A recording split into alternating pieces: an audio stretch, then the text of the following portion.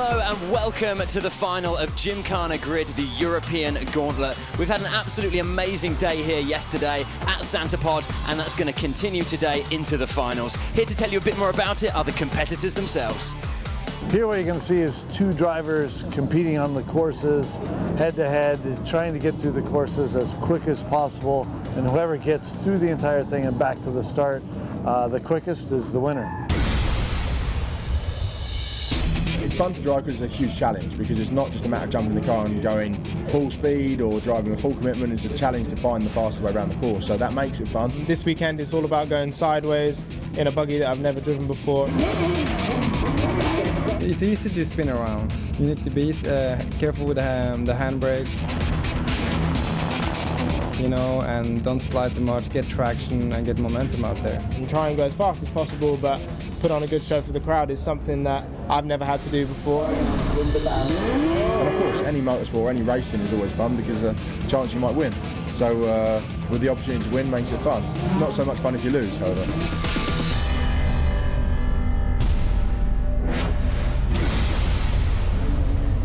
So let's have a look back at the action from yesterday, the first day of two here at the final of the Gymkhana GRiD European Gauntlet. It was the last chance qualification for those riders and drivers who haven't made it through into today's final already. It was a little bit wet and it was a little bit slippery, but if anything, that was an absolute leveler for the all-wheel drive and the rear-wheel drive. The more power you have in those cars, the more the back wheels are going to slip around. And as you can see here, huge drifts from these guys. It really was a test of skills. As we went through into the afternoon, the sun started coming out. We had a beautiful sunset. And as things started drying out, the action really hotted up as we moved towards the head-to-head top 8 knockout. So Ken Block took a few guys out, almost quite literally, in the Unicorn vehicle. Had a little bit of a mishap there. Said almost did everything perfectly, but in the slippery conditions, it is very difficult to hold on to grip on that 800 horsepower beast that he's been taking out on the track. Really disappointing to me because I've had no issues, you know, with this car. We've had no damage on it really over all the things we've done with it, and all of a sudden, all it takes is a tiny little bit of water and... Hey, this is England. Yeah, I know. And I'm from Southern California. Big ride tomorrow. I hope so. Well, welcome to the UK, Mr. Ken Block. Unfortunately, yes, we do have quite a lot of precipitation over this side of the Atlantic. Well, as the evening progressed, we went into all the way through to the finals, and here the rear-wheel drive final here, and we actually had a win from the underdog. Came third in qualification, and that was Richard Dolby Smith. We move over into the all-wheel drive final from Lewis Jones and Andy Stevens was hotly contested, and it was Lewis Jones who took the win, who's gone through into today. A top seed from our last chance qualifiers. So there you go, welcome to Gymkhana GRiD, the European Gauntlet final. My name is James Thorne and I'm joined by Gerard Deander, absolute legend of voice and motorsport in general. How you doing, dude? Good, that's a huge intro. I just talked about it. I think worthy. Oh, come on now. But, I mean, hey, no, just kidding. Yeah, I mean, I'm just super stoked to be here. Glad to be back at Santapod Raceway. Just a historic track in the whole UK British scene. We were here 4 years ago. I was here 4 years ago. But take a look at this monstrous track, no pun intended, the Monster Energy Gymkhana GRiD European Gauntlet. There's no swords, there's no knives until the trophies are given. If you haven't seen these trophies, we got to show you guys up close and personal, but we pay it off later. It's an exciting day. So there's the course that we've got laid before us for the action today, but let's take a little bit of a recap of what's happened already today here at Santapod. A beautiful sunny day, and it couldn't almost be more perfect after the rain that we had yesterday. Exactly, you took the words out of my mouth. Yesterday it was kind of unfortunate, obviously seeing Ken Block hit the wall, the driver's not getting, you know, the ideal conditions, but now it's brisk, but the track stays hot. So thank you for joining us online. Yeah, so you're seeing a wide variety of vehicles. It was rear-wheel drive practice out of the gate, and that's Mr. Cross there. But then our #1 qualifier, Richard Dolby Smith, and you know, he's real serious competitor. So yeah, a few little mishaps here in the practice and in the qualifying rounds as well. So still a little bit slippery from yesterday, still a few puddles out there, but it is the big equalizer, you know, like it doesn't matter how much horsepower you've got. When it's wet, it's about grip. And that means if you've got a faster car, if anything, you've got to be even more gentle with your throttle foot, as you can see there. Yeah, Dean Newport Hall hitting the tires there in that S15, a great looking car, but another great looking car, the debut of the Hoonigan Gymkhana Escort. It's piloted by Formula Drift competitor, 4th overall in Formula Drift, Ryan Turk from New Hampshire. But as we go on board, I love all these different angles. We are inside the head Hoonigan in charge's vehicle of the Hoonicorn, but just shaping things up was rear-wheel drive practice. Yeah, epic to see that car out there. It is, of course, the world premiere. You may have seen it on YouTube, but it's the first time that car has ever been debuted in front of a live crowd. Right there, we're riding with Luke Woodham, who is our defending Gymkhana GRiD champion. He got the overall victory last year. That's rear-wheel drive. Now, in all-wheel drive, Ken Block, the Hoonicorn, I would have to say, you know, the kind of the big star in the building. I mean, he just has millions of views online. He has WRC finishes. I mean, his resume has quickly, you know, from founder of DC Shoes, that's kind of a thing of the history, right? It's obviously part of his DNA, but racing and ripping and tearing is now on his resume. And hooning. So he is the end-of-level boss today. Whoever takes the win in the all-wheel drive section of this competition, they're going to go head-to-head in a bit of a showcase against Mr. Ken Block in that 800 horsepower vehicle that you're seeing right I like there. your end-level boss. I just have visions of Super Mario Brothers or just any video game, and it's like, oh, I gotta bring all the weapons, right? But Yeah. you know, I'm having How some many lives have you got left? Exactly. You have all full heart level. You know, it was a great video game analogy, and this is similar to video game. I mean, it's really cool to see these mirrored courses.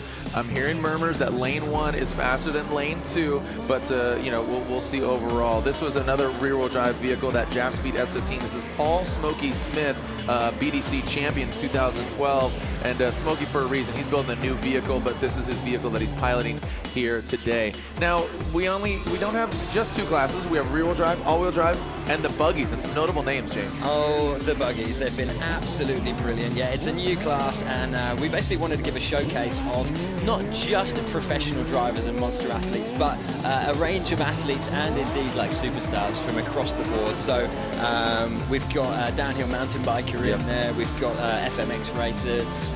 Yeah, all sorts of people from all different walks of life, all competing in those buggies. And as you can see, those things are absolutely insane. They are, in essence, Honda Fireblade motorbikes. So 1000cc litre engine with a motorbike gearbox in there as well. They're absolute monsters. It's an on-off throttle. It's an on-off clutch as well. And we've seen some of our superstars out there competing in that category. The way these vehicles navigate through the course is quite different from, you know, the chassis vehicles, right? These are, you can see the exposed suspension. They don't have as much, not body roll, but they absorb, you know, you see the body roll, but they keep the tarmac where the rubber meets the road because of the suspension. But some of these names here, Shayne Lynch, you know, Shayne Lynch, who's obviously famous from Boyzone, Riku Takho, who competes in WRX and World Rallycross, Nic Hamilton, who races BTCC himself, but no coincidence, he is the younger brother of Lewis Hamilton, Formula 1 champion. Steve Beat, you know his world, right? The multiple-time downhill world champion mountain biker. So what's making those buggies exciting is actually the people behind the wheels. Right. And Andre Villa, multiple-time X Games FMX motocross rider. You know, these guys are used to 2 wheels, so it's really cool to see them out on the 4 wheels. Yeah, and Liam Doran as well, the British bomb. He's doing double duty as he is racing in the buggies and in the rear-wheel drive class. So I was talking to the number 62 there earlier, just here at lunch, Andy Stevens. This is his first time driving that car in the dry. It was really cool talking to him and getting kind of his insight on the course today. 35, that's James Steven.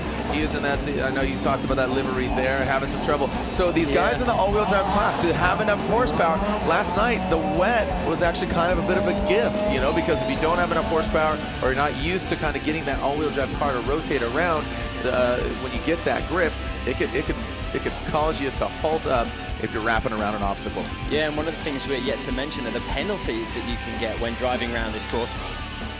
It's not just about getting around the course in the fastest time. If you clip any of the obstacles, you get a 2-second penalty. If you don't drift around that first corner, if you don't let the back wheels skid out, then you also get a penalty for that as well. All right, so penalties, obstacles. This is a look at today's timetable and schedule. We are going to rear-wheel drive seating. That begins at 12:40. All-wheel drive seating, that's at 14.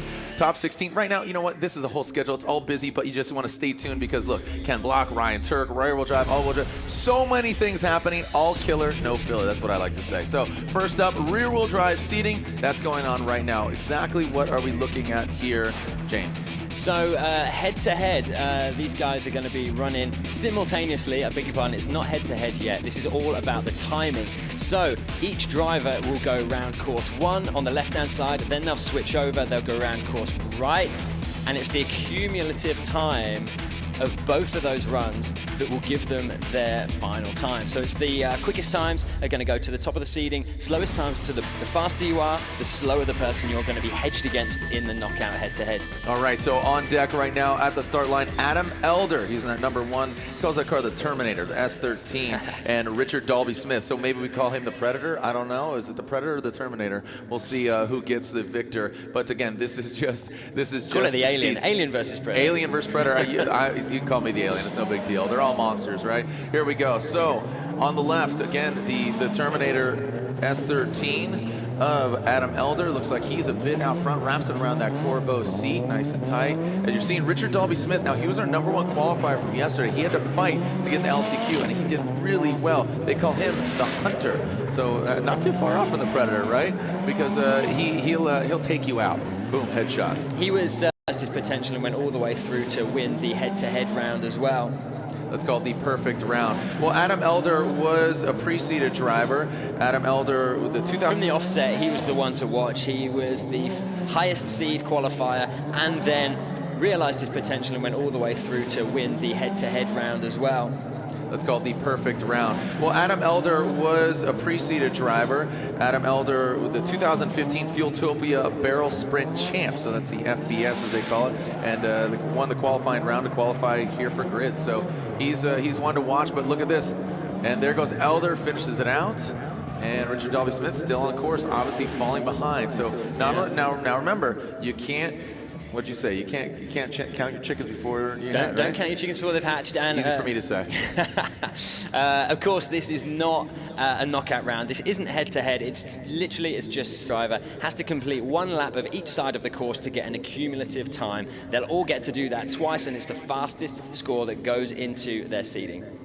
Okay, so Richard Dalby Smith, Adam Elder, they'll alternate their positions and see how they fare. And we definitely don't count any chickens because none are here, but there are some penalties that we will be counting that will affect their overall time. That's why yesterday we saw, you know, just a huge effort by one of the drivers. I can't recall exactly who it was, but they finished first both times, but then the other driver got the win because penalties, as well as he went the wrong way on the course. So that's another thing you need to take into factor. You look over, you look at the map, you're like, oh, it's easy, go around this, go around that. There aren't signs telling them what to do. It's obviously memory. You got to remember exactly, go right around this, go left around that, and how many times as well. Yeah, we had a long practice day here on Friday, and to begin with, a lot of the drivers were getting lost on the course. It's obviously very different being down on ground level to when you've memorized the course from bird's eye view from above it. But as time goes by, we're seeing more and more skid marks go out, and that's obviously a good indication to the guys as well. But still, every now and again, we will see a driver go a little bit off course, and if you deviate from the set course, you are given a DNS, so absolutely no time whatsoever. So that did throw us a couple of times yesterday. We were almost celebrating for a winner who'd crossed the line first twice, and it transpires that actually they had no time whatsoever. So DNS is not good. No deviation from the course. Also, as Jared was saying, you can pick up time penalties as well. And for each penalty, it's 2 seconds. And when we're talking about sub 1 minute laps, that's actually 4% of your overall time, which is a huge amount. That can really set you back. So 2 seconds per penalty, and a penalty will be given for anybody who touches one of the features out there. Been interrupted by some hoonigans out there. Yeah, right. Also, there's another penalty that can happen around that first corner. There's a mandatory drift, so you've got to get a bit of a handbrake going on. You've got to lose traction with that back wheel, and there's judges out there, and if you don't do that, that's another penalty. Sorry, you're going to introduce the next drivers to the course. We're taking a look at these cars entering the Gymkhana GRiD Gauntlet, Coliseum, whatever you want to call it, the scrape and skid. That's Dean Newport Hall. He is in lane 2. And then coming all the way from Slovenia, Croatia, it's Marko Palagin, who is in a 100, I think he's saying, I don't want to misquote here, less than 200 horsepower. I think it was 165 horsepower in this Hachiroku, which is just an iconic car in the whole drifting culture and now obviously in Gymkhana culture. But he won the Austria round of the barrel sprint. So congratulations to him, and drove 27 hours to get here to compete. So in that car. No, we joked about that, but not in that car. So so here we go. So Marco out front. So this is a great example of run what you brung. Does horsepower equate to winning, or do you need a nimble car or require a nimble car? Right now, Marco looks like just a slight bit behind. Yeah, I mean, yeah, horsepower and power counts, but it's also weight to power ratio as well. And although this has the least horsepower of any car out there, it's also the lightest vehicle as well. So he's really going to be able to flick that back end round, and you'll see that coming into play when it comes to the dishwasher. Down here as he's just coming into that double stack barrel, that is the washing machine, and you've got to do a full 720 round that, 2 full rotations, and that's where a nice lightweight car that's going to be kind of loose on the back end is really going to pay a bit of dividends. And you can see here, we're talking about it, and he's caught up. Look at that precision driving. Wow. Marco catching up. Look at wow. this. No way. Tat. Oh, wow. my word. Wow, that look at Marco. Insane. Woo, holding it down. Yeah, getting a huge round of applause. Yeah. Oh man, a great run there again from Croatia's own Marco, and that just goes to show you just light and nimble. You know, it's the tortoise and the hare, right? Yeah, and it's not all about the power. He was a Croatian tortoise there, but he eventually got the one. Let's take a look at it again. So look, you can see straight off the bat, he's got the slower car out that long straight. He's really losing time, and when he comes to that nimble section, as I say, the washing machine, you've got to get the spin cycle, the dishwasher, whatever you call it. Whatever you want to call it. You're just going round and round. Easy to get lost there as well. So sun's coming out, things are hotting up here for sure as we look out over the onto the main screen. Beautiful monster girls there spectating from the top of the tower. How are we doing, ladies? You doing all right up there? I guess they're focused on the heroes right now. We're just talking about it. Background noise by now. So again, Dean Newport Hall and that great S15. And let's call it what it is. It's a drag race from the start. Yep. So that all-wheel drive, you're going to see that. They're obviously faster, but then when it comes to the obstacles, the spin cycle, you're going to dry yourself off and then head for the tractor barrel, the tractor tires stacked up there, and that's where Marco grabbed the victory there. So look at that. Wow. So, yeah, go ahead. A sub 1 minute, I think they're from our Slovene Marco. So David and Goliath going head to head. As I say, the underpowered, the underdog car we've got over on the right-hand side of the course there as you look out.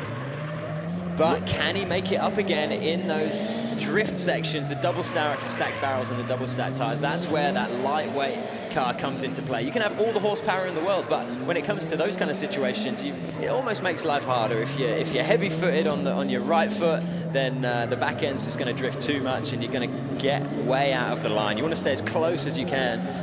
So almost neck and neck once again. No, Marco's got a lead. Wow. I was going to talk about, you look at Dean Newport Hall, the way, look at how big and long that car is. It's getting really disrupted. A lot of body roll, and look at Marco finishes strong once again, but again, assessing the obstacles. So you saw Dean more of a stylish, just drifting around, and yeah, there we go, 59 and 1 minute. So so there, you saw how much further ahead Marco was there, and by timing, it was only 1 second. So that just goes to show, if you get a penalty, a time penalty, how much further back that's going to put you in real time.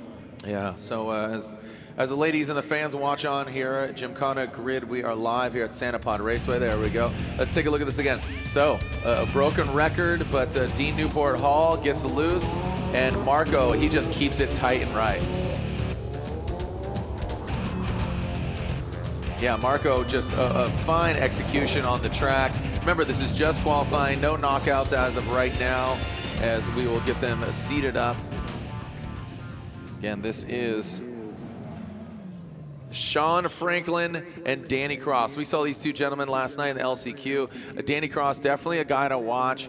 He is he's running that SR20 DET, and obviously the Skyline running that RB setup. But Danny Cross, talking to him, he had a drift what you brung competition. He said his I think it was either his cams or I can't remember what it was exactly. His crank, something broke. So he has a new engine in that thing from, I think it's just about a week old. I talked to him this morning, and he was like, bright-eyed and bushy-tailed. He's stoked to be here, but he wants to put it down. So Danny Cross in the number 58, that orange DC Autos UK S14, and then the 14 of Mr. Franklin in the Skyline.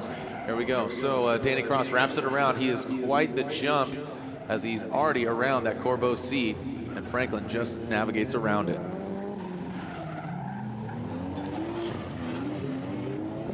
All right, so Danny Cross approaching that checkered flag barrel. Nice job, about a 1, 2, 3, about a 3-second gap. Bringing around the Samco Urchin, the Asterix, the Asteroid, whatever you want to call it. So this is a bit of a rerun of yesterday because both of these guys were last chance qualifications from yesterday.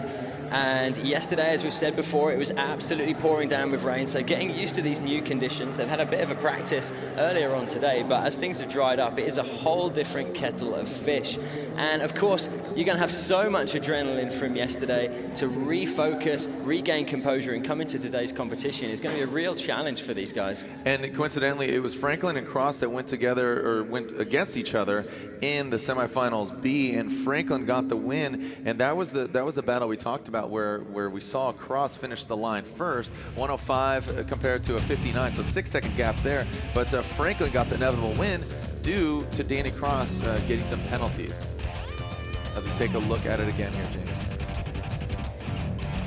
So switching over the track, so as we said before, just to reiterate, each time is one side of the track, then the other, the two scores added together. That disco ball is like a wrecking ball, just showing you just of the party that will ensue when the final trophies are given out in the party that happens. Don't want to give too much away, I but know. The pyrotechnics were spectacular. Dude, unbelievable. Unbelievable. Here we go. So Danny Cross, so by comparison, wants to keep it clean today. Now they're not knocking each other out. They're just grabbing their times, collecting seconds, or actually not collecting seconds. Obviously, like golf, you want to be the lower score, right? So Cross visibly quite a bit out front ahead of Franklin. Yeah, we don't want to write Sean Franklin off just yet. As I say, it is all about times.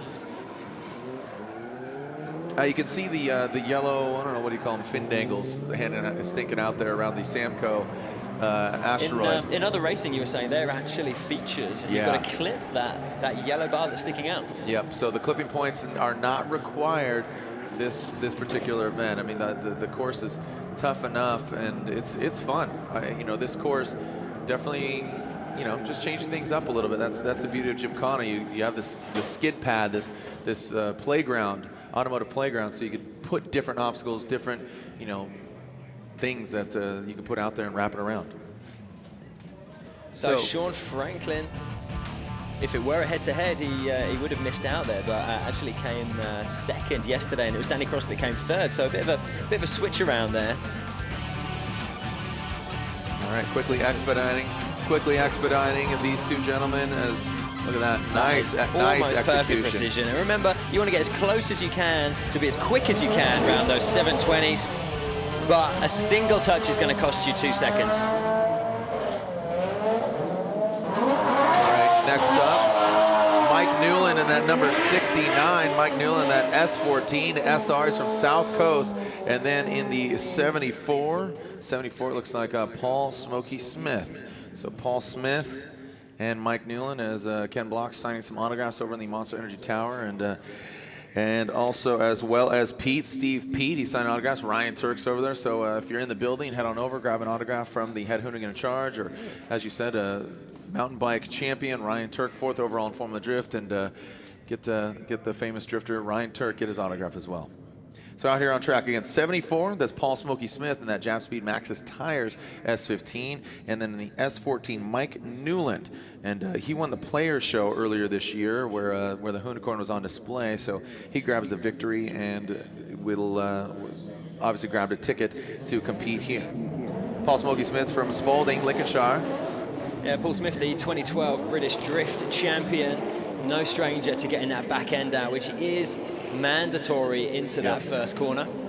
Yeah. Things drying up here is really going to pay dividends for those drift racers. There's a lot of guys with a background of drift, and it's really going to work in their favor. They've got those big, wide, slick back tires and very powerful cars, good for acceleration, and also you can make up for the fact that these cars tend to be slightly longer, and you can actually make them a bit more nimble. They're very easy to throw around because you can flick that back end because they've got so much power in those back wheels. Nice job by Smokey. So a fairly even race here. Oh, but look at that, the 69 of Mike Newland. He's in the spin cycle a bit quicker. And here comes Paul Smokey Smith. You can hear him stay on the throttle, but with that, you're losing traction. You want to grip up. Where there's smoke, that means there's loss of traction. You know, you're getting more wheel speed. It looks cool, but that's a purpose-built drift car. You know, I mean, you look at it, that car has seen competition before, and Paul Smokey Smith, he's, like you said, previous British drifting champion, and Mike Newland, you know, you can't bat an eye on him as well. So obviously he is faster through the finish line. Also, it must be noted, you can see the white lines on the ground there at the finish line. They break the line, and they want to make sure they stop before the end of it. If their tire breaks the line, they will be docked another 2 seconds, just like a penalty you've seen on course. So it's actually the tires that have got to remain inside that box on the finish. Yeah, you can have a bumper hang, as they're calling it, but the tires need to maintain within that white and the white stripe box. All right, so let's swap them out. Switch swap. Switcheroo. Swippy swappy, flippy floppy. Flippy floppy. Yep. It's a very technical term. Flippy flopping. It's when two cars alternate the lanes. Yeah. I don't know if it goes. It might go over my own head. I think that might be American English. it is American English. An Americanism. Americanism. Paul Smokey Smith, Mike Newland, back to the start line. You can see they get counted down. I don't know if you can see it there on the big screen or at home. Remember, tell your friends they can watch. Text them, youtube.com/Monster Energy. We're live. Jared DeAnda here, James Thorne, your tour guides here for our live stream. We'll be live on television later on when we get to the top 16. Oof. Oh, that's a big, yeah, Mike big Newland coming in a little bit too hot. A little bit too much speed through that first corner, but it's not cost him too much. It's looking fairly neck and neck here. Two guys very comfortable in those drift cars. And I love Gymkhana. I love the way it brings together all different disciplines, drivers from all different walks of driving, and they can come together here and compete on an even playing field. Nobody really has that advantage, and it's the same with the cars as well. You can come here, as we've seen before, you can come here with like a small Volvo or Toyota. It doesn't matter about horsepower. It's purely about finding grip, and it is skill of driving. I mean, you can have the biggest cars out there. It doesn't necessarily mean you're going to be the fastest. So many different styles of driving have to come together. Yeah, and again, just evidence strewn about the air. You can see Smokey Smith living up to his name, creating more smoke, but losing that traction. As you see, a 104 and a 101. Newland, even given that mistake there on entry, you saw that big sweeping turn. At the end of it, it comes to a halt. Let's take a look at it again here, James. So there, right here, right out of the gate, you see Newland. Here's where he gets in trouble, just giving it a little bit too much, and you can see that counter steer, trying to straighten that car up, but he'd already just given it too much. But brings it all back together, makes up for it there on the second half of the course. All right, our next car's warming up their tires. The number 19, Luke Woodham, and it looks like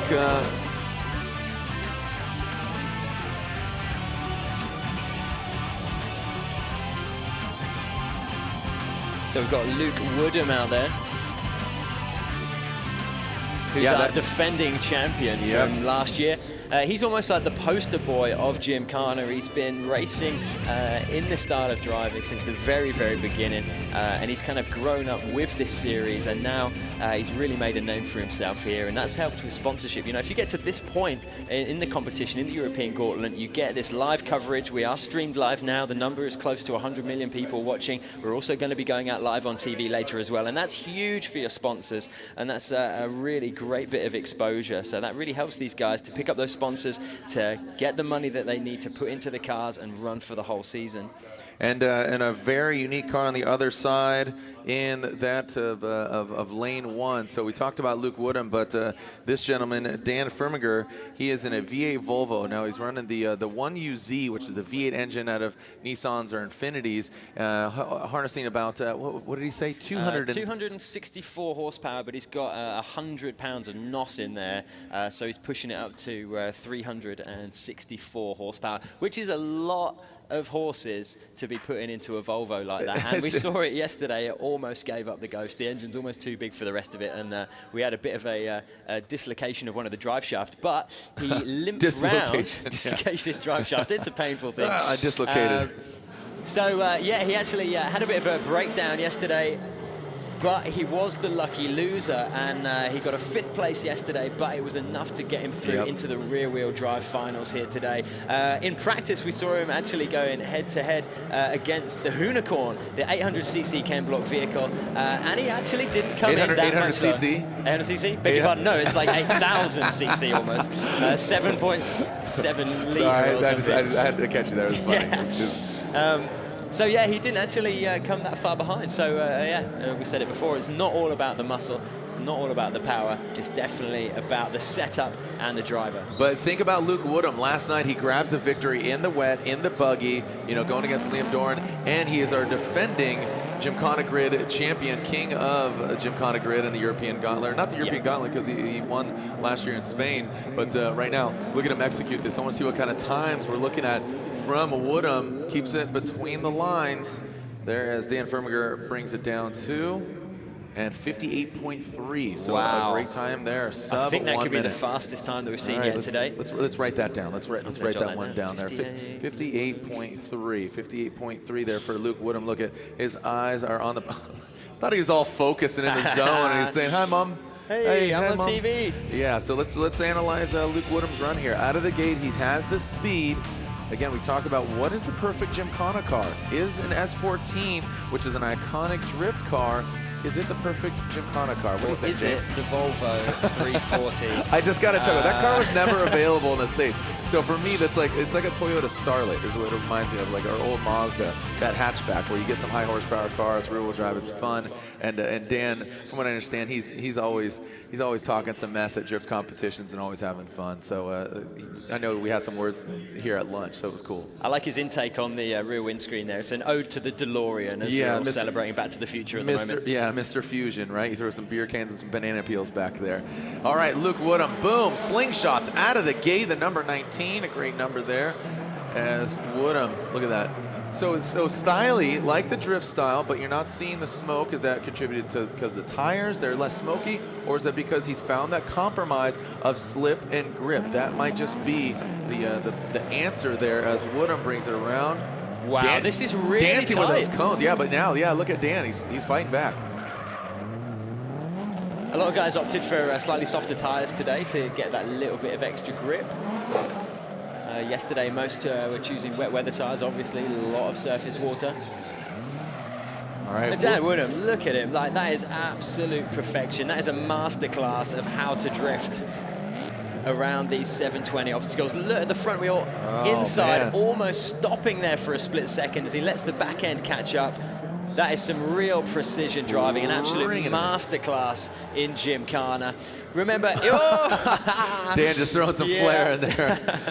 Good style. No bonus points for that. He saves it, does not cross the line. As Luke Woodham, look at that, 59. That's consistent. 2 runs, and remember, it is the accumulative time of both sides of the track. So he is a sub 2 minute there. Both of his runs under 1 minute. Luke Woodham, is he the guy to beat? The Woodham, the ham of wood.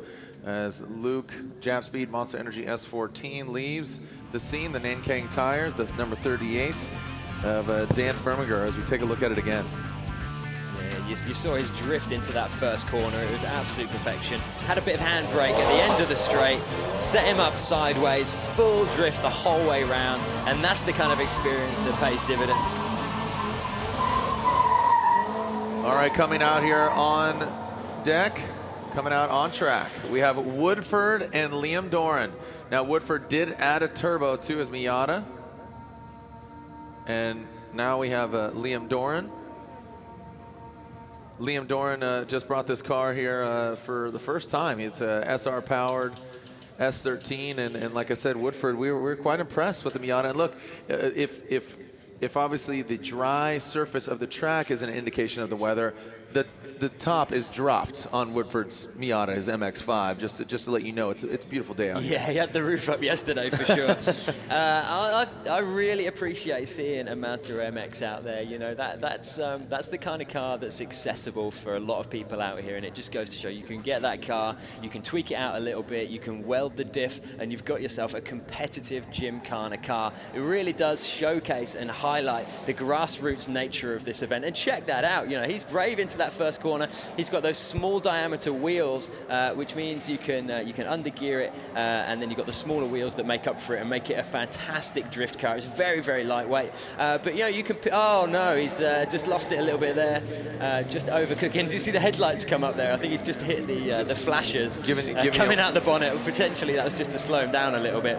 So potentially a throwaway run from Woodford, so he's going to be really going for that second run. But you know, all to play for. You never know what's going to happen. You've got to try and put down your best score, even if you make a mistake, because you never know what's going to happen. As was the case with Dan Freminger in that Volvo earlier. He had a breakdown, but he limped through the course, and it actually got him fifth, and he had the chance to fix his car, and he's here today racing again. But you take a look at Liam Doran, that's who we've been focusing on here in that Junebug green S13, and Liam Doran, you know, don't count him out. He competes in WRX in the World Rally Championship. He's also four times X Games medals, or four-time X Games medals overall, 2 of gold, and a nice job there. Oh man, look at that. Is Liam Doran crossing the line? Looks like he might, so we'll see. That obviously that's a 2-second penalty if he does. But we were, you know, taking a look at Doran. He just brought this car out here to have some more fun. And again, that drag race off the front, Woodford. Yeah. You saw him rotate a few times, and Doran, a great run for him on his maiden voyage in Gymkhana competition in a rear-wheel drive car. Really interesting seeing them both go into that first corner. You saw Woodford taking a really straight line, very last minute getting that back end out very slightly, but then Liam Doran's got all the power, so he sends that drift off really early, just giving it a little bit of handbrake, and he's sideways before he even gets to the corner. So very, very different styles. And Liam Doran, again, just picked up this car, and he just wanted to come have some fun out here. So, hey, maybe he's got a shot at grabbing a podium. So, here we go. So, just as I say that, look at that. Doran slow off the start. Obviously an issue here as Woodford out of the gate. Nice job here. Initiates at the point he needs to, around that Corbeau seat.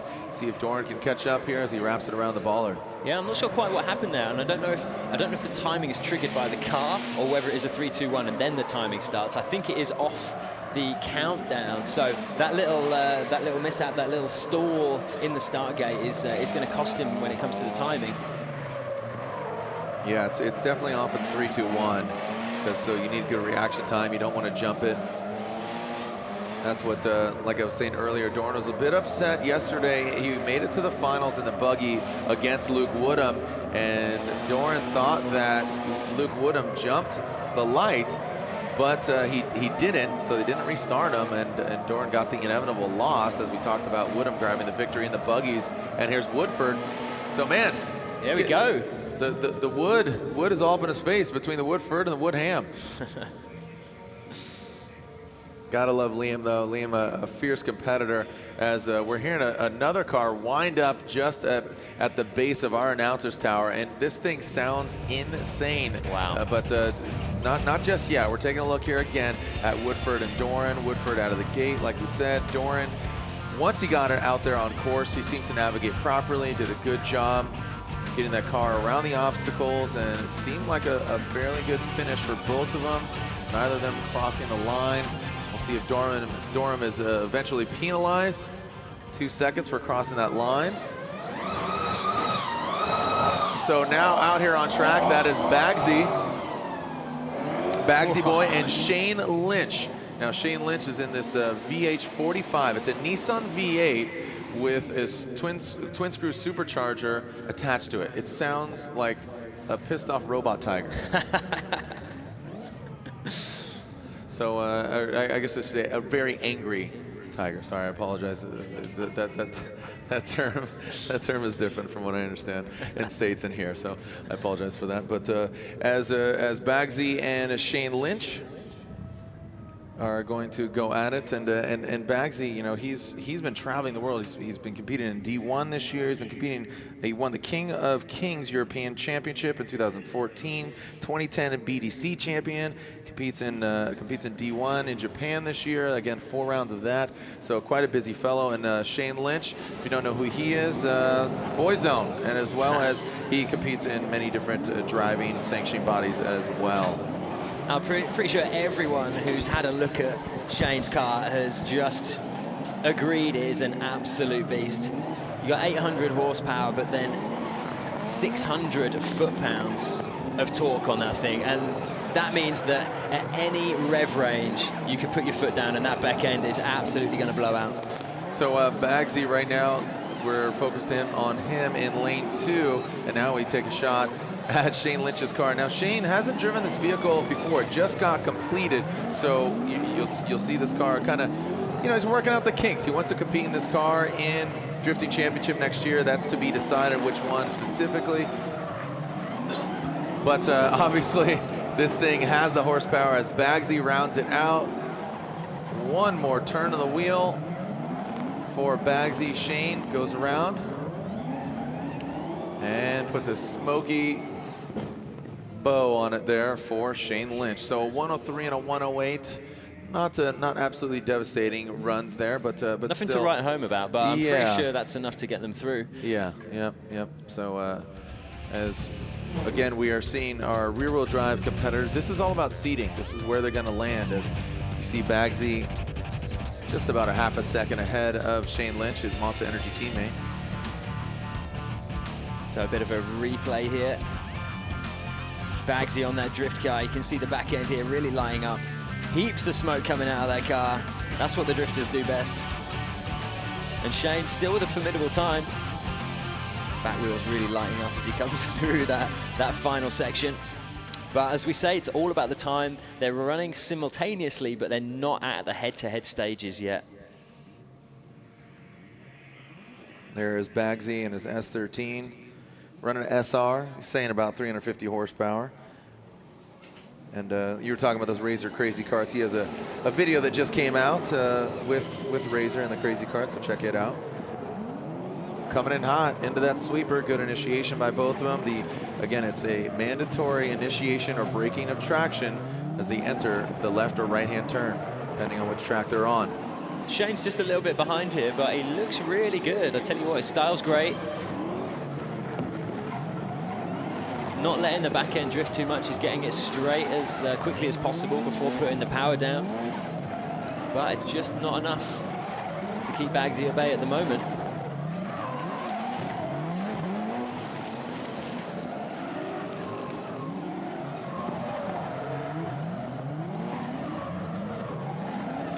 So Baggsy going pretty wide around the dishwasher there. But I'm pretty sure this is going to be set in stone. Is it going to be a sub 1 minute? I'm pretty sure that's what he's going to be hoping for. Huge amounts of smoke being lit up from that back end.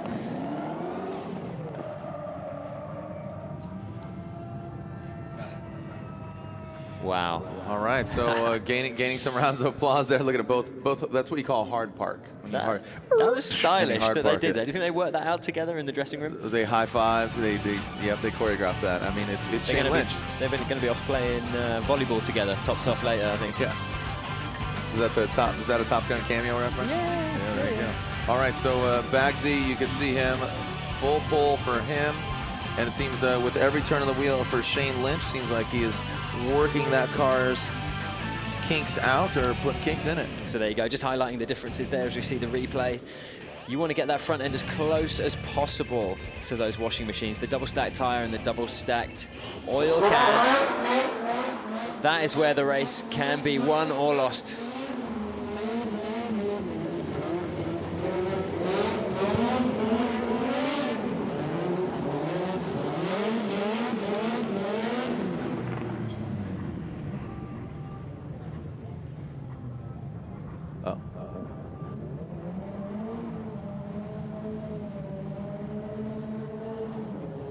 All right, so we are seeing Hadley Fallbrook step up. We are understanding that Buttsy Butler and his Soarer is not able to make it to the line, so Buttsy Butler will not run. So it's Hadley Fallbrook and Dmitriy Illyuk. Dmitriy Illyuk, Nissan S13, is from Ukraine. He's Eastern European Drift Champion of 2012. He's had this car since 2001, so this car has seen a lot of track time. And again, the S13, this car competes in drifting competition, so adapting the car, has he made the right decisions or, you know, changes to either suspension or even, you know, rim and tire setup? That could change things quite a bit.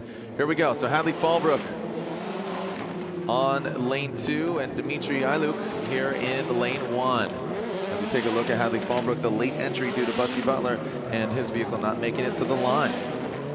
Dmitriy is the Eastern European Drift Champion from 2013, so no stranger to getting that back end out.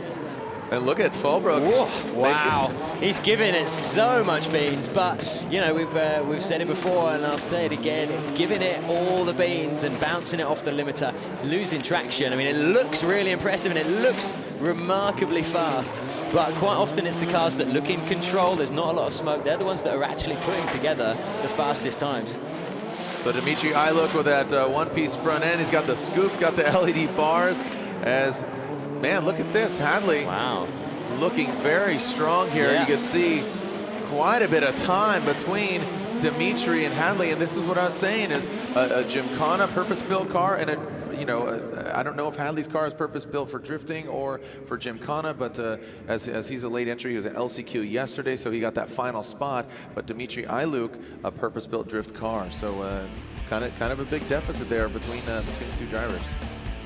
As Dmitriy Illyuk, the question I have for you that stuck up for me is how many beans did he give it? He gave it plenty. All. Almost all the beans. No, you said all. All the beans. All the beans is a lot. That's what you said. He gave You it know, all. you got to purchase the beans and then you got to spend your beans. Like garbanzo beans? You're talking pinto beans? Is it like, what kind of beans? Refried? It depends. You usually find out the following day how much beans you've had. This saying is foreign to me, literally. I mean, I've spent some time in the UK and have quite a bit of British friends, but I've all the beans. The beans is the gas. Okay, That's got like, it. you're giving it beans, that means like you're really revving it up. Like giving it full beans is bouncing it off the limiter. That's Okay. full beans. Okay, I'm purely educating myself and our potential international fans that don't know how many beans you're giving, but you said all. Here we go, Hadley Fallbrook. Back to the action here as Dmitriy Illyuk. Dmitriy is giving it full beans there. That is full till beans. Oh, Hadley falls back. Now Dmitriy is on it and around the bollard. So Dmitriy, a little bit of fighting back here, but again, they're not battling each other. If you're just tuning in, or if you're here in person, youtube.com/Monster Energy. We are in a seeding because 16 drivers will advance on, but where they land, we'll find out who's going to be our number 1 qualifier. I got to say, Luke Woodham with those both sub 1 minute times are the fastest. Dmitriy slow around what is... Oh, wow. So Dmitriy completely... He's got a huge lead. No, Dmitriy just said, you know what? Over it. Bummed. Oh, I could see Dmitriy in his cockpit. No, he wants more.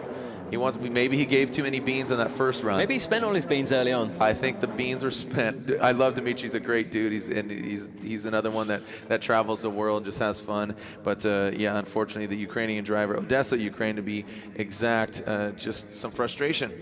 And that would be a DNF, a did not finish for Dmitriy Illyuk, for him. But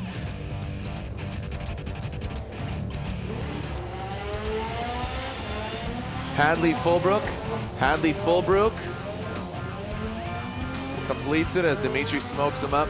Now, we failed to mention that there are two qualifying runs collective, but now we are getting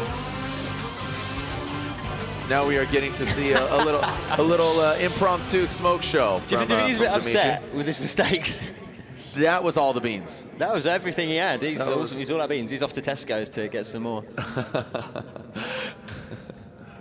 All right, so as we see Dmitriy Illyuk, that concludes our first runs of both run lap on on course 1 and course 2, so that collective effort there. And now we're going to see them go at it again. They'll have a go on track 1 and track 2, grab another collective time, and to see where they land. Because we do have 16 drivers, all of them will make it in. Where they land is to be decided. And of course, it's the fastest of the 2 collective times. The lap of course 1, the lap of course 2 added together. They're going out again, they're going to do exactly the same again, and it's the fastest time of those 2 times out on the course that counts. Yep.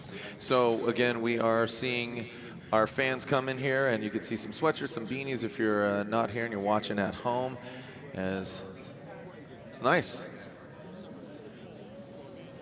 Adam Elder and Richard Dalby-Smith, Rads, as we like to call him.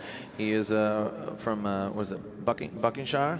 Would that be a proper place? That exists. Okay, just want to make sure. Buckinghamshire. Rads, Sir Rads III, I think they called him, from Buckinghamshire. This is, of course, an abbreviation of radical. Yep, hence the name. Richard Anthony Dalby-Smith, I think, is actually, so he has that name in it. Richard Anthony Sir Radcliffe. Yeah, right, here we go. So Elder is the other driver, Adam Elder in the Terminator, he's from High Wycombe, the 2015 Fueltopia Barrel Sprint champ. And he's going simultaneously with our first place winner from yesterday's last chance qualifier. But the Terminator there, that car number 1, seems that he's got the number. Adam Elder, he's got number 1. He qualified and is our champion of the FBS Fueltopia Barrel Sprint. And right now he's showing you why he came back from the future. Right, he's the Terminator. I mean, have you seen him take off his helmet yet? Is that like one side of it's like no skin and just metal? I haven't seen him take off his helmet yet. He's a beast. There we go, Adam Elder, bring it on home. If he asked you to give you his clothes, would you? No, sorry. Okay. Sorry. Look at that, 56.5. 56.5. The fastest time we've seen so far there. Man, blazing time from Adam Elder on his first run. Let's dissect this. Where didn't he go wrong? It's an almost immaculate run. There's Rad, but what's crazy is Rad's at a 58. So that was a strong go. Yeah. 2 of the fastest gentlemen here, but man, Adam Elder, the elder in the situation, is as we are seeing our fans high atop the Monster Energy Tower. They're here live, but still watching it on their device, on their little phones as well. Look. Yeah. Hey, there you are. We're getting a little wave. Okay, people are waking up a little bit. Yeah. I think that's Liam Doran watching from up top there as well. So a little bit of a switcheroo. Is Adam Elder going to give us another sub 1 minute time? I dare say he is. He's got the consistency that can do it. Now, both of these guys super fast. Richard Dalby-Smith, yesterday's winner. Even if he comes through into that finishing grid behind, he's still going to have a very, very good time because these are 2 of the fastest guys out on the track. Do you think that motivates them? You know, they know who they're going against? 100%. They know that each other are competitors and could well be seeing each other on the podium. So this is almost like eyeing each other up. Look, face to face there as they go into this final section. Yeah. That would mess with me, man. You're going heading into each other. You're kind of looking at it. I mean, that would mess with me. But Elder keeps it calm, keeps it cool. Again, the Elder. The Elder, the experience. The experience, the wisdom. And look at that, 57.5 and a 59.3. There you go, all sub 1 minute times. That is very, very fast and really is setting the standard for the rest of the field. Man. So that was the first of the second runs. We're not going to be seeing these guys again until potentially they go into the knockout round.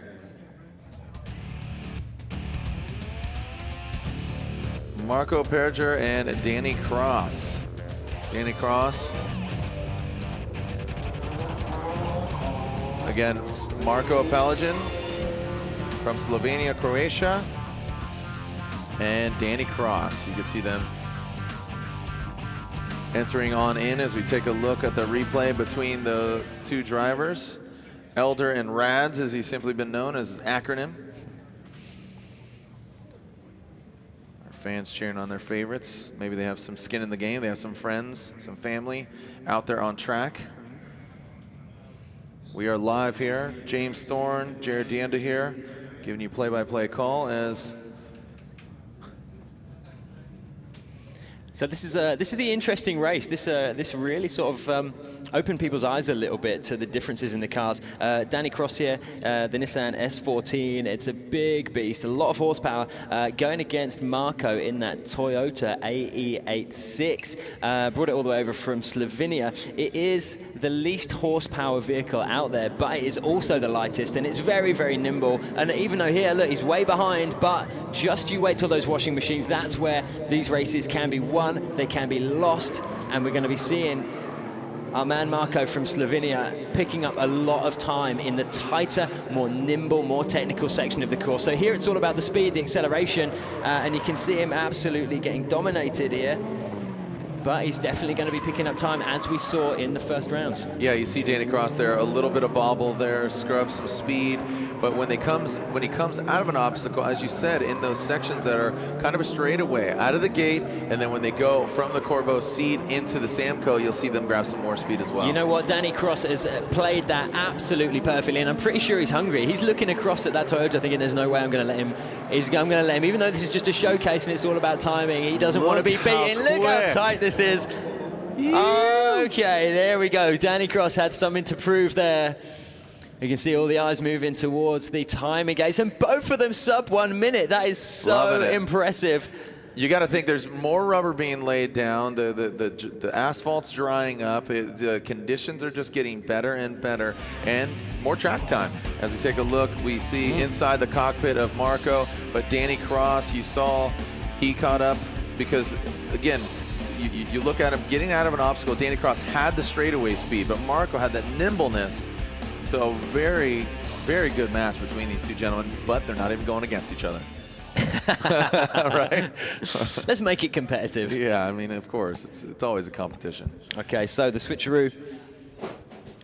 As Danny Cross inside of his cockpit. He's taking course number 2. And Marko on course number 1. So immediately, once again, a huge lead from Danny through that straight. Nice job by Marko. I tell you what, Danny's got some really smooth driving going on here. Look how close he's getting to these features. He's not letting that back end drift out too far. He's letting the car straighten up before he gets back on the accelerator.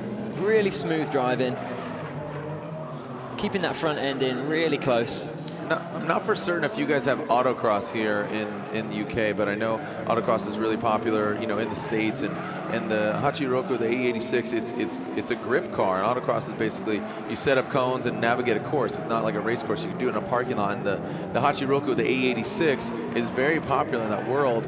And it seems that, you know, Marko isn't really causing that back end to slide out except out of the obstacles. And Danny Cross gets it across the line first. And here comes Marko. It'd be interesting to know the difference in the time. Well, look at that, 59s. About a half of a second. But just to put it out there, it's not always going to be the time that you see on that scoring board, because if there are penalties given to those drivers, that's going to add a little bit of time. So even if you see somebody coming through really, really fast, potentially there's going to be a little bit of time added if there were any mistakes made out on that course. So a little bit of a replay of the battle of David and Goliath out there. And yeah, there you go. You can see in comparison Danny's back end flying right out as Marko keeps it nice and straight.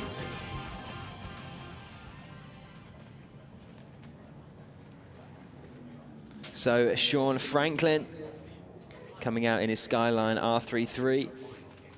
Yesterday's runner-up, going up against Dean Newport Hall in his S15. Won the Irish FBS qualifier, which is how he qualified through to today's Gymkhana final, and has driven over to the UK to compete today. Sean Franklin, excuse me, in that R33, a fierce competitor. We just saw him again. This is their second qualifying run, or second seeding run, I should say. And away they go. So Sean Franklin taking the lead. Look at that really wide drift. I wonder how much extra weight that whale tail's adding to that back end, because he definitely let it slide out then. Big, powerful machine. Precision driving there. Dean Newport Hall, you can see him as they go and almost collide into each other. Cones just purely separate him, so if he got out of hand and got out of shape, you definitely get into a tussle as they wrap it around the checkered flag barrels and through the Samco asteroid. Looks like we have Dean Newport Hall slightly in the lead into the spin cycle. Wow, look at that precision. Look how close that front wheel is to those barrels. That is absolute precision. Get your notepads out, because that is how you drive. Oh, he almost gave him the commentator's curse. God, Dean. And there it is across the finish line. Dean Newport Hall, nice job, as Sean Franklin crosses across and parks it again. These guys coming in real hot across that finish line. 1:02 and 1 minute, 0.06.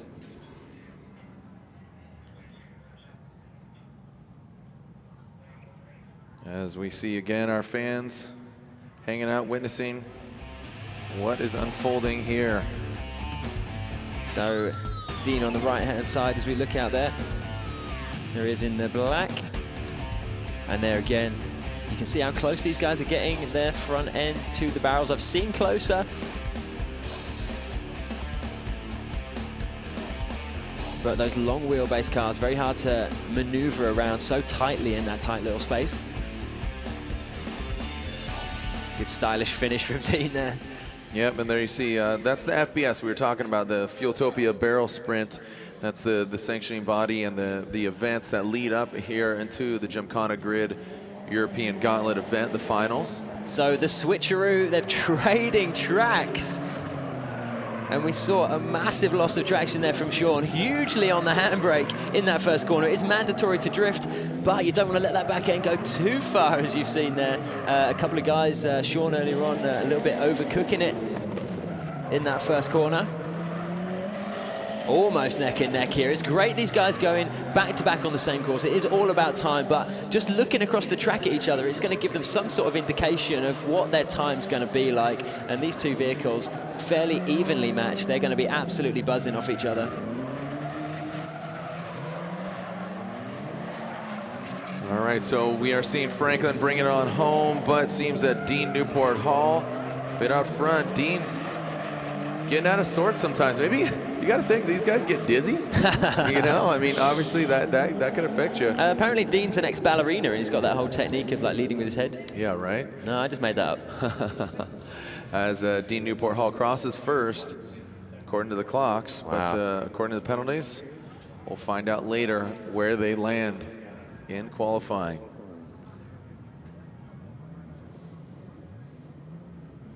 To take a look at this again, different angle here. Franklin gets the jump over Dean Newport Hall.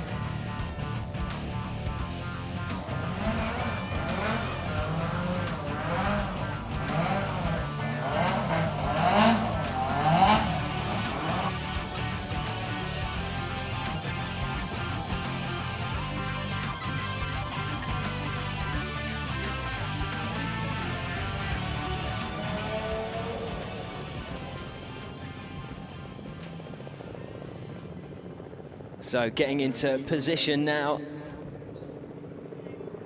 we have Mike Newland and our poster boy of Gymkhana, Mr. Luke Woodham from the UK, from High Wycombe, the defending Gymkhana champion in his Nissan S14A, the 2015 Gymkhana GRiD winner. There he is, giving us a wave from his in-cockpit view.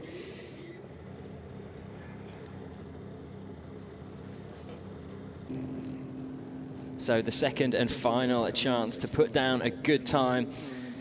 Luke Woodham did have the fastest time with that 58.3 earlier on, which has now been bettered by Adam Elder. Both these guys no stranger to the world of drift. Luke on the right-hand side there as we look out, going on board with him. You see how close that front end is. It really puts it in perspective with that top-mounted camera that we've got attached to his car there. And it really gives you a good indication of like how difficult it is to negotiate this course. We were saying a lot of them a lot of the drivers took a long time to learn this course. And a few mistakes have been made, but now as people get used to it, as we move through into essentially day 3 of racing. Oh, we've had a little bit of a front end knock from Mike, so that's going to cost him a 2-seconder. But we remain with Luke Woodham. Now you can see a little bit inside that car, lots of carbon fiber in there. Racing gear stick, racing handbrake, and sends it home. That was a blistering time. His fastest time in his first run was a 58.3, and we're going to see how that fares up in his second run there. A lot more rubber on the course. The tires are going to be a lot hotter as well, and of course, the more track time you get, the more used to it you're going to get as well, and that's going to make you faster. So Mike Newland and Luke Woodham now changing tracks. So we've got Mike Newland on track number 2 on the far side as you look out in car number 69.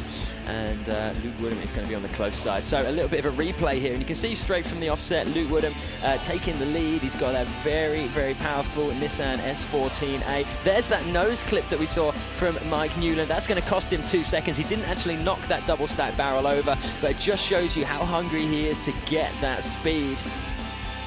You want to get that front end as close as possible, but without touching it, because it's going to cost you a lot. Every little mistake you make on a sub 1 minute lap, a 2-second penalty is near on 4% of your time. So you really want to avoid making those mistakes. So on board once again with Luke Woodham. Hey Luke, how's it going, man? He's having a good time. Huge smiles from that man. He knows he's already put down a good time. Is he going to be improving upon that cumulative time that he got in the first round? Drifting so early, and it's what he's all about. One of the best grid competitors out there. And he's getting a lot of love from our cameras as well. One of the younger guys out there, he actually has been with Gymkhana since the very, very beginning, and he's risen. His profile has grown with the actual events profile as well.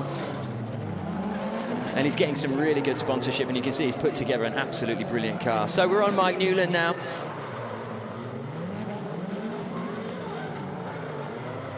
So on board once again with Luke Woodham, and you can see the counter steer that he needs there, going into these double 720s. Lagging just a little bit behind Mike Newland. And I'm excited to see what the timing's like from Luke Woodham here. Little blip of acceleration into that finishing box. Coming in just behind him, Mike Newland. So not to write him off, it is all about timing. There you go, 57. So it's a little bit quicker from Luke Woodham than it was before. Just scraping on the outside of that 1 minute barrier that seems to be the leveler for our competitors out here. So a little bit of an overview of the course. Let's see a bit of a replay. Luke looking confident, coming in here 2015. He's the 2014 winner of the Gymkhana GRiD.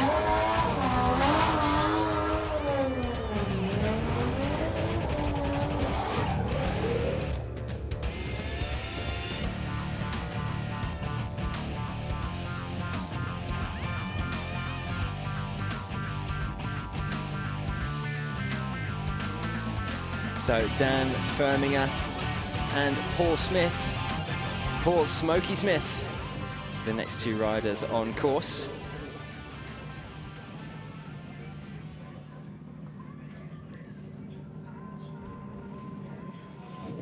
So Dan Firminger in that super modded Volvo. He's got a 264 horsepower in there. It is on nitrous oxide.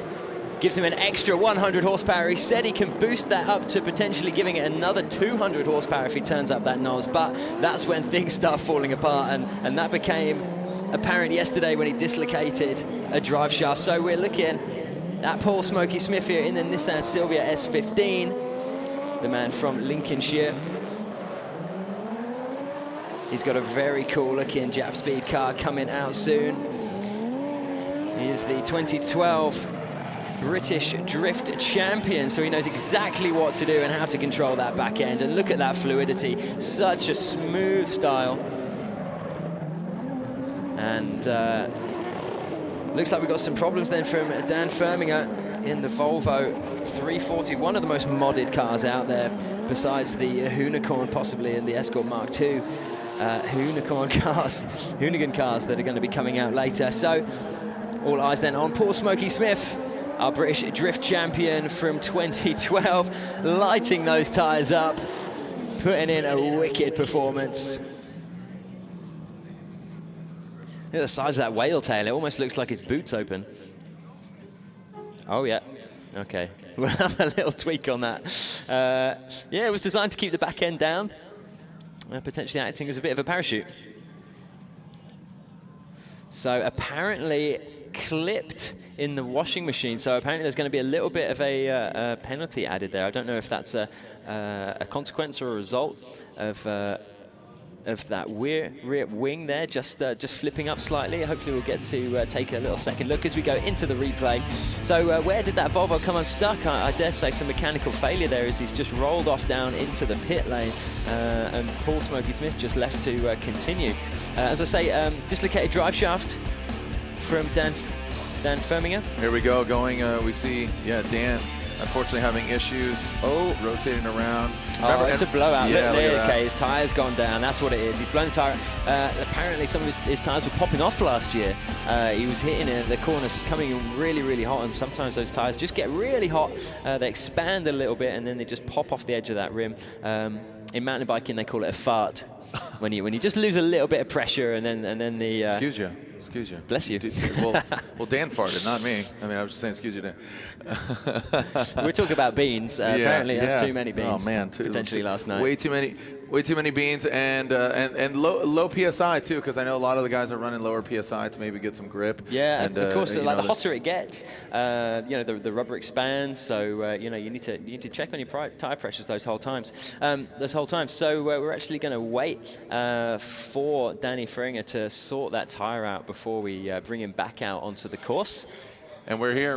Again, this is James Thorne, Jared Dienda. Thank you for joining us here online. Tell our friends to join us at youtube.com/Monster Energy. And remember, tag at Gymkhana GRiD. If you're watching, hashtag Gymkhana GRiD as well. So keep the conversation going. If you're local, there's still time to come down here. I think tickets, sub £20. All right. You can get yourself out here and come and watch it live. Boom goes the dynamite. Hey. There you go. Look at that personal invite. James Thorne, he'll even buy your ticket. Yeah, we can bring you up here. Maybe do let's do a contest on YouTube. Apparently, we're getting a good bit of feed on there, a little good bit of feedback. So if you've got any questions, potentially we could run a contest and we could have a guest presenter to come in with us. I'm with it. I'm cool with it. Well, let's take a different perspective as we ride with Dan Firminger in this very unique vehicle, and taking a look here with Dan and his Nanking tires. And it's such a unique car. Look, he's got the LED light bar, like you said, 350 horsepower with nitrous. So look at that. Ooh, yeah. So what's called is a competition timeout. They're allotted 5 minutes to get it back onto the start line, and this will round out his second qualifying run. Remember, this is just for placement. This is seeding because they've already qualified. We have our 16 drivers, but where are they going to land? Who are they going to do battle against? Because your number 1 qualifier goes against your number 16, number 2 against 15, 3 against 14, so on and so forth. There is actually a slightly different matrix drawn up today. It's as they do it in the Olympics, so it's not going to be as simple as 1 versus 16 and so forth. There is actually a little bit of a matrix going on there, I think. It starts with 1 versus 16, 8v9. So you see, like, oh, is that the middle of the pack? Am I wrong? Are you right? I'm right. Oh, okay. We'll go with that then. Well, yeah, 1 versus 16, 8th versus 9th, but they're going a little bit out of order, basically, instead of going 2nd versus the 15th. But yeah, like you said, Smokey, a little bit of active arrow there as he is right there waiting on the start line for Dan, and we are waiting for our driver to get back to the start line. Yeah, how we doing? Thanks for joining us out here. Again, a little pause in the action. This is Monster Energy Gymkhana GRiD, European Gauntlet. James Thorne, Jared Dienda. Give me play-by-play. We will be live later on television. And again, stay tuned.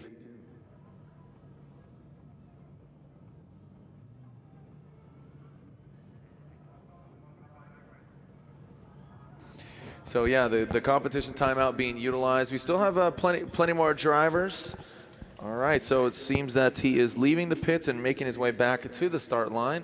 We are just hearing word from the pits. Hadley Fulbrook there on the start line, and then we got that signature Mazda MX-5, Rob Woodford. He's got the drop top there. It's a beautiful day. Look, he's got his hat on, chilling. Is that?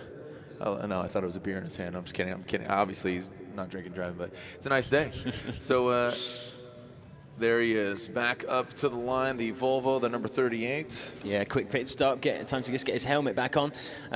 Just allowed 1 5-minute timeout for a car repair, which you can call at any time. So there we go. You can see actually running a pretty low tire pressure there as he's drifting on that outside back wheel. You can see it kind of folding under a little bit. Obviously a fine line between keeping grip and actually allowing a little bit of air to leak out from the seal there. I think what may have caused that is going through a little bit of a dip. You can see as he's coming round in that drift, that offside went down a little bit of a bounce, and that may just have been enough just to lose a bit of pressure out of that tire. So a fine line between keeping them inflated and running them low, which is going to give you a nice amount of grip.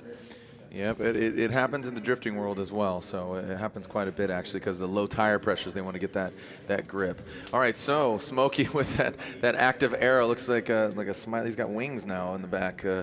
He's got wings on wings on wings. So Dan Firminger and Smokey about to finish out this seeding run, the second half of it.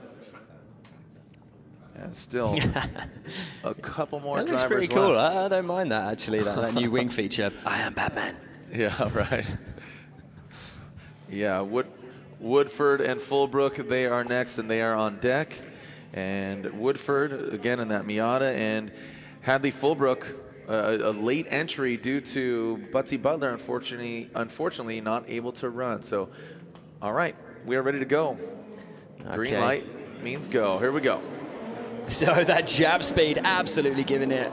Super customized, that Volvo on the right-hand side as we look out there. It's got a crazy engine underneath that hood. Probably one of the most modified cars.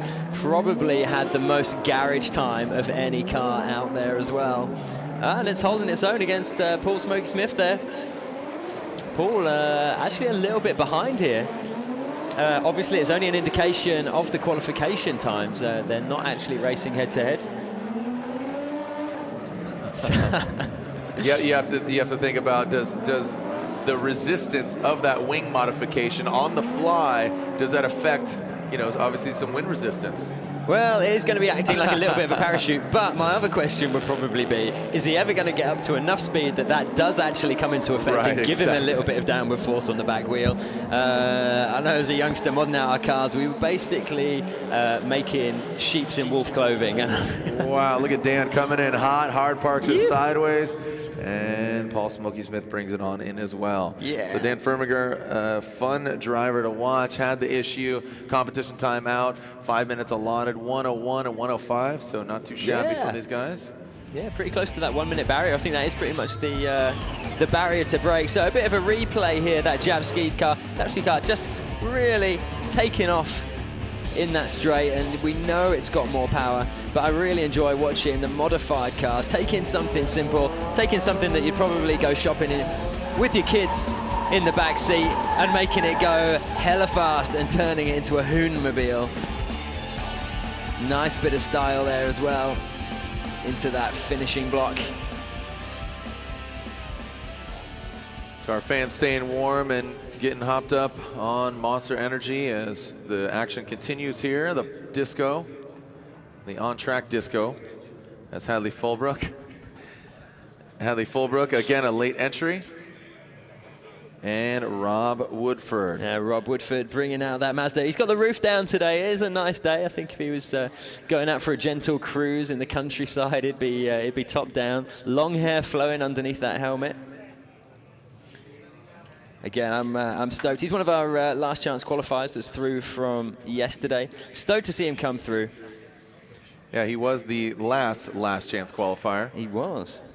As we took 5 and now we took 6. Well, he was 4th, and then it was the Volvo that limped over the finish line to come through in our lucky loser, as it were. We were only supposed to have 4 spots, but then one of our Austrian compadres couldn't make it today, so we actually opened up an extra space from our last chance qualifier. Right.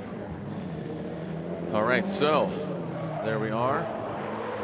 Coming on down the pipe. Woodford in the sweeper to the left. Oh, and look at that. We're seeing a deduction there from Hadley Fulbrook. Saw penalty, saw the flag being raised. You have our officials on either side of the course.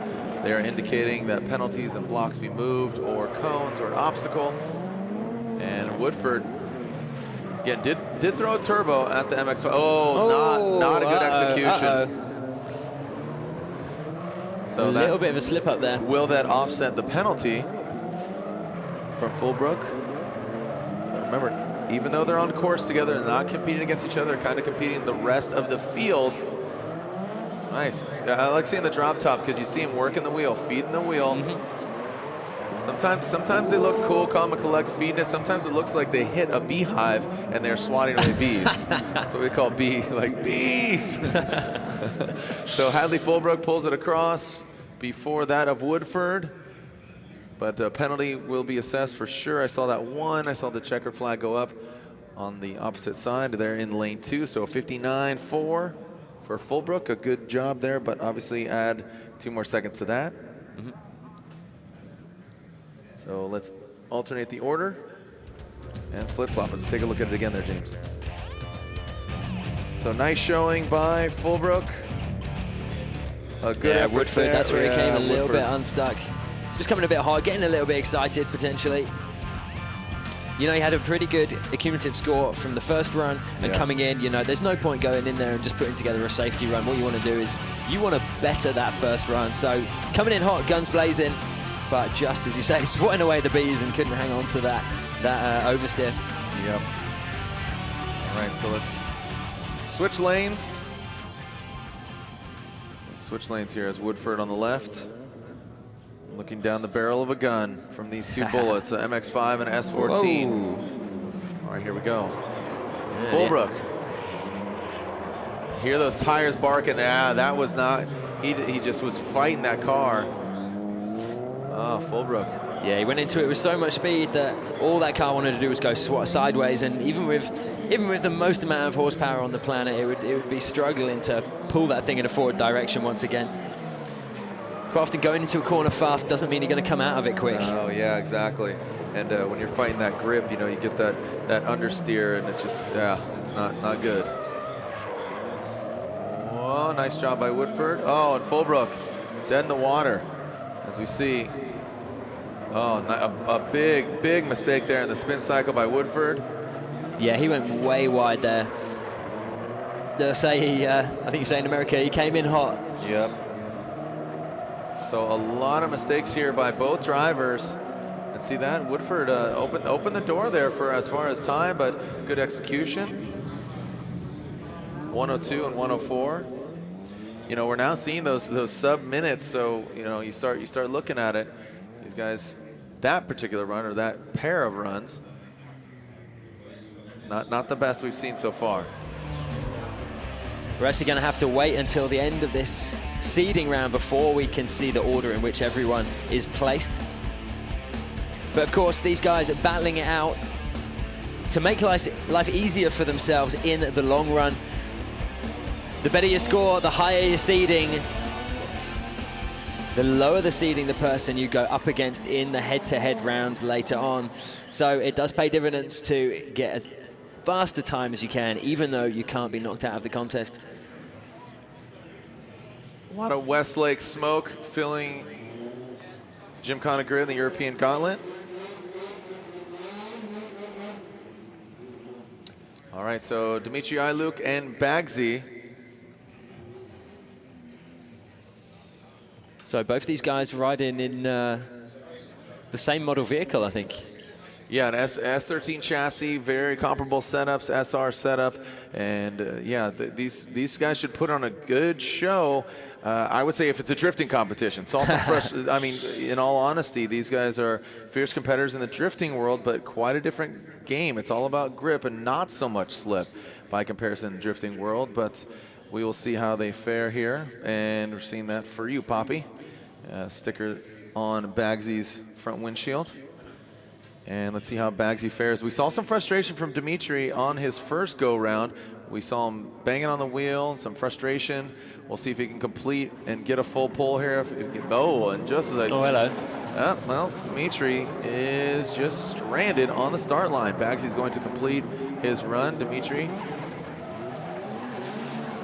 finally leaving the start line as Baggsy continues the course. So just a bit of a showcase here from Dmitriy then, giving us a bit of a drift showcase.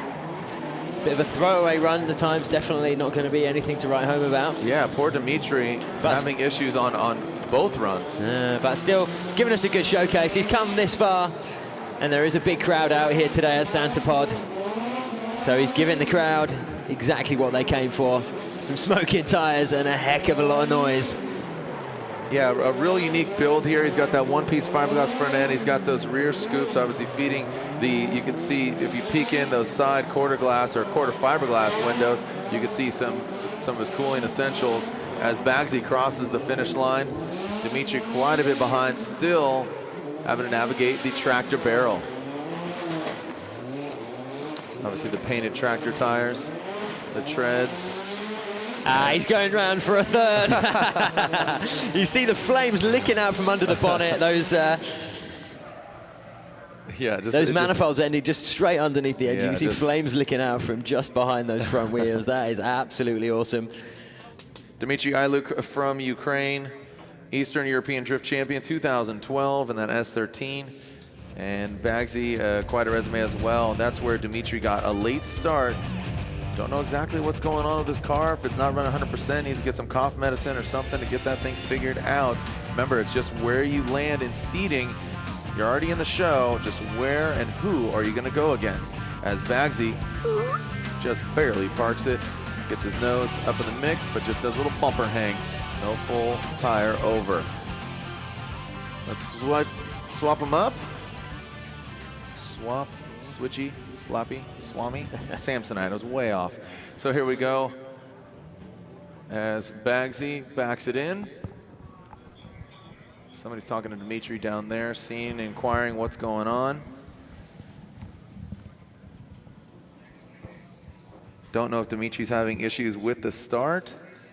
Yeah, I think he needs further explanation on what exactly to do. Maybe it seems that he was a bit confused if you know, jumping the start or whatever, but there's a countdown. You'll see the flagger point to him, make sure it's all good, and on the start line you'll see a 5, 4, 3, 2, 1, and then go. You'll see the green lights go. That is the protocol as far as pulling away from the start line. You can't see it from this angle, but if you're where those fans are in that Monster Energy tower, you could definitely see it. All right, so here we go. All right, finally, here we go. Let's see. I mean, again, not racing each other, but let's see some good full pulls from Dmitriy and Baggsy. Yeah, it is an accumulative score. It's the 2 times added together. So for Dmitriy, this is just a bit of a showcase. It's not going to be anything special, but still good fun out there and great to watch. And if anything, he's going to be using this as practice for when he moves through into the knockout rounds, pure head-to-head. But remember this, if you are slow out here and you don't get a good time, you're going to go up against some of the fastest guys. That is how it works in the seedings. All right, we're taking a look at Dmitriy as he enters into the spin cycle. Look at that, they are neck and neck right now. Oh, Dmitriy, a wide swing, loses some distance between him and the barrels. And Baggsy got the jump into the tractor tire barrel. One more quarter turn to loosen this nut that is Baggsy. There we go, nice job by Baggsy. Dmitriy brings it on home. Little battle. That's not my seal. That's my barking of the tires. By the way, I should really stop doing that. 103 wow. And one minute even from these gentlemen. 2 gladiators of the drifting world, changing things up and coming out and having some fun at the European Gauntlet that is Monster Energy Gymkhana GRiD. Let's take a look at this run again. Got a good clean start there. Look at Baggsy using the whole course, getting up close to those cones. Good job around the bollard. This is Dmitriy around the Corbeau seat. Looking strong there, looking poised. And right there you can see Baggsy just a bit tighter by comparison to Dmitriy. Dmitriy came in pretty hot there. He had to go quite wide just to keep himself inside that box. It is really tight in there. There's not a lot of space when you're moving sideways. All right, looks like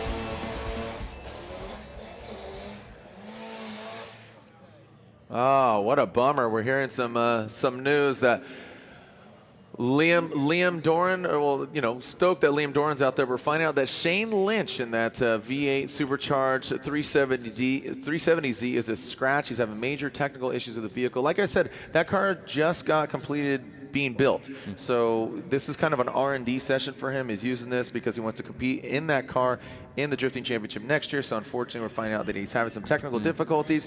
Can't get the car back together. So that's a scratch for Shayne Lynch. That's a shame. It's a big engine and, you know, so highly tuned. It's not even about the engine so much. It's sometimes wiring, it's suspension. There's so many facets. I mean, I encourage you, each and every one of you, to really check out the vehicles. I mean, there's so many gremlins that could really jump up and really bite you. So this is the final seeding run for Liam Doran for rear-wheel drive in this class, in this category. Liam Doran competes in the WRX 4 X Games medals, 2 of which are the highest. That's gold. So Liam Doran, the British bomb, because at any moment he can just explode either on you or on his car. He's fun. Congratulations to him. He just him and his wife just celebrated their birth of their new daughter. So congratulations to him. He has obviously big things to celebrate here, and he has one more race in the RX Championship. As Liam Doran looking strong. I know earlier, you know, he has an SR under the hood, S13, and this is just a classic signature setup. He had a crack in his manifold. Looks like he's worked it out. So I'm stoked to see Liam out here tearing it up. All right, Liam brings it around. And there it is, smoking him up. Tucking those back rims and tucking it on in across the finish line. Nice job by Liam. I was taking a walk around his car earlier, and you can't even put your fingers between the arches and those tires. As yeah, it's definitely that flashy, that stance finish. So as Liam will now alternate and go to the other side. This is a solo run for him. So this is the final rear-wheel drive seating session. Next, we have 8 cars. So you'll see, obviously, you know, them alternate the laps, but or alternate the courses, the lanes, and they'll have their 2 seating runs. And after that, we'll do driver intro, and then we'll see where push comes to shove. Not about racing your other competitors, but the one competitor sitting right next to you in and behind the wheel of their cockpit. So Liam, as you're saying, also has a WRX DS3, but it's on its way to Argentina, and he's going to be racing in November at one of the stages of the WRX Championships. All right, here we go. Doran into the sweeping turn. Oh, okay. It's like, all right. Look, he's grown 2 front teeth. He's grown 2 front teeth here, as Doran takes these cones as a souvenir home from Gymkhana GRiD. Oh, he's got something trapped under the bonnet. He's got 2 trapped under the bonnet. Okay, he's got some crazy air scoops going on. He doesn't even care. Yeah, look like he's grown some teeth, right? As Liam Doran. That's a nice addition, actually. I mean, at least they're color matched. Yeah. He should take those into the body shop. Right. He can't even be aware of that, can he? No, I mean he's now. Man, those things are going to be completely disintegrated by the time it gets across the finish line. There's smoke coming out of the cones that are trapped under, and his back wheels. Burning cones. Wow, that was a long hold on the handbrake there as he comes into that final 720. Double twister route. That was a great showcase. Can we give that man a round of applause? What an awesome show from him. Yeah, Liam Doran getting too aggressive out of the gate. He gets too close to the cones, takes them out. Yeah. That'll be quite a few penalties there, as we need to make sure we get those cones from Liam Doran. Yeah, he's not even going to the pits. He's on his way to the dentist to get those things removed. Right. All right. So we'll have a cleanup there on aisle 1. As our fans just getting a bit of a chuckle here as we take a look right here from the start. Watch overhead, we saw him, and now boom. He's like, I'll show you how to build a course. You don't want those cones there. Like, I'll put those over here. He's like Pac-Man. You want this one here. 1, 2, 3, 4, 5. Yeah, he's just eating them like power pellets, but they don't give you any energy. They add 2 seconds. Gymkhana, I thought this was Tetris. Yeah, right. I should have pushed everything together. So Liam Doran taking out quite a few cones. I mean, it's about 5 minutes he's at it. Okay. So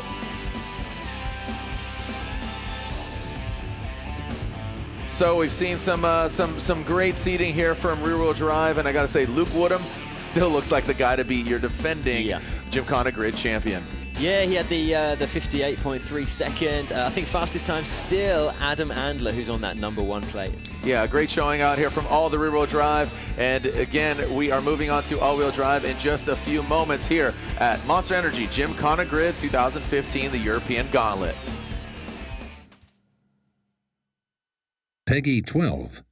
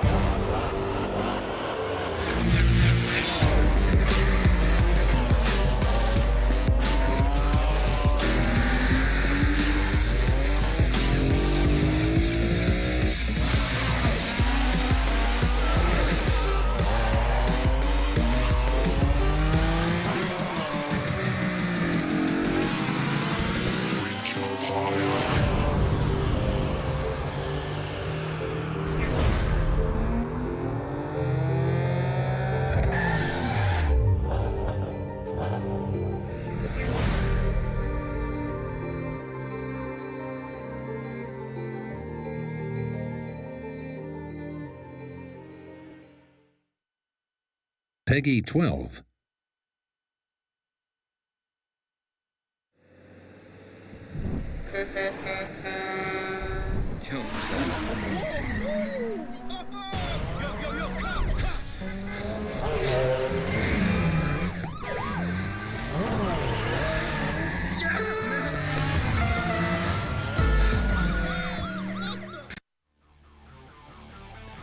All right, well, the disco ball is turning. The party continues here as all-wheel drive seating. We have 8 drivers. They'll have their respective runs. They'll have a go on the lane 1, then lane 2. A cumulative time. Yes, there is a competitor on the either side, again, on lane 1 and lane 2, and then they'll have another go. So they'll go to the back of the line, lane 1, lane 2. So they'll have 2 go-rounds on each lane.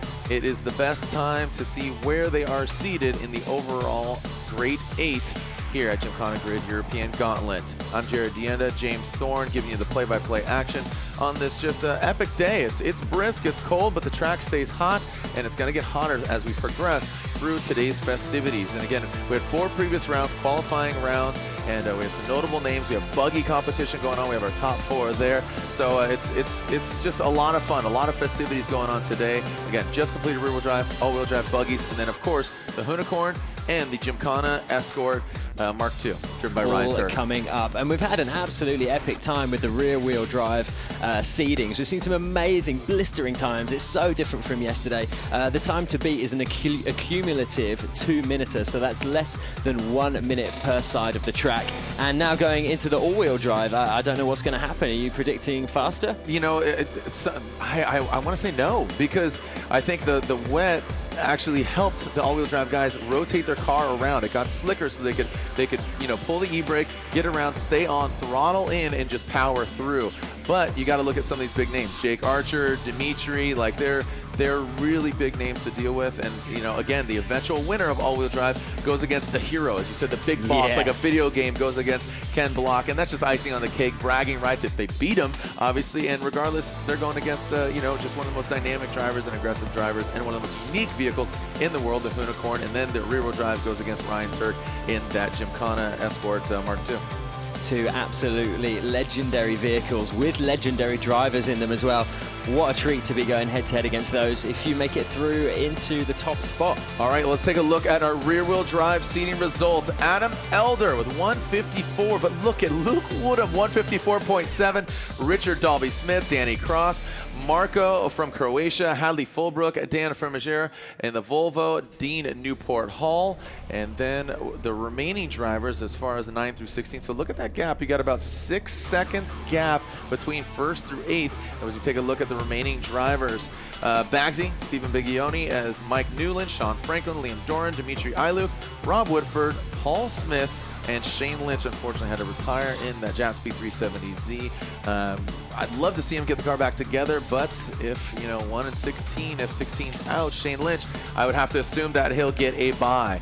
So let's advance on to all-wheel drive action, which is a field of Subarus. Which Subaru is going to be the fastest and eventually go against the Unicorn, the Ford of Ken Block. Now this guy, he has been watching.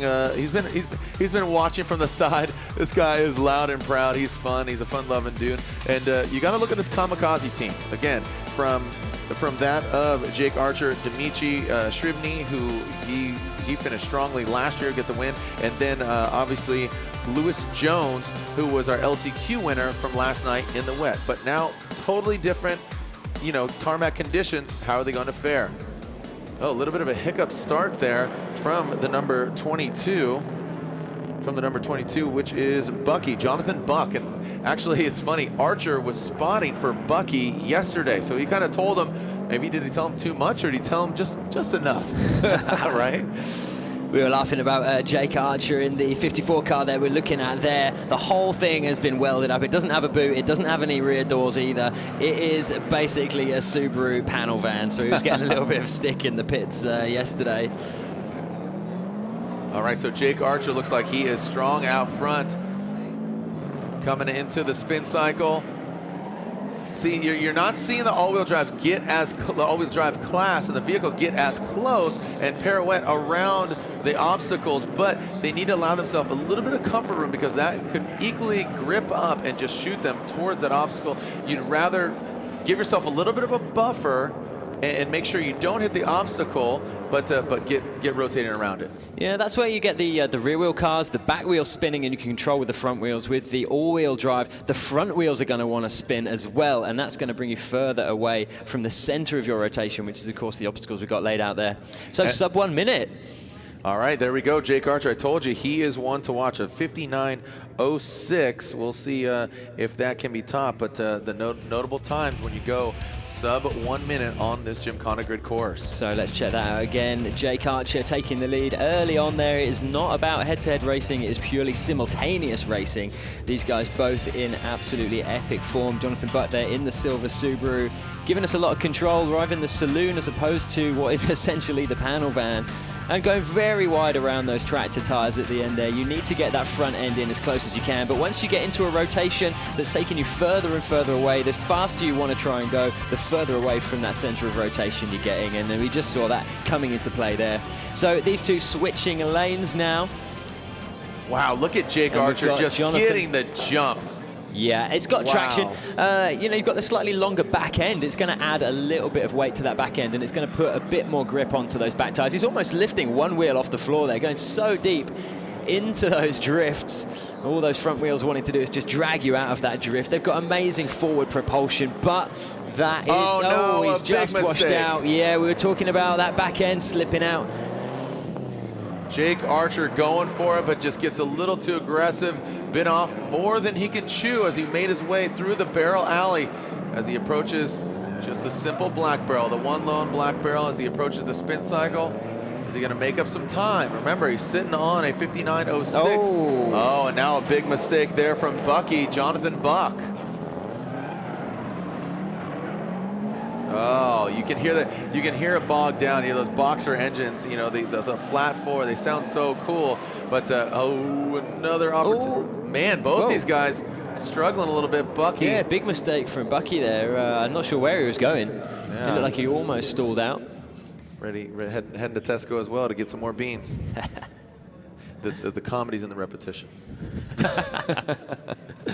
All right, so Bucky and Archer back it up. So almost throwaway runs, but, it is all about the seeding. They're not going to get knocked out no matter what their time is like. It's purely about seeding, but seeding does make a big difference. If you're fast, you're going to get hedged against a slower driver when you go through to those knockout rounds. So it's well worth putting in everything you've got to go as fast as you can at this stage. James Steffen and Lewis Jones. And Lewis Jones, you can see him just flicking it in and backing it up in that Kamikaze Subaru. And yeah, you know, yep. I know you like that graphic, that James Steffen, the high-vis orange with the flat 4 graphic. Let you know what's you wouldn't under lose the hood. it. No. You wouldn't lose that thing. It's actually only the second day he's been driving that thing. It's been tuned up by Scottish all-wheel drive tuning. I love those pistons and crankshaft there on the doors. It's really cool bit of graphics there. A lot of these guys rewrap their cars, especially here for this weekend, because they know that they're going to be live streamed. We are live streaming right now. The number is close to 100 million people across the world, and that's huge for those sponsors. But yeah, James Stephens, he took the third yesterday in that orange Subaru. It's only his second day ever in that car as well. He drove it for the first time yesterday, so still getting used to it, but it's obviously got a lot of power, and he's going head-to-head against Lewis Jones on the far side there in number 17, that white Subaru. He was the winner yesterday. He was seeded in third place, but it was the underdog that took the win yesterday, and he actually took the top spot after only qualifying in third place. Yeah, great showing there by Lewis Jones. And right now, looks like, look at that, Lewis, a slight lead. Oh, but then just as we say that, he checks up as he exits the barrel lane into the Samco Asteroid. Yeah, this is a great hedging. I mean, especially from our last chance qualifiers. They had such a great day yesterday. It was absolutely brilliant. Oh, big washout there. You thought he was going to air it out, right? I mean, James, I thought he had the power. Did you hear him? He just like put his foot flat to the floor, was just praying that thing would go sideways. But you get so much grip from that all-wheel drive. All the wheels just wanted to push him forward. And yeah, he had to hit that reverse gear to get out of that one, unfortunately. So a bit of a throwaway run here from James, but as I say, it doesn't mean he's out of the competition. It just means the seeding, he'll be placed a little bit lower, could make his life a little bit more difficult, but you do get a second chance. It's best of 2 runs, and by 1 run, we mean the accumulative time of a run on track 1 and a run on track 2, which we're seeing here with the switcheroo. Okay, so let's change it up. Lewis Jones, closest lane to us. As again, finishing first overall yesterday in the LCQ. So he's one to watch. But again, we had our preceded drivers, Matt Miller, Dmitriy Illyuk from Ukraine, now lives here in the UK, and Jake Archer, who we just saw. But man, it's just hard. So many obstacles, so many rotations to just really dial it in and make it precise. Well, we saw Elder do it in rear-wheel drive. Who's going to be the standout here in all-wheel drive? So the time to beat is 59 seconds, and that was Jake Archer, one of our pre-qualified. That is the standard that has been set in the fastest time. James off to a blistering start there. All wheels absolutely giving it. Hardly any loss of traction there on the back wheel there. So I'm wondering whether our judges are going to penalise him for that. Is a mandatory drift on that first corner, and I didn't see much of a back end going out. They're a little more lenient on the all-wheel drive cars, to just get them to maintain that drift for that long a time isn't exactly the easiest. But look at James Steffen in the bright orange, the high vis number 35. You're seeing him hop around. Watch, he'll lift when he goes in on the inside back wheel. It's actually coming off the ground. Yeah. So you're seeing him grip up. That's kind of not what you want to do. I mean, because it'll bark around the obstacle. So you see exactly. Look at that far side. Yeah, you were just talking about it, and there it just happens just as you said it. So James Steffen. There we go with Lewis Jones. Lewis Jones has a good compromise of grip and slip, but just could be a lot cleaner. And like you said, the time to beat was 59.06. But that being considered, Jake Archer did have some mistakes on his second run. So again, will he get beat? Because it's not just about 1 run, it's about 2 and where you're going to land. Yeah, it's a test of consistency, and of course nobody has the advantage. You may well prefer one side of the course, but obviously you have to drive on both sides. So here on board with James Stephens, around our checkered flag. Here's where he came a little bit unstuck, a little bit of a bounce, and there you go, the back wheels just just getting too much traction and just pushing him forward rather than getting that drift out. You've got to be really, really clever with your throttle control and bouncing between the clutch and the accelerator. All right, well, as we get ready for our next pair, they back it in, these ESL teammates, Andy Stevens and Dominic Flitney. Andy Stevens is actually a newcomer. He's never driven this car on the dry and only rear-wheel drive. He's only driven it on wet, and so he doesn't have a ton of experience in all-wheel drive. So, and then not a lot in the wet or in the dry conditions. So he's thrown quite a conundrum, and now he's going against his teammate. So a lot of the cards are kind of stacked against him here. All right, here we go. The ESL vehicles leaving the start line. All right, so pulling through Flitney with the brighter wheels. You can see Flitney as well here. Oh, so different to how it looked yesterday aesthetically. Those outside or inside rear wheels lifting off the ground. They're getting so much more grip than they did yesterday in the rain. And you were saying the rain almost was helping them along yesterday, especially in the tighter, more technical sections. Allowed those cars to drift and get much more of a rotation in a shorter and smaller diameter circle. And you can almost see Andy Stevens' style. He's really grabbing a lot of e-brake and getting that back end and swinging it around. See that now? How is he? In this is where it's really going to shine. You see him really working the wheel. He came in pretty hot and pretty wide, but then as he progressed round, almost coming into his second 360, he was bringing it closer and closer, and that's exactly what you want to do.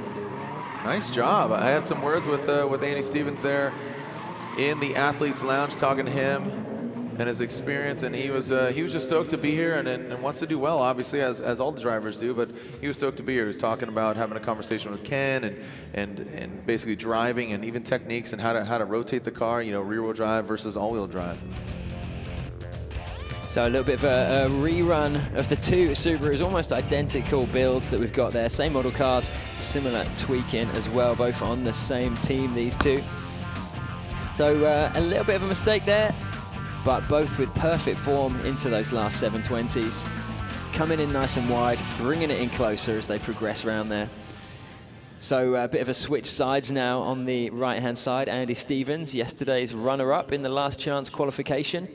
And Dominic taking the lane to the left-hand side.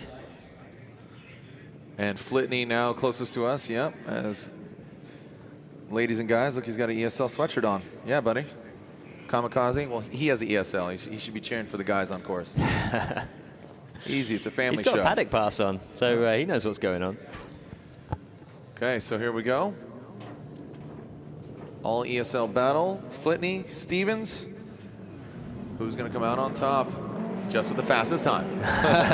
So Stevens taking the lead there into that first corner. I've been informed there is no mandatory drift in that first corner for the all-wheel drive cars. Uh-oh, something's come unstuck a little bit for Dominic Flitney there, a little bit. Just car sort of, really sort of fighting back a little bit. Maybe got stuck between the revs there. Started just to judder a little bit. Yeah, these ESL cars, very hard setup. You can see the suspension not really compressing. You see right up close and personal. You're seeing, I mean, you would think they'd tug a little more tire, but now looks settled. Nice job by Flitney. Dom brings it around the track tire. Like I said, that hop. Ooh! Bummer. There's not only a penalty, an insult to injury. Yeah, there we go. For Stevens. Just see Stevens reversing out of those double stack tires. So 2-second penalty there, going out to Andy Stevens. All right, back it up. That's a wrap for these guys. 105 and 104, and obviously they will assume their penalties. As our next pair can hear them revving up, we'll see if we get a shot at these ESL Subarus. We take a look. So Flitney. Bit of a rerun here. Dominic on the inside closest to us in the number 4 car there. And Stevens, 62, as you see Flitney. Nice job around that double stack barrel. As right here, bummer for Stevens, brings it around. Oh, and you see him just barely give it a little smooch.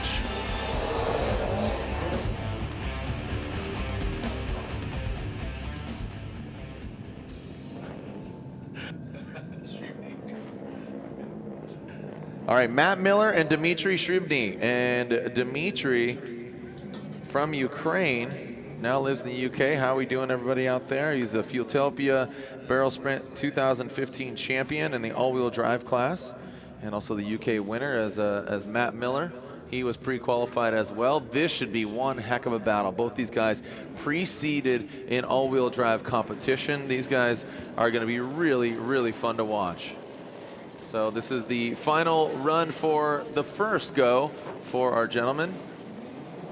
So the only other pre-qualifier we've had so far was Jake Archer, and he did a 59-second, the only all-wheel drive car to break that 1 minute barrier. And if anyone else can do it, it's these two here, Dmitriy and Matt Miller, really giving it. You can see how loud those exhausts are, full race exhaust, straight through, no baffles, pure racing sound. They sound absolutely incredible. I love those sound of those Boxer engines. Dmitriy, the guy to beat here on lane 2 currently, that Gymkhana SCR graphic on the side, the number 7 Kamikaze. Can't bat an eye at him as well, but look at Dmitriy just pulverizing the course with his Subaru. Dmitriy Shribny, let's see what kind of times we get here. Wow, listen to that. A near flawless run. Dmitry's actually ripped up the graphic off the floor. He's hit it so hard with the tires moving so quickly. Coming a little bit unstuck there, Matt Miller at the end there. I wasn't sure if he had a little bit of indecision as to which way he was going. Check that out. That is the new fastest time for all-wheel drive vehicles, 56.8. I told you, that guy is a killer. An absolute killer from Ukraine. Now living here in the UK, and again, the Fueltopia Barrel Sprint 2015 champion. What was that again? A 56.8? Yeah, unbelievable run. Let's take a look at where he can maybe better and make it even faster. Remember, he's got 2 runs. Yeah, I mean, I guess, yeah, he's got to switch it up now and go on the other side of the course, and he's got to keep it consistent. But, yeah, I mean, almost flawless driving. Check this out, into those 720s. He comes in wide, keeps the nose really clean, really nice and tight. Doesn't even need to panic too much on that finish section as well. Just rolls in, brakes nicely, way clear of that penalty that is impending if you go outside of that stop box. All right, Matt Miller there. It says Boss Dog. So we'll see if the Boss Dog could take it all the way to the doghouse. Japspeed, Kamikaze, SCR, Gymkhana, Forge. A lot of sponsors there on Dmitriy's vehicle. It says hashtag Team UK there. He's Ukrainian, so I don't know, maybe Team UK Rain. Yeah, he just wants the crowd on his side, potentially. I get it. No, he's cool, man. We'll claim him. We'll have him. He's all right. Dmitriy the Iceman. This guy is a stone cold killer. Wow, did you see him hit into that rev range? Just a massive boost of acceleration as he hit towards the end of that straight into that first corner. That was absolutely crazy. Just how his car rotates definitely looks different than a lot of the other vehicles. It's a lot smoother. You're seeing it just come around a lot quicker, not really hopping around. You're seeing it really absorb the bumps, and look at that. Nice execution there. Because you got to think that's more of a hairpin turn right there and there as he navigates, zigzagging through here. But when he comes into, you know, the pirouettes here, the double barrel, the spin cycle, you see him not hopping around. It's really smooth. You see it squatting down, similar to that of a rear-wheel drive car. A quick little e-brake yank. And through, look at this. Wow. Great execution. Oh, you see the flames. What kind of time we're going to see? Make some noise for Dmitriy Shribny. And a 56.47, so back-to-back, he does better at 56.47 compared to that 56.8. Great execution by Dmitriy Shribny. That was impressive racing. Everybody's like, oh man, come on, really? I got to go against this dude? Come on, 56.4 for Dmitriy Shribny. Let's take a look at near perfect run from Dmitriy. I don't know if Dmitry's diffs are set up differently, but he's getting a lot of loose motion on those back wheels, really getting him nimble in those tight little sections. Yeah, the final 720s bringing them into that finish box.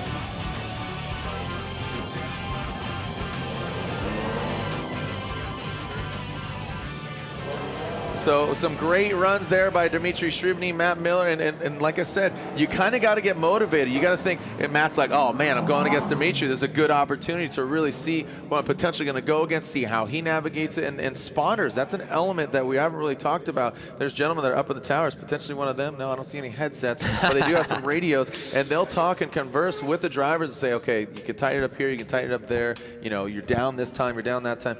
Can't really change too much, but it's good to just have conversation and communication and say, okay, you need to step it up. I didn't realize that. They've got actually people watching them from above and giving them pointers about where to get tighter, where to get looser. 100%. It's a huge tool in drifting and competitive drifting, but it can be utilized here. It's used in many, obviously, different motorsports, ranging from F1 to NASCAR to obviously rallycross. So the spotter is a huge element of any form of racing. So it could definitely be utilized here. So here we are. This is the beginning of run 2. So each driver has a respective run on lane 1 and lane 2, accumulating time. So 2 go-arounds on either lane. So here we go. Jonathan Buck on lane 2 on the right-hand side as we look out, and we've got Jake Archer on the left-hand side in that Subaru, what is now known as a panel van. Now, he actually blew his engine up very recently. He's on a borrowed engine, and he's used to a lot more horsepower. He's actually just running 300, and he's used to a car that's pushing way more than that. So he's doing really well. We've said it before, especially when it came to the two-wheel drive cars. It's not all about the horsepower. You can have David and Goliath in that start gate. It's all about the grip, and it's all about the control, and all to play for down in this tight little section. And he's absolutely killing it. He's got a little bit of additional weight on the back there. It's the estate version of that car, but it's giving him more weight on the back for acceleration. But look how controlled he is with those drifts around these 720s. Keeping it so close in the front there. As we heard from Jared earlier, you want a little bit of room for a mistake just in case. And look at that, an absolute masterclass. Just sat in that finish line, just waiting for Jonathan. Hey, man. Hey, man. Where are you? I've been here waiting for you. Oh, dude. Wow, at 58.8 seconds. That is really, really fast. But now it's about the switcheroo. And see if he can keep that kind of time consistent. We're going to take a quick little recap. You take a look. Little overview of that course. You see the only differentiation there is between the color of those first 2 obstacles we've got down there. The bollards, as well as we are, again, we're going to switch them around. You can see Jake Archer. He kind of had a window of opportunity there. He opened himself up and clocked some time. On that left-hand turn, he swung kind of wide. He could have cleaned that up a little bit there for Archer in that kamikaze, as you call it, the panel van, the Subaru panel van. Subaru hatch. It is Battle of the Subarus. Yesterday it was Battle of the Subarus. Today it's Battle of the Subarus. Definitely the Gymkhana car of choice for all-wheel drive. You'd think we were endorsed. We are not. No. Very much independent.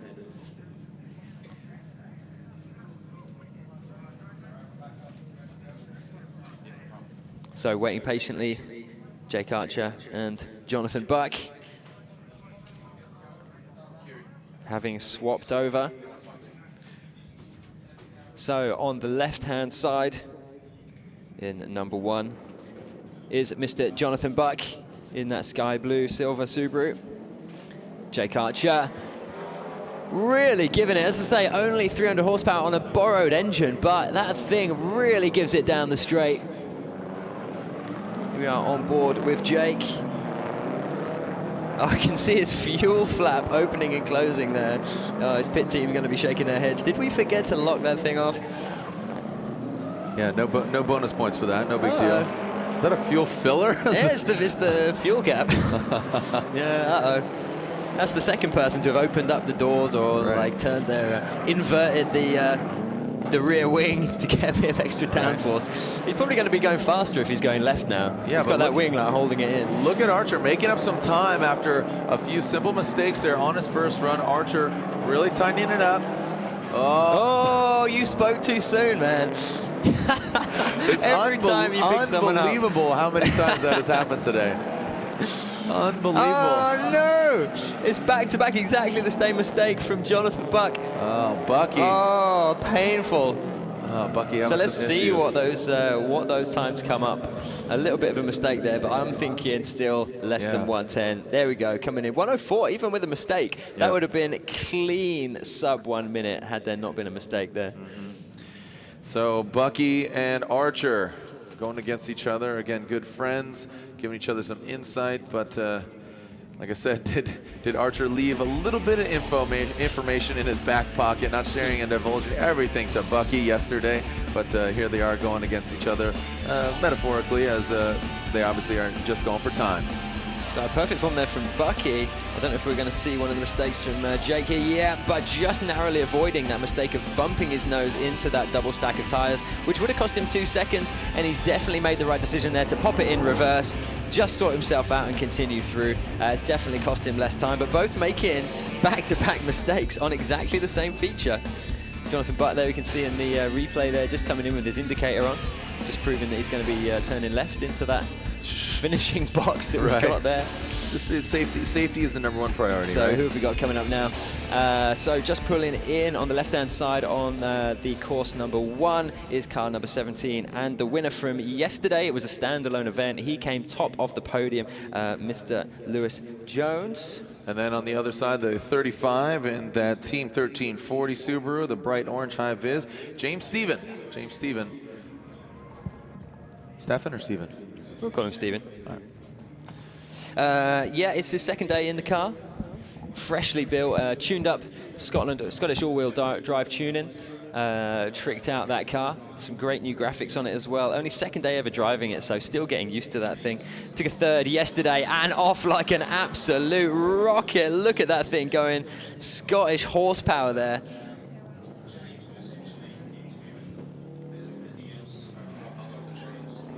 So Lewis Stevens in that white Subaru, giving us a good showcase there of how you make that first corner. Good bit of rear wheel drifting. Lewis Jones' car, he did win it yesterday. It's really nicely balanced. There's not too much wheel spinning going on those front wheels. It is all-wheel drive. Obviously, it's pulling him forward, but so much control over that thing. Really, really smooth. Knows what he's got to do, performed so well in the wet, and here out in the dry, a lot more grippy. You've got to be a lot more on it as well. Oh, it looks like he was just trying to make a decision whether to go around it one more time. It's got to be really difficult to figure out how many times you've gone round full 720s. So James Stephens just pipping him there a little bit. It should be a pretty good time. These guys doing their little dance as they swap lanes. So a bit of a replay here. James Stephens really pulling away fast there. That was probably the lead that he maintained the whole way through that seeding round. You see not a lot of drifting going on there from James either. Keeping that car pretty straight. And nice work from both those guys there. Just wondering if we're going to get a bit of a sneak peek at the times. I don't think we're going to be enlightened this time.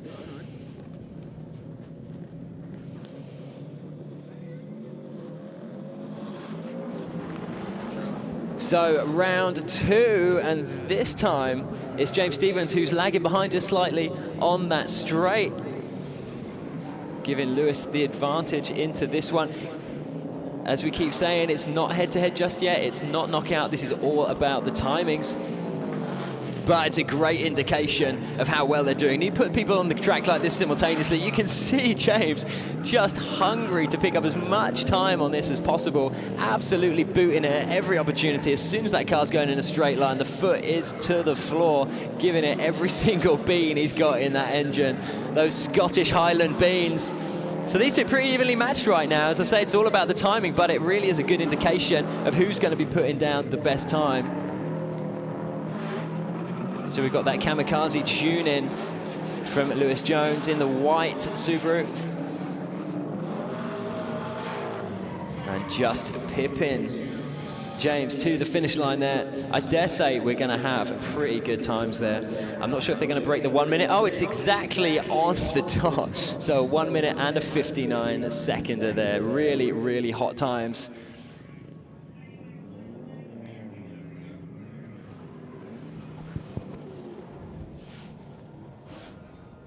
So both those guys qualifying through from our last chance qualification that happened just yesterday.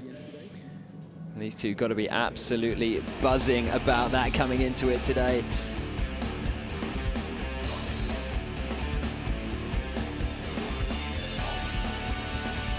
So here in the replay, James going nice and wide.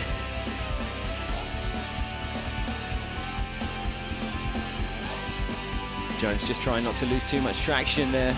Both really evenly matched. Stevens just drifting out a little bit wide on that last double stack tractor. So next up, getting into the starting position. Two very similar looking Subarus out there, both on the same team. Dominic Flitney and Andy Stevens. Andy taking a second place yesterday in a last chance qualifier. And Flitney with the matching racing suit and tyres. His crew yesterday was telling me he's a bit of a farmer. Last year got through to the knockout top 8, but couldn't actually compete because it was harvest time and he had to get home before it got a little bit dark, apparently. So on board with Andy Stevens. Huge drift around our giant chair, and I think Dominic just getting a little bit unstuck there, potentially a little bit of bean. So this run's all about Andy Stevens. And a little bit of a throwaway run from Dominic. So all about Andy Stevens, this one.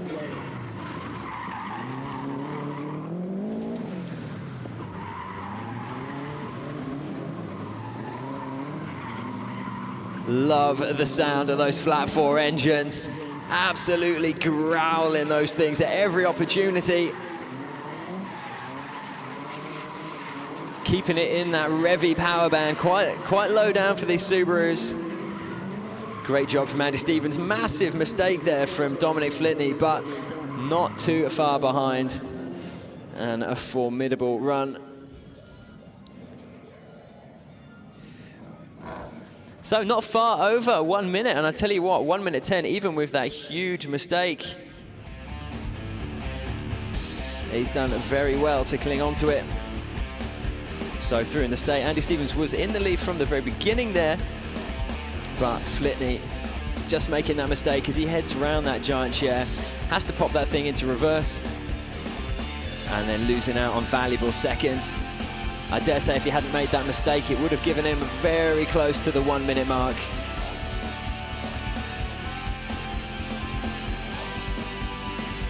But there have been a few mistakes from a lot of our drivers out today. So well worth giving it absolutely everything to try and bring down that accumulative time. So these two off once again. Wow, and you can see the slight difference in tuning there. Dominic Flitney pulling away from the offset, but Andy Stevens really like catching him up at the end of that straight there. And we're giving it a bit of an aerial view on the big screen just to show you how closely matched these two drivers are here in the seeding process. On board with Flitney here. Nice bit of all-wheel drifting. Giving it a huge amount of handbrake. On that handbrake so early into that checkered flag barrel. Getting that back end round as much as possible, straight back on the gas. On with Stevens here into the washing machine, the 720. 2 full rotations around the barrel into the double stacks of tractor tires. And once more, I'm going pretty wide, but still an absolutely blistering time from Andy Stevens. He's already in the finish box, just waiting for Dominic to catch him up. Awesome showcase and absolutely fantastic times there. Yet to break the 1 minute mark, but a 1 minute dead and a 1 minute 5 seconds. Absolutely killer times from those two, especially coming through from our last chance qualifiers. Of course, when you look back at our pre-qualified drivers, they're pushing the 56.8. Jake Archer had the 59-second run as well. So when you compare it to those two, they could be in trouble when it comes to that knockout round, but still formidable times and all to play for as well. The adrenaline's going to be flowing when they get put into their seedings and going head to head. And anything could happen. So checking out a bit of a replay here. Andy Stevens on the left. Dominic up on the right.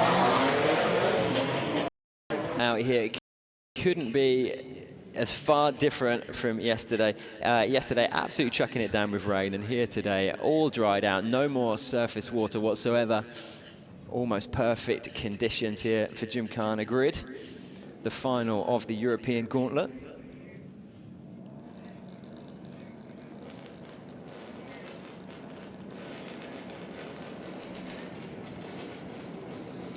So the final two to give themselves a time is Dmitriy Illyuk and Matt Miller on the left-hand side in the yellow Kamikaze, going against the SCR, who's on the right-hand side.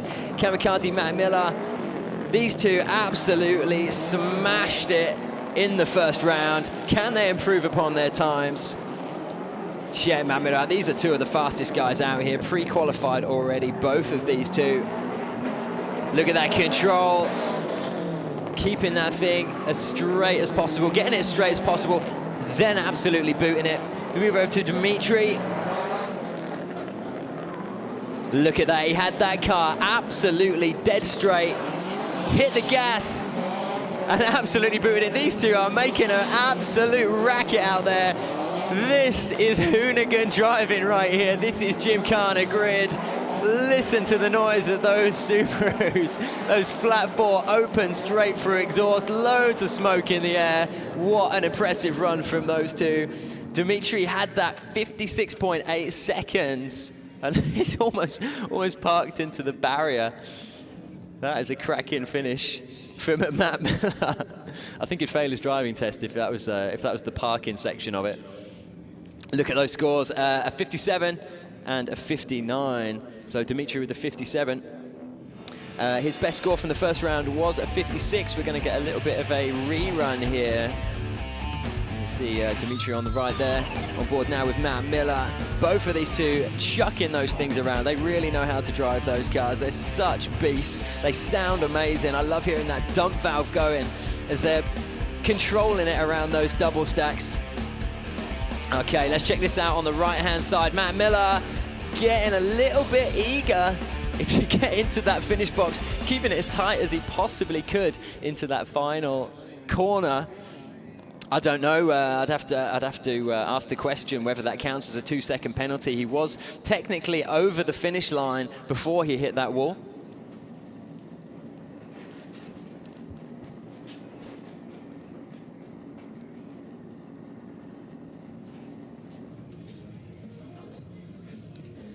Okay, so the old switcheroo.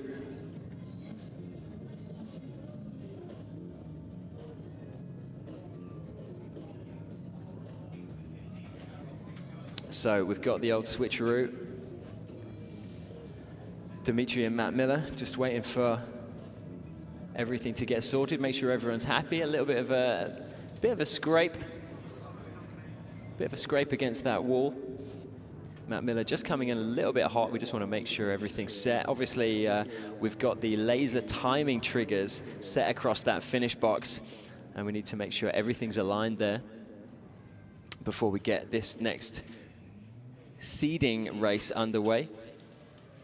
Still at the point of the seedings. So we're going to be progressing through into those knockout rounds, but this seeding is so important, because as we move into those knockout rounds, it is going to be first place versus 16th place. So it makes sense to give it as much as you can. Having some scenic shots of our guys, our crowds on top of the Monster Energy big tent we've got up there. And I can see some posters there. I think a few of our fans out there, fans of Gymkhana, have had the chance to meet the original hoonigan himself, Mr. Ken Block. He was doing some autograph signing with some posters earlier on today. Great to see so many people out here live watching this event and showing the support. Such a fantastic grassroots event that we've got going on here. It's 4th year this thing's been going now. And it's great to see some of those last chance qualifying cars coming out of the woodwork. Okay, so the course is set and we are off. Round 2, listen to those things. They are absolute monsters, tuned up as highly as possible. And 2 of the best drivers behind the wheels as well, Matt Miller and Dmitriy. the SCR tune-in versus the Kamikaze.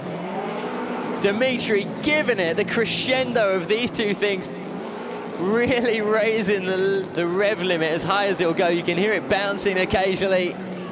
Power absolutely everywhere. These things predominantly known for their rally ability, but the weapon of choice here today, 100% definitely is the Subaru Impreza. There's a lot going on the floor, though. I don't know if there's some water potentially coming out of Dmitriy's car there. I can see a lot of liquid and fluid, I think, on the floor to begin with. I thought it was maybe a glimmer of rubber, but I think potentially Dmitriy's losing a little bit of radiator fluid. Fingers crossed that's nothing to do with the actual engine system, and I'm hoping that is not oil on the floor. So that concludes the seeding for all-wheel drive. We're going to be back with you very shortly. A 56.9 from Mr. Matt Miller. That is absolutely blistering.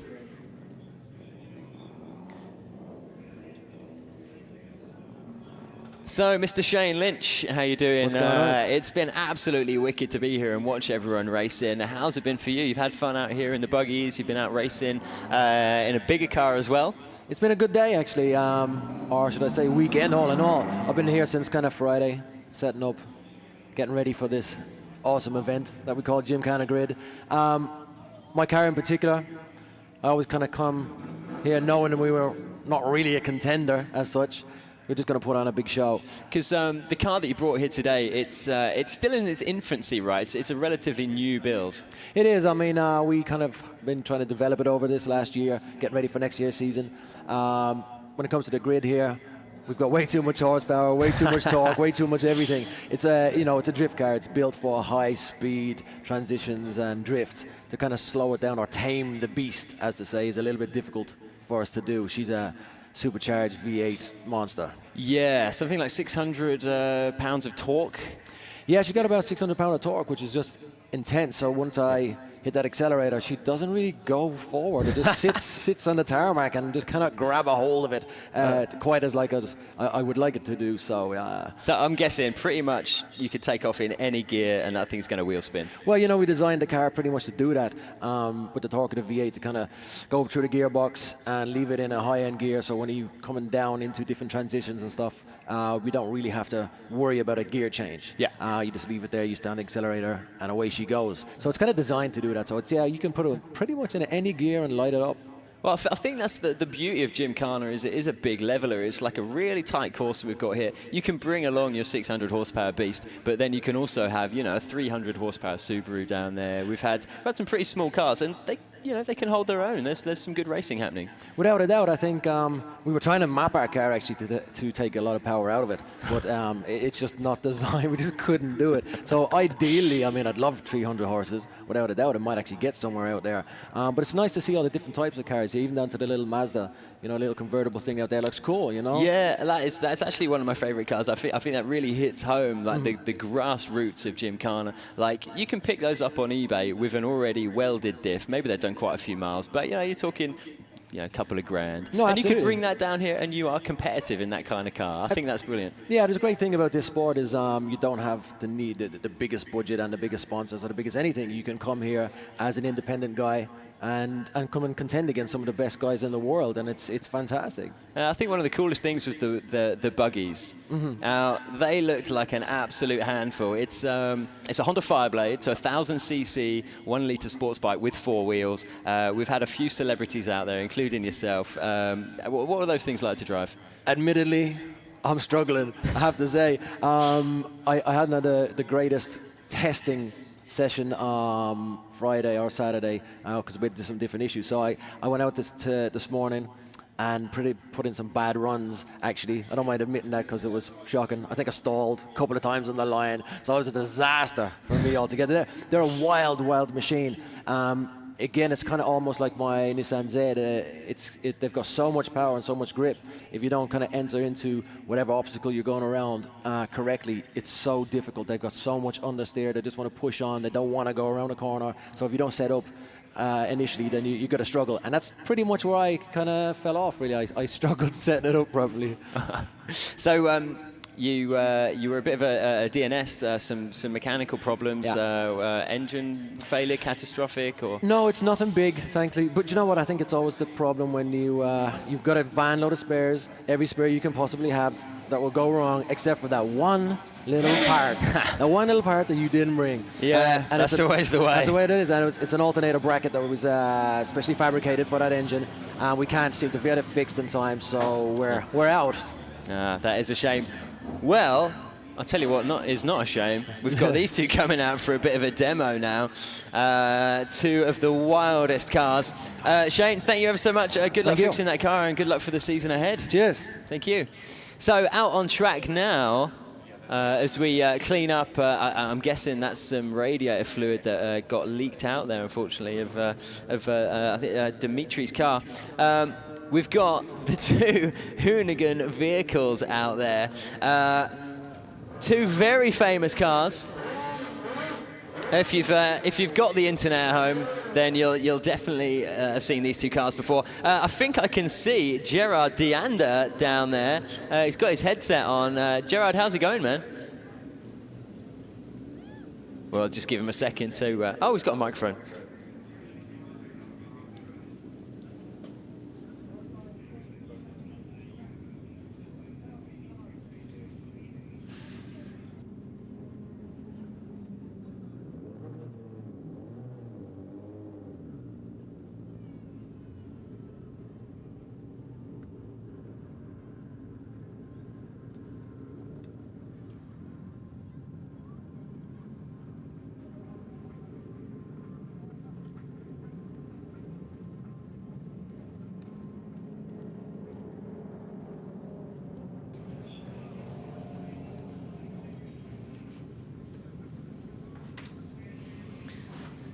Okay, so I think we're going to get a bit of an overview up on the big screen.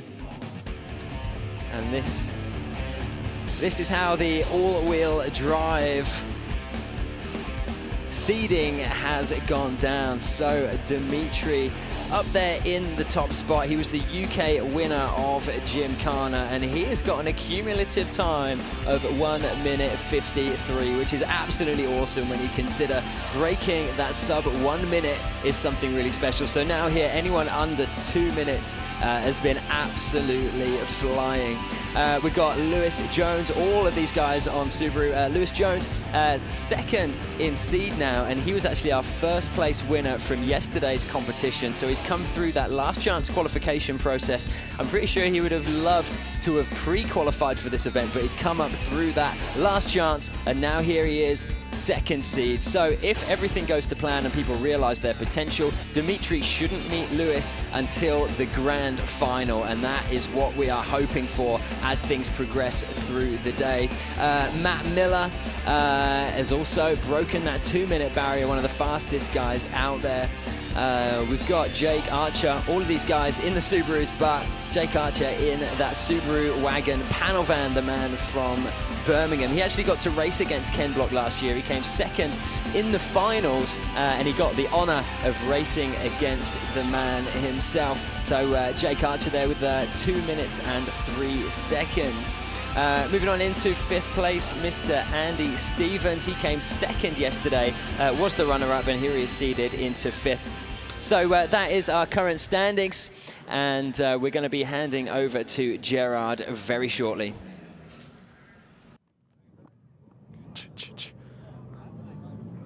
All right, everybody, if you can hear me, can you make some noise real quick? Gymkhana GRiD, make some noise! Can you hear me? Are you serious? Pump this thing up. All right, let's get some volume here. Can we get out? All right, I got to ask you again. Gymkhana GRiD, European Gauntlet, make some noise! Are you serious? Is that all you got? Sanapod, I understand this is like British racing legacy heritage. We got some amazing cars out here, including the Hoonicorn and this Escort Hoonigan vehicle Mark II. Make some noise! There we go. There you go. I needed help. I needed help from Ken Block. All right, well, let's introduce you to our drivers who are out here competing today in rear-wheel drive and all-wheel drive buggies, and of course, the hero cars and hero drivers. Starting off with rear-wheel drive cars, our LCQ. Starting with Rob Woodford. Then moving on to the V8 Volvo of Dan Firmiger, the rear-wheel drive SR S14 of Danny Cross, the R33 of Sean Franklin, and then our #1 qualifier and #1 finisher in the S13, he is Richard Dalby Smith, aka Rads. I want a nickname like that. All right, our pre-seated drivers in rear-wheel drive, our reigning Gymkhana GRiD king, he is Luke Woodham. Moving on right along, unfortunately, he had to scrap his car. Buttsy Butler can't make it, so Hadley Fulbrook steps into his position. Then you got the Nissan S13, a former British Drift champion of 2010. He competes in D1 in the Monster Energy S13. He is Baggsy. Then in the S13 from Ukraine, European Drift champion 2012, Dmitriy Illyuk. Then we saw him grab the fastest times in seating, that Nissan S13, the Terminator. #1, Adam Elder. Then look at this, coming to us from Croatia in the Hachiroku, the iconic AE86. He is Marko Palijan. Coming to us 2012 British Drift champion from Spalding in the 2JZ S15 Sylvia, Paul Smokey Smith. Then another pre-seated vehicle from the South Coast in the S14, the orange and black vehicle, #69, Mike Newland. Moving on down the line, the #18 in the black S15, he is Dean Newport Hall. Also rounding out the rear-wheel drive class, he was up there, but unfortunately he had to park it as well. Looks like our #1 qualifier will get a bye. We just talked to him, Shayne Lynch in the Japspeed 370Z. Looking forward to things from him next year. And also rounding out his debut in Gymkhana GRiD in the rear-wheel drive class, he is Liam Doran. All right, moving right along in the vehicles, we are seeing our all-wheel drive vehicles and our LCQ drivers. Starting off with Bucky, Jonathan Buck. Moving right along in the bright orange wheels, Dominic Flitney. His ESL teammate, Andy Stevens. In the Team 1340 Subaru, James Steven. And our #1 LCQ finisher last night in the Kamikaze Subaru, Lewis Jones. Our pre-seated drivers grabbing our 3 spots. Jake Archer, who got the victory over KB last year. Moving right along, the Japspeed Kamikaze Subaru of Matt Miller. And our defending champion, SCR from Ukraine, now living here in UK, Dmitry Shrimny. All right, talking about the buggies now and the drivers out here, mixing it up from a wide degree of driving disciplines and disciplines in general. He competes in the WRX Rallycross Series in a Mini. Now he's banging away on a 1000cc buggy. He is Riku Takho. And then he has a famous last name, but he raced himself in BTC and a variety of different motorsports. He is Nic Hamilton. Taking it to the 4 wheels, he goes 2 wheels. He doesn't even have a motor when he competes. 3-time downhill mountain bike champion. He is Steve Pete. And then rounding out the buggy drivers, he's a freestyle motocross legend. He has multiple X Games medals. He is Andre Via from Norway. Last but not least, we work our way from the back to the front. Last but not least, we have the Hoonigan Gymkhana Escort Mark II. Get this thing here in the background. Piloting this vehicle, 4th overall in the Formula Drift Championship, Ryan Turk. And last but definitely not least, the head Hoonigan in charge. He's piloting the Hoonicorn, this all-wheel drive, 845 horsepower beast. Roush Yates, naturally aspirated, #43, Ken Block. Look at Jake. Look at Jake. He's doing thumbs down. First off, I gotta talk to Turk first. Ryan Turk, you're out here putting on a show. What do you make of all this Gymkhana GRiD insanity? I mean, this is your first go at a real Gymkhana competition. Yeah, I think it's a lot of fun. You know, when I got the call from Canada Hoonigans I was going to be driving the Escort and piloting this thing in his first competition, I was super honored. And it's a phenomenal car on the Gymkhana course. You know, this course is very technical in a lot of ways that I'm not used to. So I was out there just trying to slide the thing around and having a blast like I'm in a drift car. And then I had to kind of slap myself in the face and start trying to throw some grip into it and get some good time. So it's definitely very challenging for me, but I'm having a blast, and it's nice to see a lot of friends over here in the UK and all the fans. Thank you guys for showing up and rooting us all on. Are you pretty stoked that you kind of, I mean, you're looking at the competition, you're used to drifting where it's judged. Are you kind of stoked that you don't have to go against some of these guys out here? I mean, they're killing it out here. It's a totally different discipline. Do you like it? Do you think you'll do more of it? Yeah, I think it's a lot of fun. Anything that I get to do in motorsports is going to be a blast, and I just look at it as if I am making progress on the track, then I'm having a blast and learning something new. Right on, right on. All right, so I'll step over here. Mr. I don't want to say the inventor of Gymkhana, but no, don't shake your head. I wouldn't say the inventor of Gymkhana, but I would say bringing Gymkhana to the popular culture and making it what it is today. Would you agree with that? Yes. Okay. Ken Block, making it and bringing it popular to what it is today. Congratulations, and here we are. I say congratulations because 4 years coming from a video now to a series where look at these drivers over here. I think they have you to thank, and obviously Monster Energy creating this new motorsport. And I got to say, we have better conditions than yesterday. How happy are you to be out here and show everybody what this unicorn can do? Yeah, today's been a lot better for me in the car. Yesterday with the slick conditions were not really ideal. So today it's been a lot of fun, really watching everybody else race and being able to get out in the car, make a few setup adjustments, because we've actually never tried to do anything with this car for actual time and speed. So I made a few adjustments today, trying to get a little more time out of it. But really been enjoying it. The fans have been amazing. Thank you everybody for coming out. Thank you to Monster for putting this on. They've, fourth year in a row that they've had this. It's great to have such a supportive sponsor that's willing to do these things, and really great thanks to all these drivers that come out and had fun with us. It's a great form of racing. It's very fun, and it's great to have a good set of guys that come out and enjoy this with me. It's really cool, obviously, to see the unicorn out here, and only time it's been here in the UK was, I believe, Goodwood. It was on display before, but like you said, this is the first time competing with this vehicle because you're going to compete against the winner for bragging rights. Do you think you have what it takes to beat these guys? You've seen what they've been driving out here. You've seen the times. Do you have the tire? Do you have the car? Do you have the heart? I hope so. We lost a lot of testing time yesterday. Like I said, I mean, today was like the first time I even tried a different spring on the car. So, we'll see what I can do. A lot of wheel spin with this car. There's so much horsepower. It's intended to go very fast and very sideways. So kind of taming it for this course is a little bit difficult. But hey, I'll do the best I can. It'll be interesting to see how it does in the race because this is the first time doing something like this with it. And really hope to put on a good show for all the fans. Last question. Why did you give the keys to somebody named Ryan Turk for that sweet vehicle over there? And how bummed are you that you're not behind the wheel of that sweet piece of machinery? Are you implying that that was a mistake, Jerry? It's a terrible idea. There's an adjective called Turk. He Turk stuff. So I don't know if it's the smartest decision with that one-off body kit. No, I wish I could pilot both these cars all weekend, but it just is impossible. So to have someone like Ryan come out and put on a good show for everybody and really drive that car to its limits, that's basically the idea that we had when we called him to have him come out and do it. But Ryan's a great guy, great driver, part of our Hoonigan crew. So really fun to have him along and fun to watch him do what he does with that car.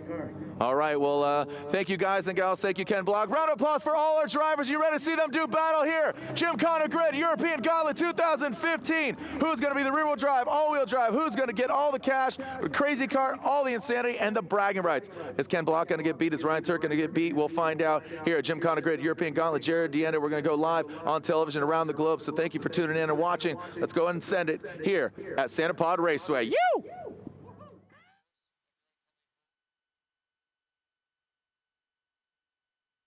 Peggy 12.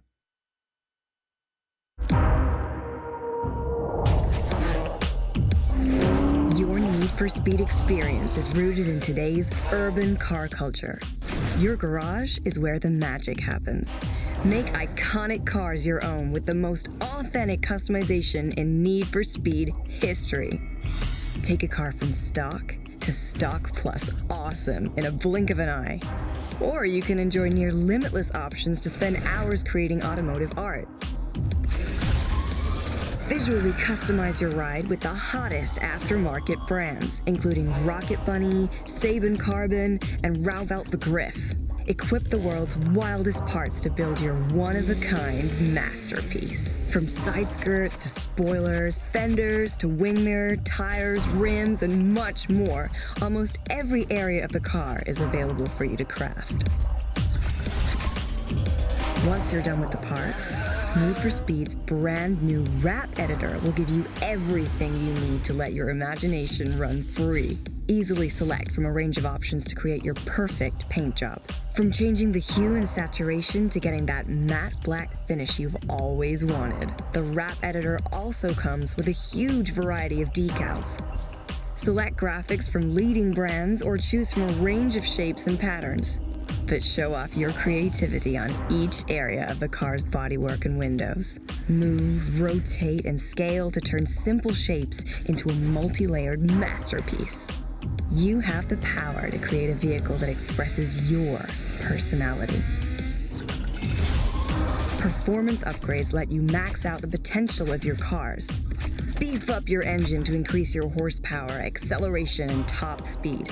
Switch out parts from your camshaft to your clutch, from your suspension to your ECU, from your nitrous to your turbo. Personalized handling lets you find that perfect setup. Move the master slider between drift and grip or tune individual settings. Change tire pressures, downforce, steer range, brake bias, and more to set up your ride exactly how you like. Want a drift-focused ride? No problem. More grip? You got it. Go deep and tune your vehicle's handling for specific events. Play your own way in your own one-of-a-kind car and unleash your personality on Ventura Bay.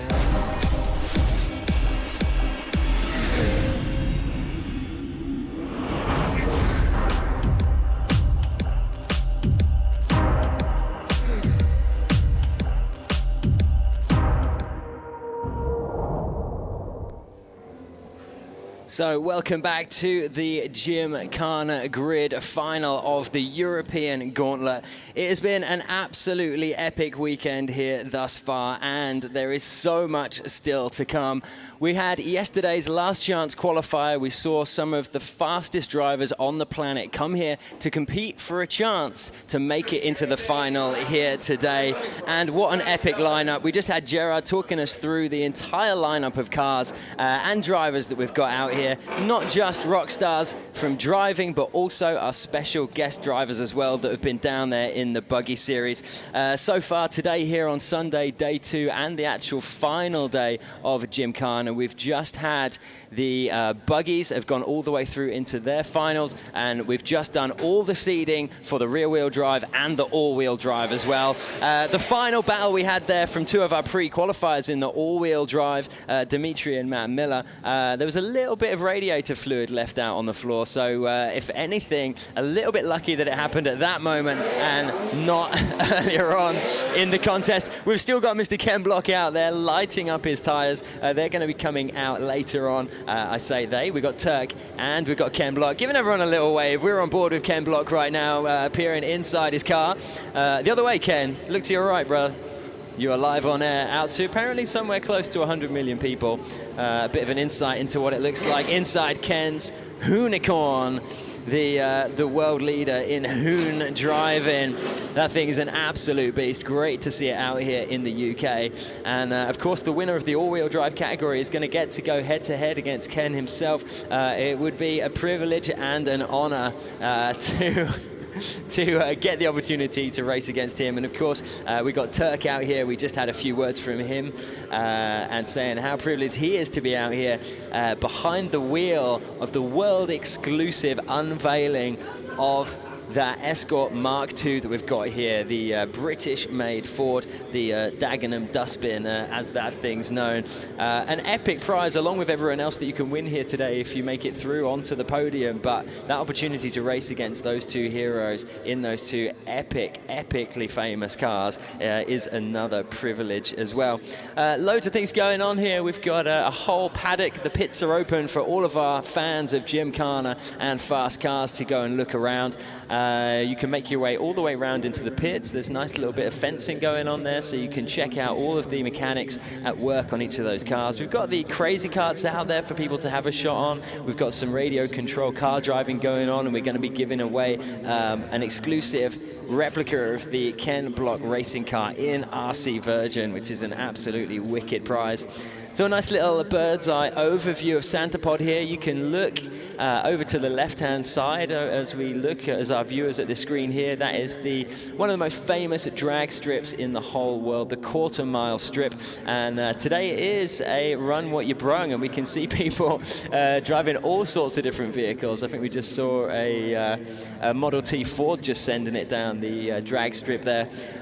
Very similar speeds to some of our drivers in our straight that we've got here as part of the official Gymkhana track. We're seeing some pretty good. It's not as close to the quarter mile as the track beside it, but still a very fast track indeed. And you can see here most of the surface water is cleared up from yesterday. Almost monsoon weather, but last night we had a beautiful sunset and things have been drying out all throughout the day. And we are very close to the actual knockout rounds here of the final of the Gymkhana GRiD. So all still here to come. Stick with us if you are watching at home, and we're going to be back with you very, very shortly.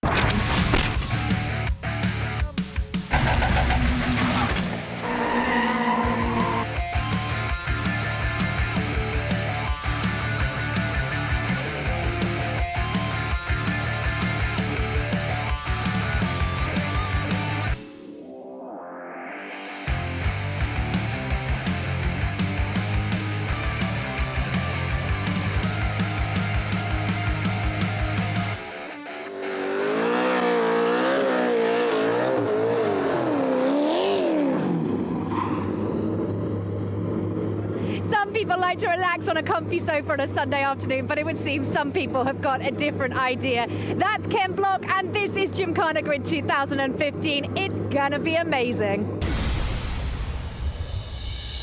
It's fun to drive because it's a huge challenge, because it's not just a matter of jumping in the car and going full speed or driving with full commitment. It's a challenge to find the fastest way around the course, so that makes it fun. This weekend it's all about going sideways in a buggy that I've never driven before. It's easy to spin around. You need to be careful with the handbrake, you know, and don't slide too much, get traction and get momentum out there. And try and go as fast as possible, but put on a good show for the crowd is something that I've never had to do before. Here what you can see is two drivers competing on the courses head-to-head, trying to get through the courses as quick as possible, and whoever gets through the entire thing and back to the start the quickest is the winner. And of course, any motorsport, any racing is always fun because there's a chance you might win. So with the opportunity to win makes it fun. It's not so much fun if you lose, however.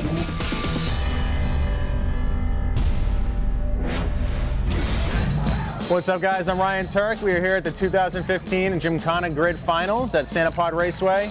I'm driving the 1978 Mark II Ford Escort that Ken Block just recently released to the world, and a huge honor to be able to drive this car and compete here for my first time at the Gymkhana GRiD. You know, this event is all about time. It's all about being fast on the track. Minimal drifting, which I've learned actually. You can't be sliding a car too much because you're just going to waste a ton of time. You don't really want to be burning tires too much. It's more about just the grip and getting to the next obstacle, getting around it as fast as you can and on to the next. You know, we take off the start line. I'm launching in first gear, up to about third down the straight, and then there's a line painted for right before the first turn where you have to initiate into oversteer, and then you come around that apex, and you have to transition back around to a little figure-8 section where you do about a 280-degree turn, and then you on to the next to the midsection. After the figure eight, you get to the midsection of the course, which is arguably one of the most technical portions. A series of sweepers and J-turns. You want to just try to dial the grip in as quickly as possible and use your handbrake to just get around the cones and barrels as quickly as you can. You come into the final section of the course, which is donuts. So you're coming into this box at a decent rate of speed. You have to do a complete 360 or 1.5 times around the one donut box. Now you're very close to these obstacles, and if you move them a certain distance, you're going to get a penalty on time, which you don't want. So you want to be extremely careful and just leave yourself enough room. After the first 360 donut box, you want to exit with as much grip as you can. You go around the next set of donuts, which is the big tires. You're doing a 720 around there. Get it to the finish line, get your time, and remember, you have to do this twice perfectly to be able to move on to the next round.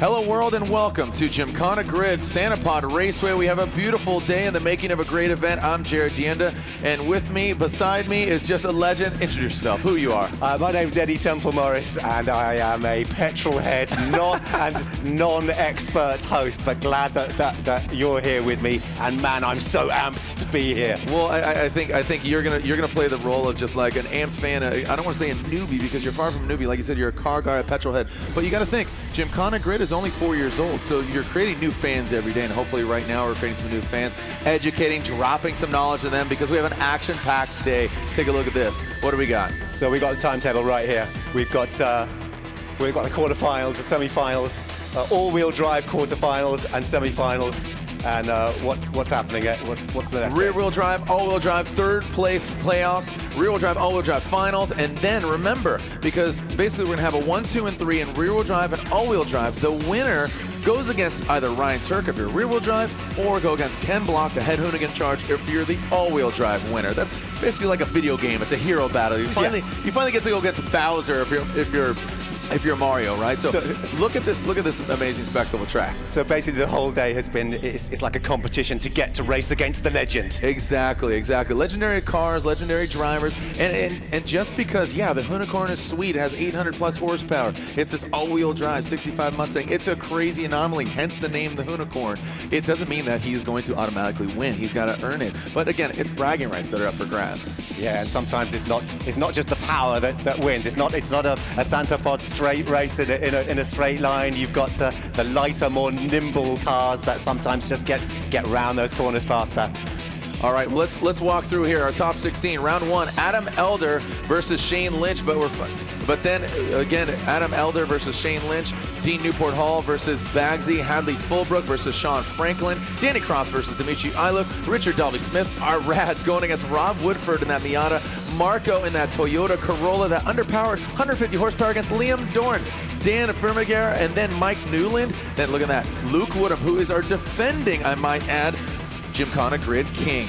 Then we have, again, quarterfinals, round 1 winner versus round 2, round 3 versus 4, 5, 6, 7, 8, 9. It's too easy. Advancing on to the semifinals, you have the qualifier winner 1, qualifier 2, 3, 4. They go against each other. You can see that. And then you have our semifinal 1 winner going against our semifinal 2 winner for the finals. And who's going to be up top? You go against Ryan Turk. Now, this guy competes with the best of them in Formula Drift and across the world. He has an internet-famous show called Turked. Now, it's a verb. He can Turk things. He can Turk people. He's an amazing dude, and he's driving an unbelievable car. What is that car exactly? Have you seen this thing? I showed it to you earlier. Yes, this is an American legend, but in a car that will evoke so many memories, especially for people my age. I think they call it the Dagenham Dustbin. And this is a tricked-out Ford Escort. This is a Ford Escort that is probably least like an original Ford Escort that rolled off the Dagenham line than has ever been. It's really cool. I mean, even the smallest details, like the trunk hinges, or the boot, as you'd call it, right? The boot hinges are carbon fiber. Just those small little details show you that this car is next level. It has a one-off body kit from K-Mora and the Rocket Bunny kit. But you know what? That's later on. Right now, this is the appetizer. We're going to build it up to a bloomin' onion, or similar to our Chinese dinner. We kind of start off with a small appetizer, and then boom, it was an insane battle. So here we go. Our first battle, Dean Newport Hall, and it looks like he is going against Baggsy. So Baggsy coming in here, and you know, we'll see, because both these guys are really drift specific. You know, we've kind of walked through some of our previous rounds, and those that have shined have found this perfect compromise between you know, drift and grip. So these rear-wheel drive vehicles. So we have Baggsy here, and Baggsy's from Essex. A great car culture, especially sort of modified car culture in that great county. And Dean Newport Hall from Aylesbury in Buckinghamshire. Yeah, Dean Newport Hall, again, he won the Irish FBS qualifier, which is the Fueltopia barrel sprint. So he won that, so it qualified him to compete here at this European Gauntlet. Here we go, Eddie and those fans watching across the world. Baggsy gets the jump out of this drag race start. Now they have to initiate. You can see that line there on the asphalt. Baggsy does just that, wraps it around the large Corbeau seat, made for even a big guy like me, right? All right, Eddie, so we're wrapping around the bollard, coming in through the barrel alley. Now remember, they need to navigate a particular direction, Eddie, and fans watching at home. So here, going out to that checkered flag, they'll zigzag back and forth. So it starts with the checkered flag, the double barrel, coming into the Samco, and we're watching Eddie Newport Hall right now, so there he is. So I'm walking you through Baggsy's run, but Eddie Newport Hall, he's just a few steps behind.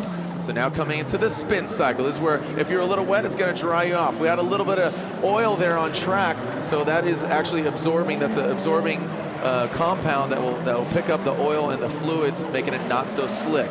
Yeah, so exactly. As Baggsy rounds it out, brings it on home. Okay, so also I got to point out, Eddie, you see him stopping in those white stripe block right there? Yeah, you've got to stop in the block there, otherwise it's a penalty if you overshoot, right? A 2 second penalty, right? A 2 second penalty, but there are the unadulterated times given the penalties. So 1 minute, 0.5, 1:04.30 as one of our officials waving to his mom, and Baggsy there is obviously. He had that 1 minute time, a decent run there. And that 1 minute time seems to be that's the line in the sand to try and beat, right?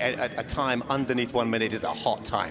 It's the sub 1 minute is what we saw earlier today. We saw as you know, as low at times as 56.5 in the rear wheel drive. That was Adam Elder. He was the guy to beat. He had a 56.5 and a 57.5. So Eddie, remind the fans as far as, you know, you have one run in lane one and then lane two. Yeah, because you've got exactly mirrored courses. So you just literally just do it and then swap and then do it again. You add the times together and the cumulative total, the lowest time wins. All right, so who's advancing on? We start with 16, work our way to 8, 4, and then we have the finals, and of course the hero final. So there's the race result. You see Steve, or excuse me, I always call him Baggsy. So looked like he didn't even have any penalties as opposed to Dean Newport Hall. He did have some penalties there, so that even contributes more to a deficit.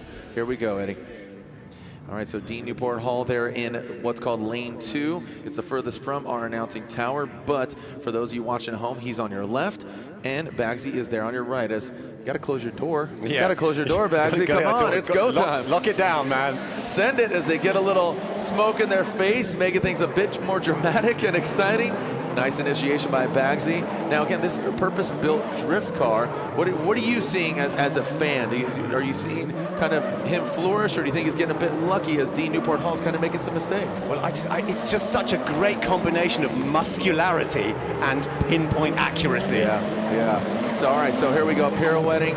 Yeah, look at that. They are tit for tat here. Oh, but Baggsy, you see him swing wide. You see him slow his RPMs down, and he slingshots out of the double barrel checkered flag.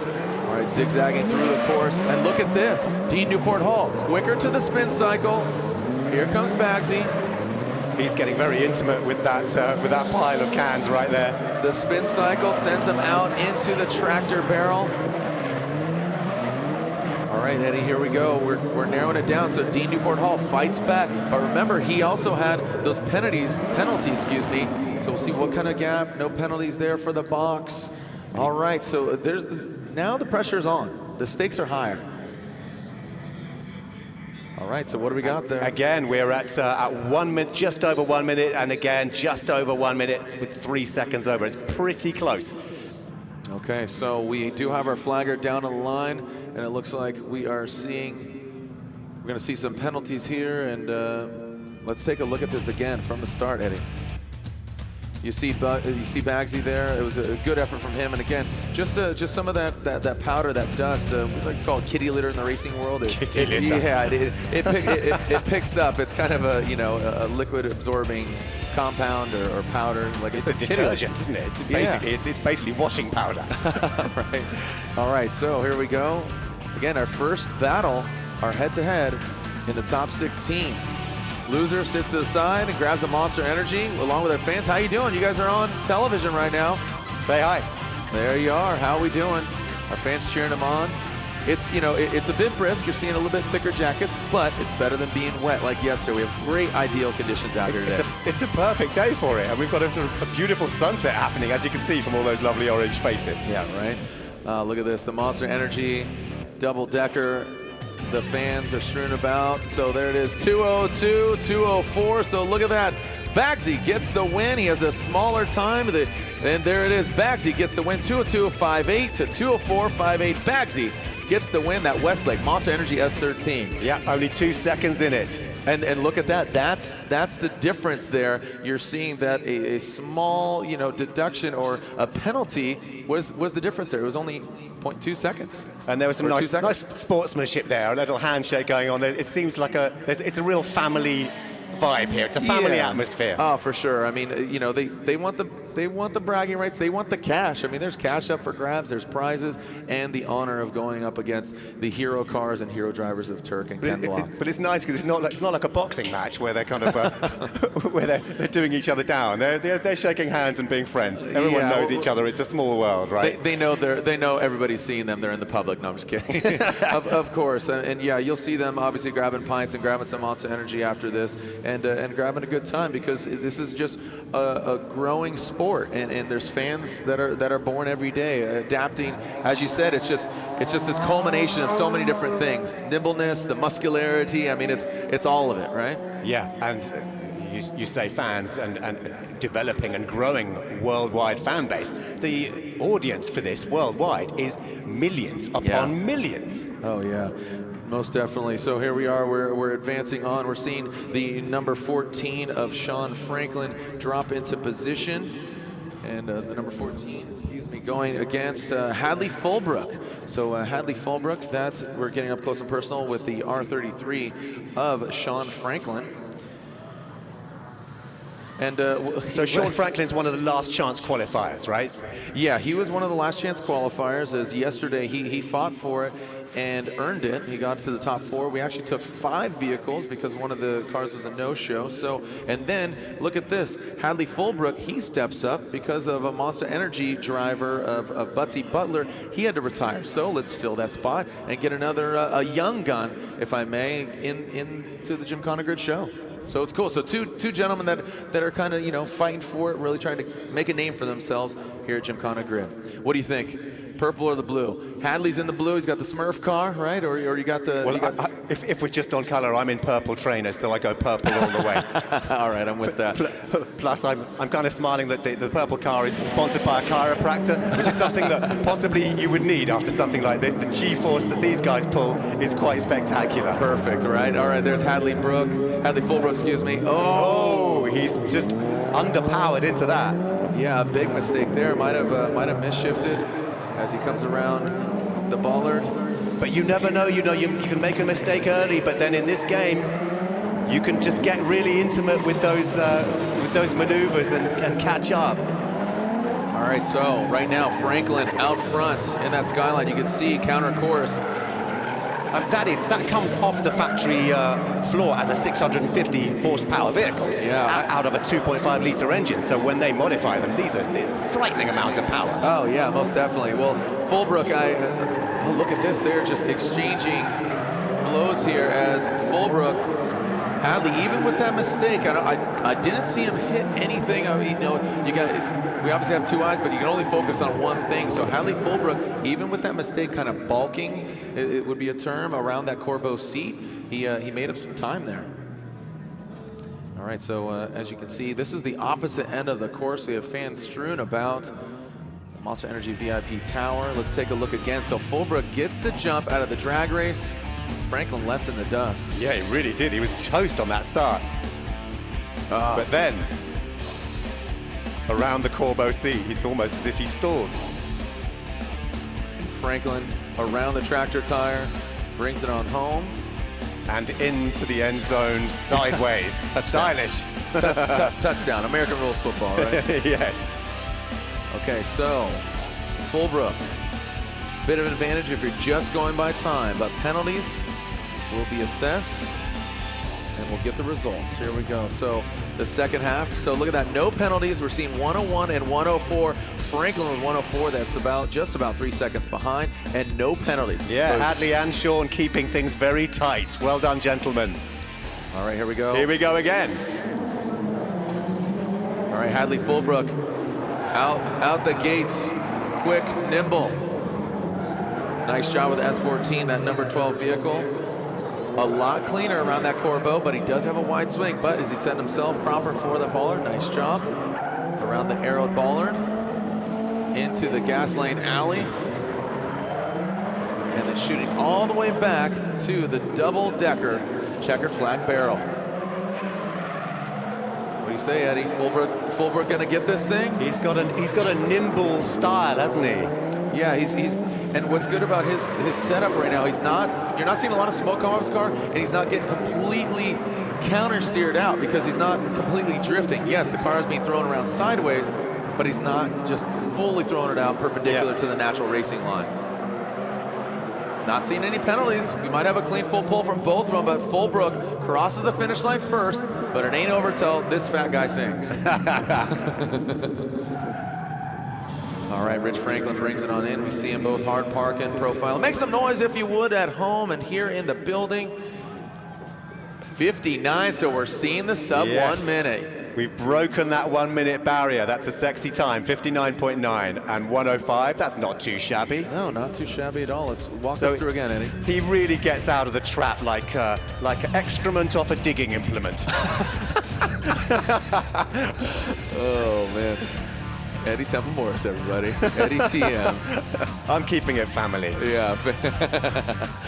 Oh, so yeah, there it is. Hadley Fullbrook brings it across. I really didn't see anything stand out that would cause for an additional 2-second penalty, but we'll see. And there it is. There are the times. No penalties, so that means Hadley Fullbrook is your winner. Hadley Fullbrook in that S14, the Smurf vehicle, the number 12, advances on to the Grade 8. He advances on to the Grade 8. While Sean Franklin can take solace in the fact that he had 0 penalties in 2 rounds. So well done, man.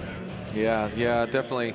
Franklin, I'm looking for, some big things from him in coming years. He, unfortunately he had a ghost riding with him. I don't know if you saw that, but he had I guess that's right. He's got his passenger seat is from the Scream movie. Yeah. A little startled there. Fans of all ages, young and old, guys and gals. Now, who's in the number 8 car? Who's this? That is Dmitriy Illyuk. Dmitriy Illyuk. So, and where's Dmitriy from? Is he from the Ukraine or somewhere like that? He is from the Ukraine. And so he's got this weirdly castrated looking car that looks a bit like a slipper, missing the back bumper, and it makes the car look completely skew-if, but he was looking very good in qualifying. Yeah, Dmitriy Illyuk, he's a fun driver. This is a dedicated drift vehicle. It's a dedicated drift build. So, he wasn't exactly the cleanest or the fastest in qualifying or in seating, excuse me, as he finished 13th overall. But Danny Cross, he seated in 4th position, and I'm telling you, he is one to watch. He was really hot last night. He's one of the drivers that came from the LCQ. Yeah. And so is that deliberately missing that back bumper, or is he just a rubbish parker? That's kind of it's a deliberate thing. It's a little arrow. You're not getting the wind. If you have that bumper skin, that's going to cause you to catch some wind like a parachute. So look, there it goes. He doesn't have that parachute back there. As Dmitriy shoots off, they go past that initiation point where it's required for them to drift. Whoa, Dmitriy! And he didn't shut his door. Dmitriy, shut the door, man. Lock it down. Dmitriy. So he's multi-skilling, driving, getting extremely intimate with those turns. And that door opening again. Do you think he's just hot? Yeah, right, just airing it out. Oh, and he's got a penalty there. A huge penalty for Dmitriy. And I would have to say, and he's got to be suffering right now because when that door opens, I guarantee he's going and grabbing for it too. Yeah, it must really get your concentration. All right, so Danny Cross there on the other side, the DC Autos UK S14. He's tight around those giant tractor tires. Yeah, he is one to watch, man. I'm telling you, he's going to be a ringer. Nice job, as unfortunately the Ukrainian driver Dmitriy Illyuk in that Monster Energy S13 eventually brings it in and throws open the door. And Dmitriy is from the Ken Block school of smoke from the rear tire. You know, Ken Block famous for making more smoke than you'd see in the average Los Angeles race riot. Easy, you know. Well, yeah, and unfortunately for Dmitriy Illyuk, like I said, cars are kind of stacked against him. This is a purpose-built drift car. Like I said, we saw earlier that of the previous driver there, Hadley Fulbrook, and he didn't throw his car as sideways as Dmitriy is. And here we go. We're watching the guys again, watching Dmitriy basically run a race with his car door open. Absolutely stunning. And there he is getting his penalty, just nudging that with the front near side. He's just one turn behind. And here he comes with the door open, showboating with loads of smoke coming off the rear tires. Oh, you gotta love it. So, all right. So just one penalty for Dmitriy. Yeah, he hit that barrel, and that was a hard hit. Yeah. Danny came off clean. Okay, so they swapped, and we're going again. All right, here we go. Danny Cross, Dmitriy Illyuk. Danny getting the jump. Good initiation. See, I'm telling you, Dmitriy, I feel like he's getting a little too sideways. He's getting styly, which is great in drifting, but it's scrubbing a lot of speed. And with that smoke, that's creating more friction, right? So smoke, create this friction, that's because he's losing grip. So versus Danny Cross, you're seeing him not as much angle, keeping a little more, in line with the natural racing line, and less smoke. Yep, he's not larging it as much as we say. Exactly. All right, so as Danny Cross, we'll see if he can cross the finish line first. He has 0 penalties on his first run. Dmitriy brings it into the spin cycle. I've noticed that a lot of these cars, especially on the front wheel, have a really serious camber. Why is that? The camber, it's setting you up for more angle, and angle is the biggest thing. They'll have camber, just to set the car up. They'll get the poke out, they'll get the wheels out.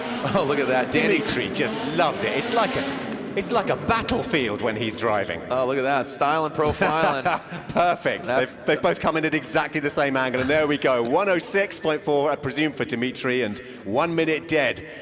Right there, that's a good time. Yeah, Danny Cross crossed the finish line first. Remember, he has 0 penalties. We saw the penalty from Dmitriy. Let's take a look at that overhead shot there, Eddie. Almost neck and neck out of the trap. Yep. And there's Danny Cross. Nice, clean. Like I said, look at Dmitriy. I mean, if this is a drift competition, you see him yanking the brake there. Might go blind if he keeps doing that. There we go. Danny coming in first. Coming in sideways. He's a very precise driver, isn't he? Yeah, I mean, both these guys had good execution on the second run. Dmitriy, the door obviously throwing him out of his game. I mean, a door opens on you when you're going down the road. And look at that, Danny Cross, Dmitriy Illyuk. And Danny Cross gets the win. Less than 2 minutes of his accumulated time. Danny Cross, number 58, advances on into the semifinals. Well done, Danny. Under 2 minutes and totally clean. Nice job, Danny Cross. As our fans continue to watch, like I said, fans of all ages see that M-claw on the fans, young and old. Yeah, it's nice to see the kids out here too as well. Hello. Got her Santa Pod jacket on. Watch her, you're enjoying it, are you? And her Ford beanie, yeah, of course. She's psyched. She's seeing the Escort Mark II. She's seeing the Unicorn. Oh man, what do we got here? I'm seeing something get wound up. Yep. There's some serious tire warming going on as the fans look on, wave at the camera and enjoy the atmosphere today. And so we have lining up, it's a car that looks like it's just going out for a Sunday drive with the top down. It's what we call an MX-5 and what you would call a Miata. Right, yeah. So I'm seeing Rob Woodford going against Richard Dalby Smith. So Richard Dalby-Smith, and Richard Dalby-Smith, again, last night in the wet conditions, he seeded #1 and he finished #1. He got the overall win, so he is one to watch, but so is Rob Woodford. We opened up the LCQ to 5 spots. We eventually took 6 because of Buttsy Butler unable to run, but Rob Woodford, he was the final 5th spot yesterday, and then obviously 6th with Hadley Fulbrook advancing on. So Rob's in the MX-5, right? Rob is in the MX-5, in, yes. in the Miata. So you've got to fancy, in something that's as tight and limited as this, you've got to fancy a maneuverable little rear-wheel drive sports car like that. And so they are neck and neck out of the trap and turning at exactly the same time. Yeah, that's Richard Dalby-Smith. Rads, as he's known to his friends. And Rad's coming to us from Buckinghamshire? From Buckinghamshire, yes, that's right. Thank you. Look at this, they're neck and neck coming down the gasoline alley. Now coming in. The handbrake locking the back wheels as he goes into these turns. Richard Dalby-Smith, a bit of a jump as they approach the Samco. You can see it's a zigzag. Those are real hairpins, but now when it comes into the spin cycle, that's where they're pirouetting. They're doing a little rock and roll ballet. This is the part of the course that we call the washing machine, because they're going around like a spin cycle. And that MX-5 looking like it's enjoying it. Very fluid around the washing machine section. But look on the other side in lane 1, Richard Dalby-Smith. You see him just there in the background. I'm already done with that, man. I already crossed the finish line. As he parks it comfortably, and Rob Woodford just slides it in. Sub 1 minute, 59.96. A 59.96 for Richard Dalby-Smith on his first run. And Rob not far behind, 104, not too shabby. He's going to hope to improve on that in the slightly less muscular MX-5.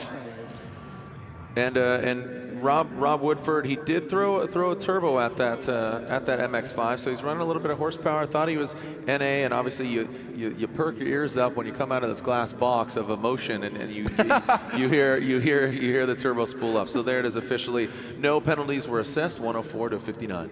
I have to tell everyone, that, ladies and gentlemen, that Jared Deanda is from San Diego, so we're going to get a lot of Anchorman. We're going to get a lot of Anchorman analogies, and that's a good thing. I'm not even mad. I'm quite impressed. Not even mad. Not even mad right now. As Rob Woodford comes around, oh, they're tit for tat right now. No, Rads got the jump. Oh, that's tight. That's tight. Yeah, his driving preciseness is really good. I'd like to see him with a little more horsepower and really see how he'd shine. So again, Richard Dalby-Smith, Rads, he finished 3rd. He qualified 3rd in seeding. Rob Woodford, he finished 14th. So you got to think there's a few seconds when they're running independently, but right now it's all about advancing on. Nice Miata, that MX-5 again, tight around the... Well, actually, no, he just loosened up there a little bit. That's the curse of the commentator. But I think he's... Yeah, as we take a look at Woodford, we go on board. Yeah, he pulls it out. And the MX-5 has done it. Rob, well done, mate. Woodford. Rob Woodford comes in sideways. He's coming exactly 180 degrees, looking at his competitor, and in at 103. So he did improve his 105 time on the last one. Now we got to take a look at penalties, Eddie. Yeah, you never know, because the fat lady hasn't sung yet, and the fat lady might have some penalties to add to this. Now remember, Richard Dalby-Smith at a 59.96, a 104 for Woodford. Woodford did cross the finish line first on this second go-round of this battle.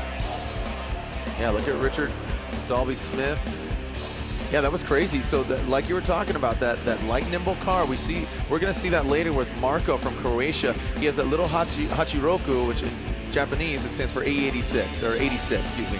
The AE86 iconic car, and there it is. There we are. Clean round for both so Richard look at and that. Rob. So, Richard Dalby-Smith, that's a DNF.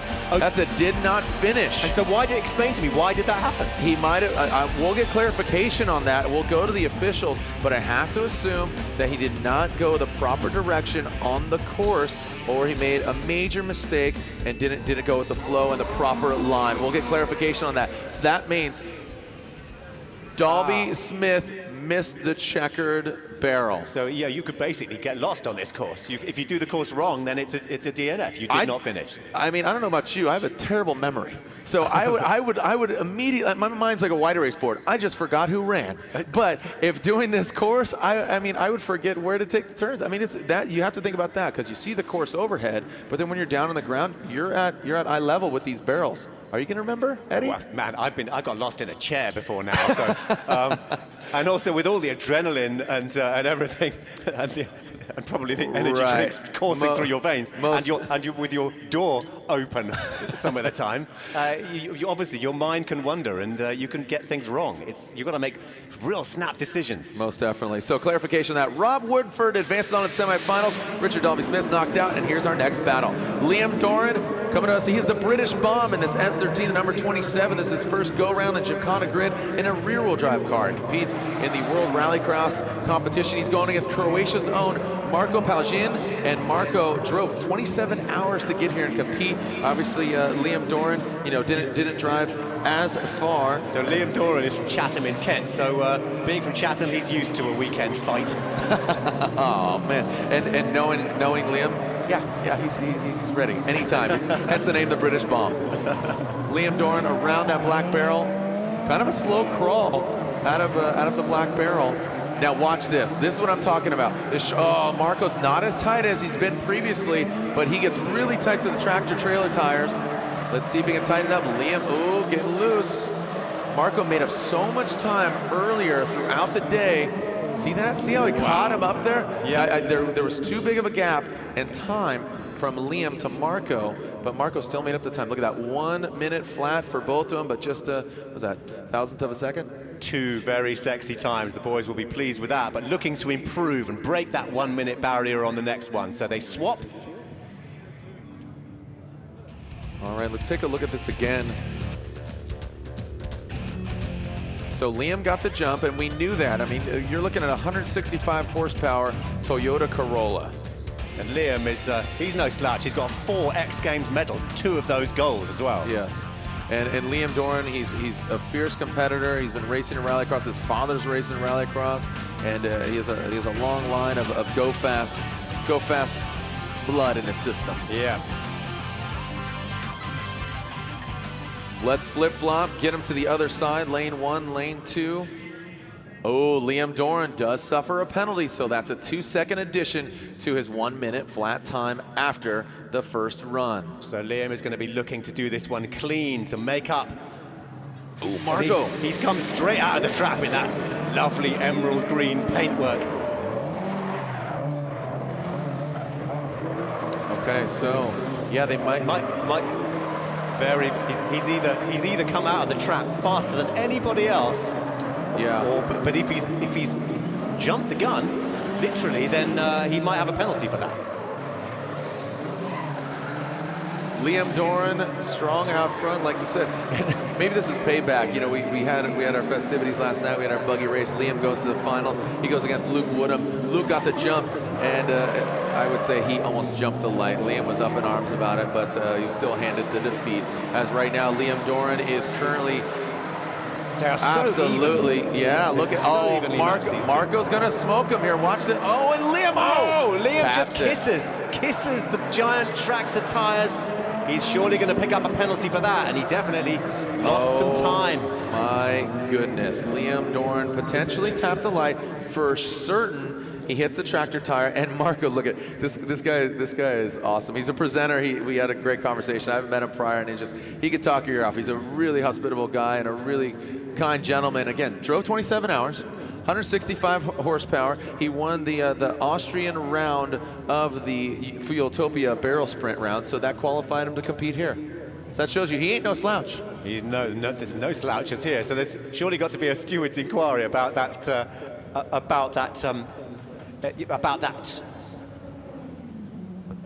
there's got to be a steward's inquiry about that initial takeoff. I noticed that drivers often say that they're not driving, they're piloting. And they're piloting these vehicles because they're, I guess, closer to rockets than they are to cars. So there we are, Liam jump. Did he jump the gun? We don't know. We're going to have a look. So it's when they break the beam is when the time starts. Just a little clarification there because, and yeah. You see Liam just kissing the giant tractor tire, so that would definitely be a little more than a kiss. A little more than a kiss. That was a friendly tap. I call them hate taps because nobody loves the love tap. But definitely a penalty. We saw one penalty for Liam, which advanced him 2 seconds above Marco. Liam's amazing start would have been equalized. And look at that, 1:58, so sub 2 minutes for Marco Pallegin, and Liam Doran gets handed the loss. So Marco advances on as quickly we get on to our next battle. Car number 69, that's Mike Newland. Mike Newland from the South Coast. And then we have... Mike Newland caught a crap straight away. And Dan Firmiger with the 1UZ V8, the Nissan V8 under the hood of a Volvo. And am I the only one here that's surprised that there's a Volvo here? 200, what did he say? 270 horsepower and throw 100 shot of nitrous at it, 370. So this is, correct me if I'm wrong, the car that spent the most time in the garage here, the most modifications of any car here. This is an incredibly tricked out vehicle. Yeah, it's definitely, you know, it's, I don't want to call it novelty, but it's interesting. It's different, you know, and I think it gets style points for that. But what's great is it's competitive. Right now, he's out front. They're both going so tight in the spin cycles of the washing machine section. Look at them, both so intimate with the tires. And there must be just a second between them. Let's wait for the times. Just over 1 minute for both of them. They'll be very pleased with that, but looking to improve on the next one.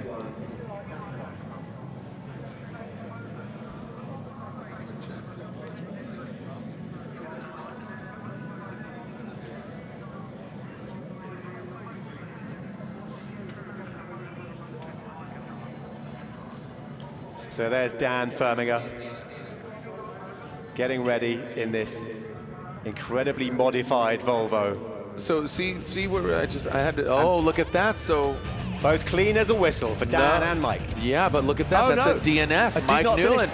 That white box is crucial. I was just going to bring that up. No matter how clean you are, you got to run the right course. Right, yeah. You know, you got to tick all the boxes before you can cast your vote. All right, so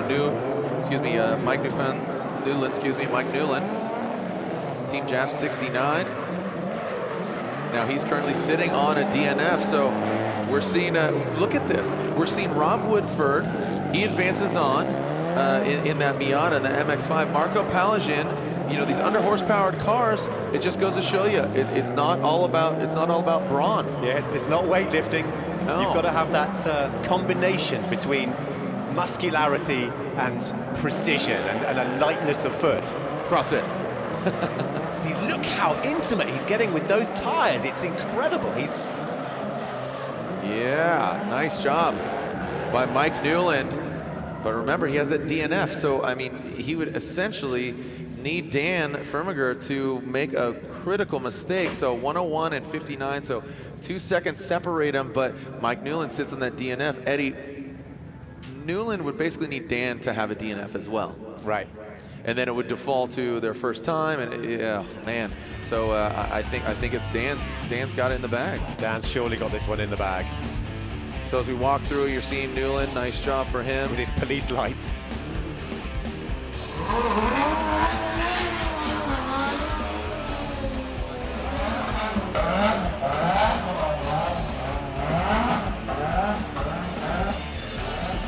So tell me, Jared, what is that massive air scoop on the back of that Volvo? It looks like a massive air scoop. Yeah, a lot of...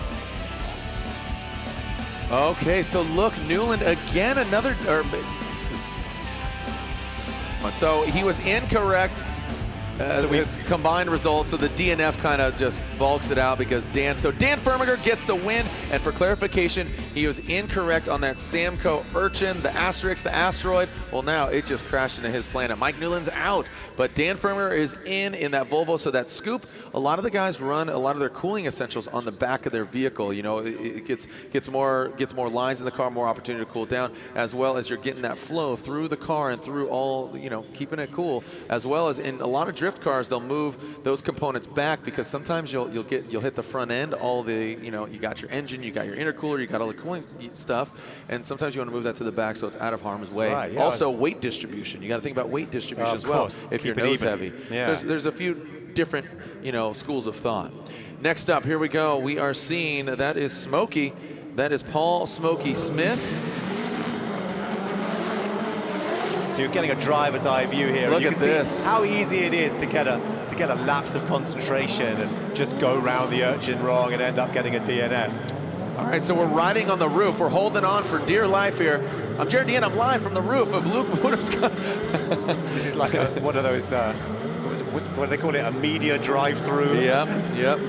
So Luke Woodham right now, he is our defending Gymkhana GRiD champion from last year, that Monster Energy S14. You can see Luke getting really, really close to that urchin, and hopefully he went round it the right way. Now let's see how close he gets to the barrels in this spin section, in the washing machine section, going over the detergent that was put down to combat the oil that was spilled during qualifying.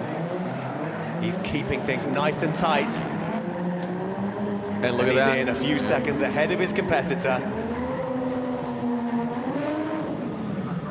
So nice run there by Luke Woodham, and a different perspective as you could see the sun quite a few hours away from, what are we looking at sunset? Do you know, Eddie? Obviously, you being a resident here in the UK. Well, I'm confused now because we gained an hour yesterday, Oh, didn't we? yeah, we did gain an hour.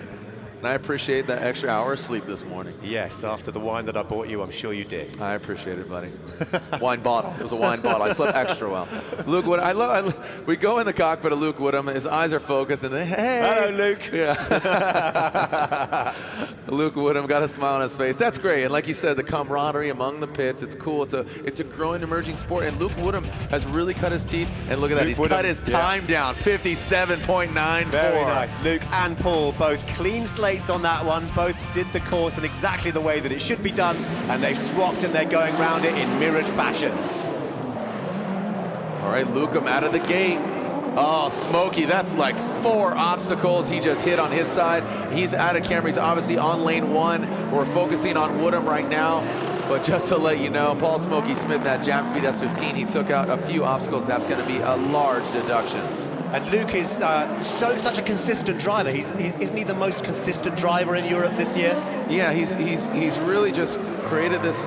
It just comes down to seat time, and he's really just got a smile on his face. He's learning every day. He's surrounded himself with great people, great teams. I saw when Baggsy went by and he won. He was over there giving him thumbs up. And a lot of these guys travel all over. Shayne Lynch, Baggsy. Not only are they on the Monster team together, but they're friends. So you got to be all ears in an emerging sport like Gymkhana and even drifting. But look at this, Luke Woodham. Smoking Smokey right now. Unfortunately, Paul Smokey Smith, 2012 BDC champ. It looks great, but right now you don't want to smoke him. Yep, it's looking like the more smoke that happens, the less speed happens. Yeah, because you're losing that traction, you're losing time, you're losing that forward momentum because you're losing grip. Wow, it looks like a battlefield out there. Oh, and so much fun. 57.8, that's a really nice time. Gotta be happy with that. And just an FYI, a lay of the land right now, this is our final battle of the 16. You saw him take out some cones there. Yeah, Luke Woodham, very quick, nicely wrapping it around the tractor tire barrel.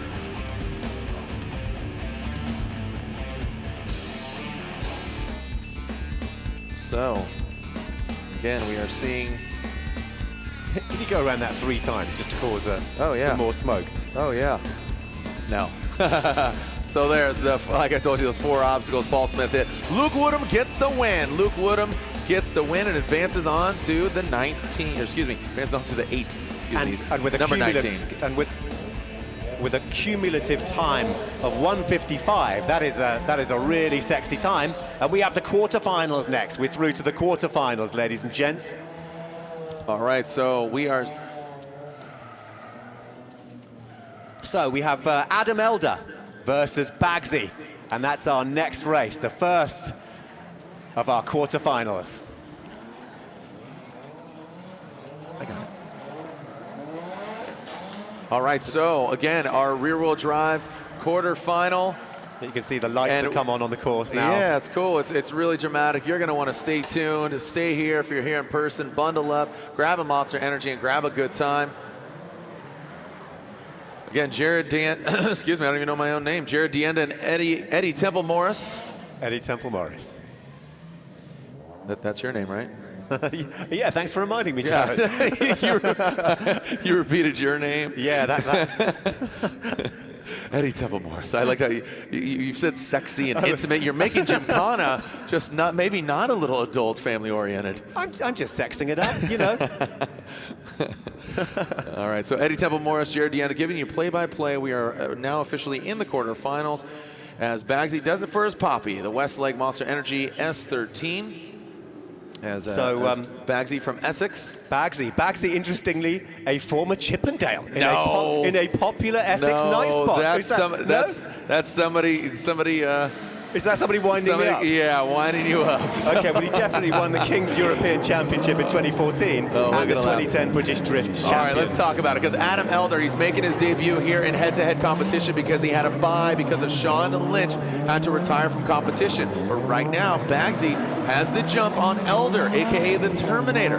He is our reigning 2015 Fueltopia Barrel Sprint champion. He also won the FBS qualifying round to qualify for Grid, so he was pre-seeded. He didn't need to go to LCQ. He qualified and he finished, he finished overall #1. So here we go, Elder. Here goes Baggsy into the spin cycle. Oh man, look at him. Look at him trying to keep on both cars. We can see both cars. You're watching Adam Elder, the Terminator. Yes, in the Terminator car. Is that because every time it crashes, it just comes straight back? Yeah, I'll be back. And there goes Elder, brings it in before Baggsy. Let's see if any penalties were assessed. What do you make of that run? I mean, we're oh, look at that, 2 seconds. 2 seconds in it, even less than 2 seconds. And at 58.61, you've got to be happy with that time, breaking that magic 1 minute barrier. And right now, Baggsy's hoping that Elder had a mistake, potentially hit an obstacle, getting a 2 second penalty. Baggsy had the jump, but when push came to shove, Elder pushed his car around just a tad cleaner. 2 seconds cleaner, let's add that. Yeah, Elder very clean. But let's see if there's something we just didn't catch here on this Gymkhana GRiD European Gauntlet course. No, so there it is, a 2 second gap. Can Baggsy make it up? He needs to get the jump and continue to keep it clean. Yeah, let's keep it clean, boys, for the second run.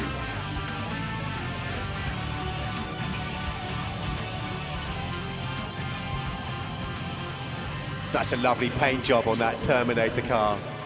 Yeah, definitely is Adam Elder, like I said, got a bye here into the quarterfinals because Shayne Lynch's Japspeed 370Z was unable to compete. Wow, Elder really throwing it out. A lot of smoke. Baggsy tighter, not as quick. So compromising some angle to be potentially a little faster. Both of them mirroring. Look at that overhead shot. You're seeing Baggsy a tinge out front. Yeah. Baggsy's keeping it just a little bit tighter. You see him initiating that handbrake turn around there, and another one. It's like a figure of 8 section of the course right there. Very complicated figure of 8. Yeah, zigzagging through the course into the spin cycle. Remember, Baggsy needs 2 seconds and he needs to keep it clean. Is Elder gonna take out Baggsy? Here we go, the home stretch. One more turn and burn for Elder and Baggsy. Elder gets across the finish line. Any penalties assessed as Baggsy safe at home. Oh man, look at that. 2 very good times, 59.6, got to be happy with that one. So that's a 3 second gap, given that if there are no penalties, we'll see where that lands, where who's going to advance on. Is it Elder I didn't or see Baggsy? any penalties in that, but we'll see now.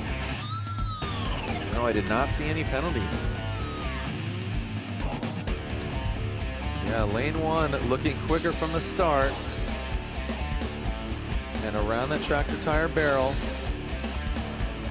Eddie, I think we got a clean battle. Yeah, and the monster car keeping it just a little bit tighter around the tractor tires. Well, that's what he needed to do, but look at this. I'm seeing Baggsy light up his tires, and that might be his swan song. Let's make it official, and there it is. Adam Elder gets the victory, but a celebratory or a defeated burnout as he exits stage left. A commisatory burnout. There you go. Did I just invent a word? A commisatory burnout. Those are tears. Those are tears. Too soon, Eddie. Too soon. We can smell the smoke in the commentary box. It's great. What a great atmosphere. Like a battlefield now. Hanging out with Wiz Khalifa right now. No, I'm just kidding. All right, so we're advancing on. So one driver already in the semifinals, the Terminator. He'll be back in the semifinals, Adam Elder. Now, so we have Hadley Fulbrook versus Danny Cross in the next quarterfinal. Yep. And that is our next race, ladies and gents. This should be a good match because you look at the vehicles. This is a very popular chassis in the drifting world and quickly becoming a popular chassis in the Gymkhana and barrel sprint world. You look at Luke Woodham, he has an S14. He's our reigning Gymkhana GRiD champion. And look at these guys, both in the same chassis. Again, Cross and Fulbrook. And Cross was one to watch last night, but Hadley, if you look at him, he just took out Sean Franklin, who he's nothing to bat an eye at as well.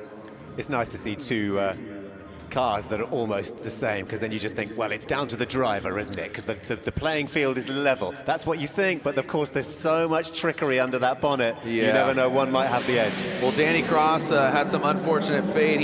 He popped his engine, he blew up his engine about a week ago, so he has a borrowed engine in his vehicle right now. Well, they were certainly almost identical out of the trap and into the first corner. Go Cross. They are mirroring each other exactly so far. There's hardly anything in it. Yeah. Cross just a slight edge. Cross has got a microsecond ahead. Can he cross it? Here we go as Fulbrook into the Samco. So Cross still just gaining more ground as they continue through the course.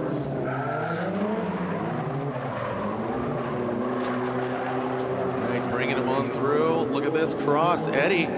You think Danny's ahead, he's just a fraction ahead, but just in this last section, if you can get closer and tighter into those tractor tires, you can catch up. We've seen that in qualifying. Didn't work that time, but still very, very close.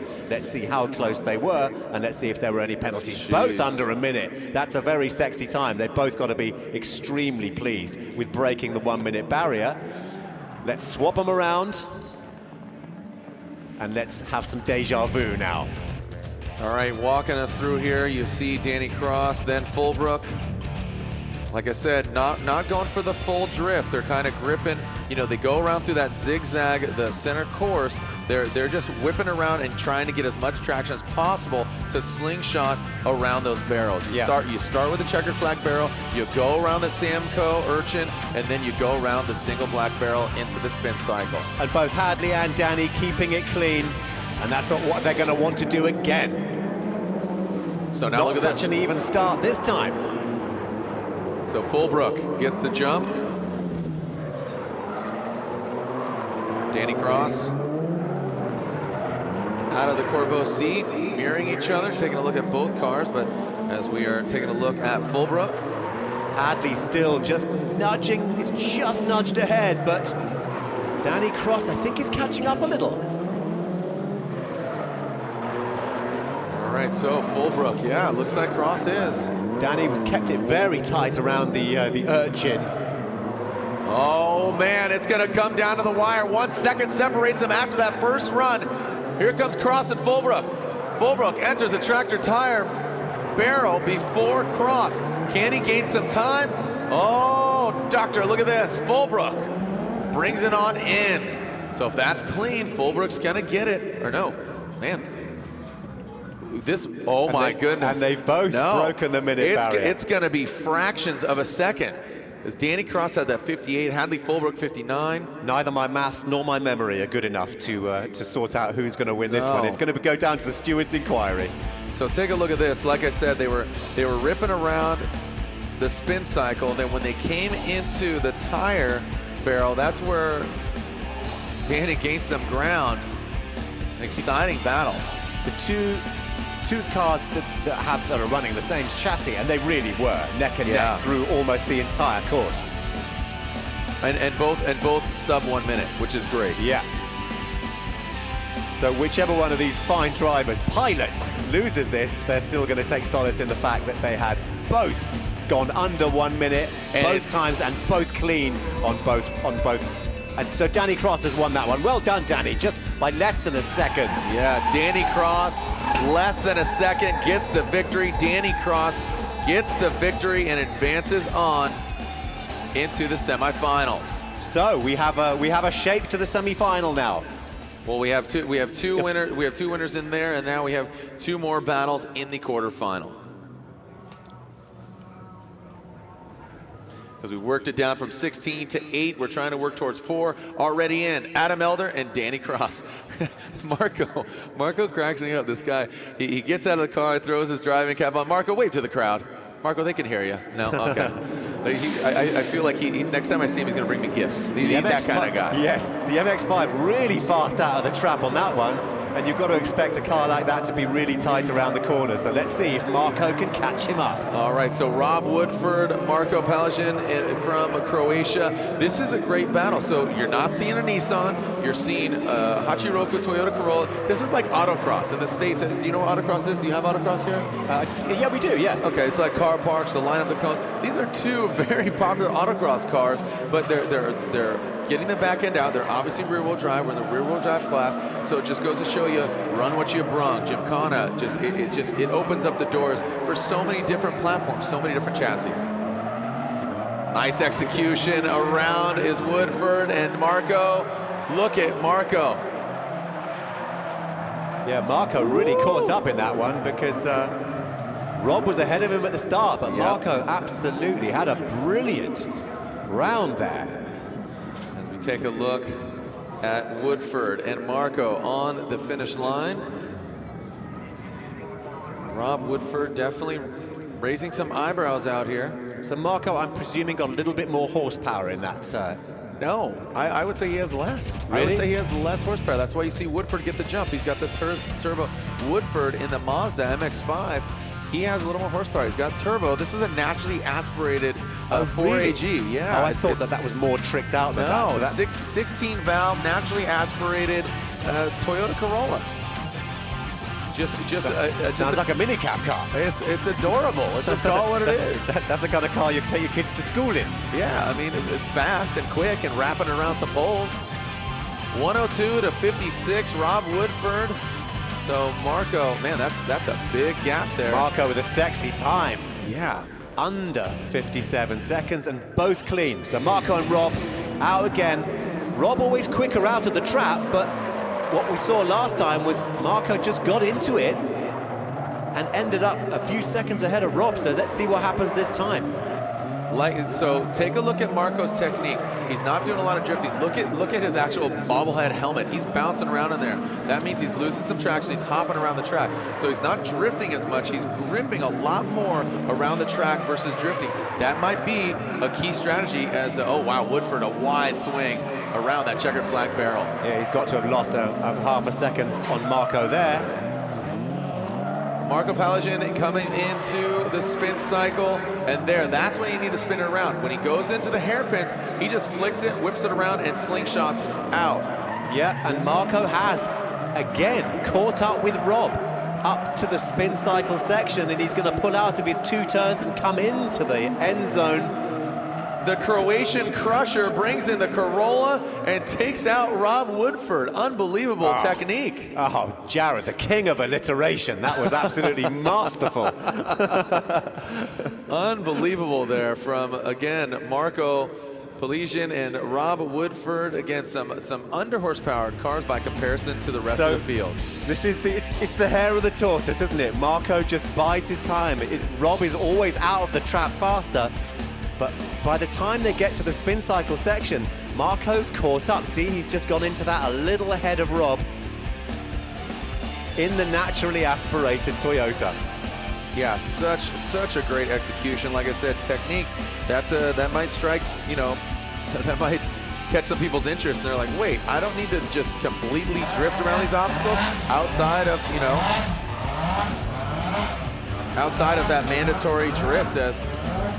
So Marco does suffer a penalty, but he still gets the win because of the big gap. Yep. So Marco Pelagian from Croatia grabs a victory over Rob Woodford. Marco is now in the semifinals. Silky skills from the Croatian crusher there. Dude, Marco, an absolute terror out here in that Hachiroku. All right, this should be a good one. Luke Woodham, our defending Gymkhana GRiD champion, going against Dan Vermeer. So Luke continuing the jovial Woodham style. As that is not Dan Vermeer, that is Luke Woodham. We're inside the cockpit. Hey, all right, Luke. Focus, yes. focus, double thumbs up. Thumbs up from Luke. He's stoked. He's the defending champion. He's up against the look that heavily cambered Volvo there. Yeah, you gotta love it. It's a lot of fun seeing just the variety of vehicles. But Luke Woodham, does he have what it takes to beat that 350 horsepower, I believe it was exactly? Well, he's certainly got a positive mental attitude, and that's got to help. Yeah. All right. So here we go. Dan Vermeer and Luke Woodham. The final battle of the semifinals. Again, the final battle of the semifinals. As we will see the rear-wheel drive finals continue after this, or we'll see the finals. So we won't stop until we see who wins. And of course, we're getting the cockpit view from Luke Woodham's car, seeing him take that first corner. It's so exciting riding with him, seeing how close he gets to the giant chair and seeing him get very tight into the giant toilet roll or whatever that is. Oh man, Eddie, killing me. All right, so we're seeing Dan bring it around, and there's Luke Woodham, a little bit of a hesitation there, out of the checkered flag, double stack barrel, out of the Samco Asteroid, as we are riding once again on the roof of Luke Woodham.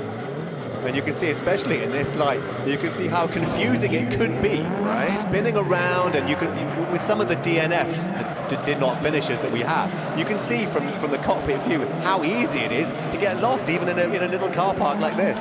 Yeah, Woodham putting it down right now. So Adam Elder. Oh, the Volvo looks like he's having another tire issue. That back left, he called that competition timeout earlier in today's festivities, and I don't know if he has another competition timeout. Yep, you can see that you've got a punctured near side rear tire, and he did that in the qualifying round. So I think it was the same tire. Yeah, it was that back left corner. So it's interesting that they're running quite low tire pressures, you can see, to get more grip, and that might be having an effect on what's going on here. So what happens? Does he get a timeout and get to put a new tire on?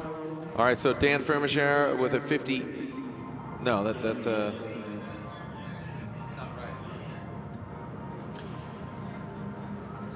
So we've just heard that you get one timeout for each stage of the competition.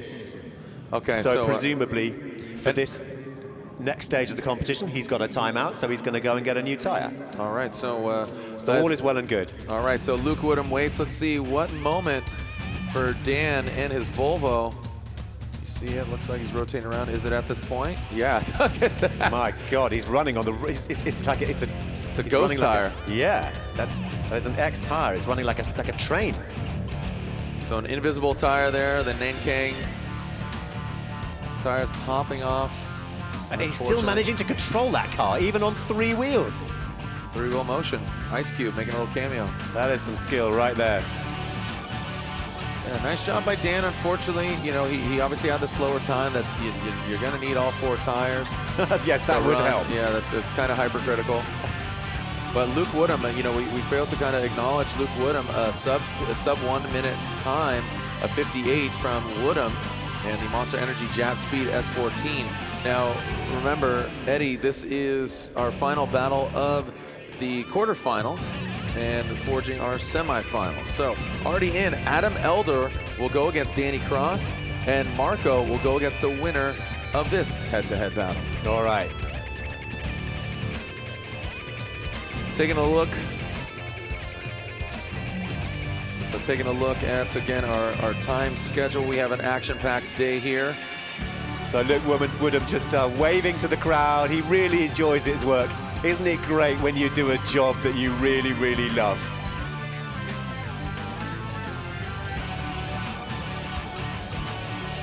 All right, so we're up here waiting for our next action. Let's throw it down to our girl on the ground, Kiri, who's with the famous Nic Hamilton.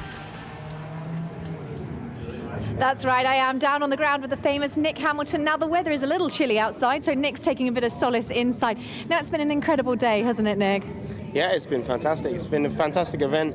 really, really proud to be a part of it. You know, it's something completely different for me, completely new, and it's something that really keeps you on top of your game in terms of a driver.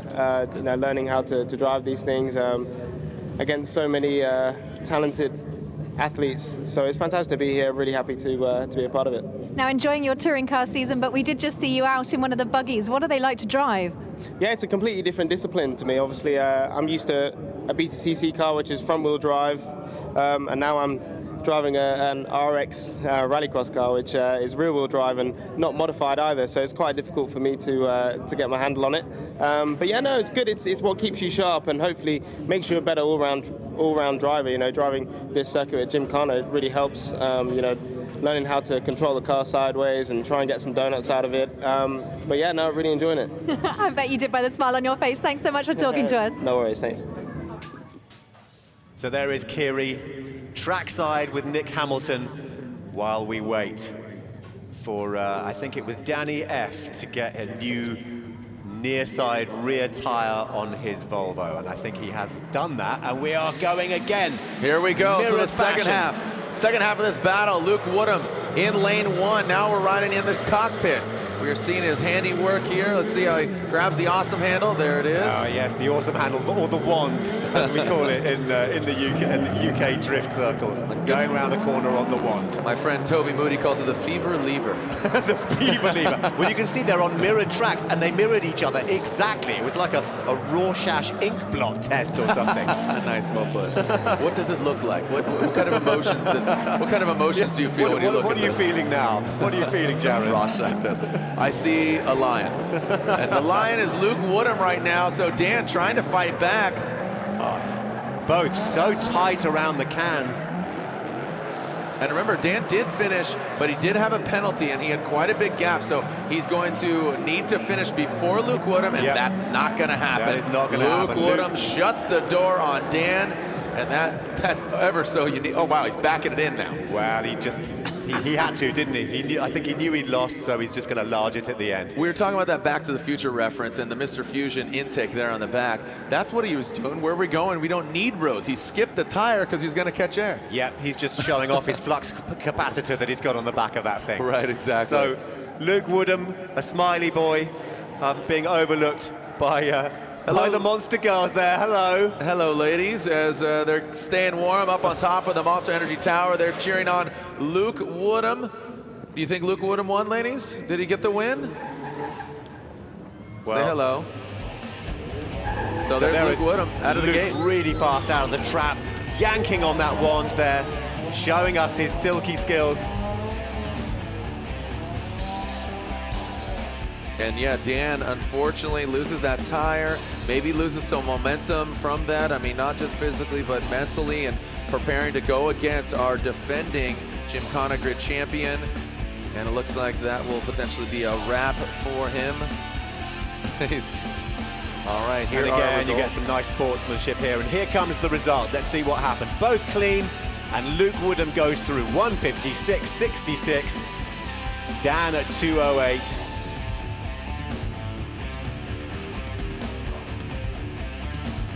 So we now have a full shape to our semi-finals. Jared, do you want to take us through them? Most definitely, I'd love to. Our 4 drivers in the semi-finals: Adam Elder versus Danny Cross. And then the Croatian Crusher, 27-hour drive, and here he is, under 200 horsepower, Toyota Hachiroku, Marko Palajian from Croatia, goes against our defending Gymkhana GRiD champion of Luke Woodham. Man, I mean, if you would have seen all the drivers list, I probably would have said Luke Woodham, but Cross and Elder, Elder, obviously defending champion. This should be fun. But I gotta say, Cross, he's the Terminator. His eyes are on the prize. He came from the future to defeat everybody here. Yep, and I think, have we got the Terminator running now? Is that the... Yeah, this is the Terminator. That is Adam Elder there on the right, and Danny Cross in the orange S14. Now it's another S14. Look at this. Like I told you, there's 3 S14 chassis in the semifinals. What does that tell you? It's, well, that it's a damn good car. It's a dang good car. All right, so Danny Cross, little shiny monkey winking a gun, the DC Autos UK. Does he keep the bonnet open to keep it cool? Yeah, cool, and yeah. Semi-final one. It's usually because cool. All right, semi-final one. Danny Cross, Adam Elder. Here we go. And they are neck and neck out of the trap with the Terminator car maybe just a fraction of a second ahead into the first turn. Nice job by Elder as we're seeing Danny Cross dance with the devil with that Corbeau seat. Getting a bit close. And Danny has been so consistent today through qualifying and through all of these stages. Can Elder get taken down? Oh, and I think Danny had he caught a crab there, so he's going to be a second at least behind now. Oh, wow. Elder, look at that. He's having some issues there. So Elder way back. Cross already in the spin cycle. Elder just wrapping around and finishing the zigzag. Nice job into the washing machine. Count them 1, 2 as they go around the 720. What do you say, Eddie? Is Danny Cross going to take down the Terminator? Yeah, the Terminator looks, well, surprisingly fallible and unrobotic. He's proved himself human. The Terminator has proved himself human. He is. And coming at 103 behind Danny Cross's 59 seconds, 59.7. So he's crossed the magic minute. He's got to be pleased with that. But Adam is going to be kicking himself for catching a crab, and he's going to be hoping to improve on the next one, and he surely can. And you saw Elder fast out of the gate, but it was the checkered flag barrel that gave him a bit of problems. That's where he scrubbed a lot of speed. Danny Cross, he already parked it. He already grabbed a drink by the time Adam Elder finally got across that finish line. So we've got a DNF for poor Adam. Yeah, that's what I said. I figured as much. I was focusing on Danny Cross when I looked over and saw Elder. It looked like he doubled back. He missed the checkered barrel. So Elder missed the checkered barrel. He thought if he went around it at minimum. So right now, Elder sitting on a DNF. Danny Cross sitting pretty. As long as he kind of navigates this course, you have to think that that Cross is going to advance. Adam Elder is going to be hoping and praying that Danny touches something or gets something wrong just to equalize this. Yeah, he basically needs a DNF in order for Elder to move on. Remember, the winner goes to the finals, and then the winner of the semifinals goes to the final, and then we have a consolation bracket for and he's clipped another one, so the Terminator. Oh, no, you know what? I take that back. I saw Cross hit a cone, but it seemed that Elder knocked it over into his course, so I don't think Cross will be penalized. So no, great effort. Not. That would be an act of God. No, an act of improper. An act of Adam Elder. Yeah. Okay, so Elder. So Danny Cross, it looks like he's got this in the bag. If he could just not hit anything and find his way to the end zone. And Elder brings it across, but I'm seeing 1, 2, 3 for sure, 4. I'm seeing 4 potential cones that have been knocked over. So yes, Elder does finish first with a 58.2, but I'm going to see 2, 4, 6, 8 seconds added to that. Yeah, the Terminator crossed the line in a sexy time, but the Terminator took out some cones on the way. But he'll be back. Yeah, of course he will. In the consolation battle for third. Hopefully you guys are enjoying this at home and here in the building, Sanapod Raceway. We are live. As there it is. Adam again with a DNF. He's going to be gutted about that. Danny on a cumulative time of 2 minutes. And we go back trackside to Kiri, who was just with Nic Hamilton, and she's with our last winner. That's right, Danny Cross through to the final. Congratulations, 2 clean runs. Thank you so much. I am over the moon.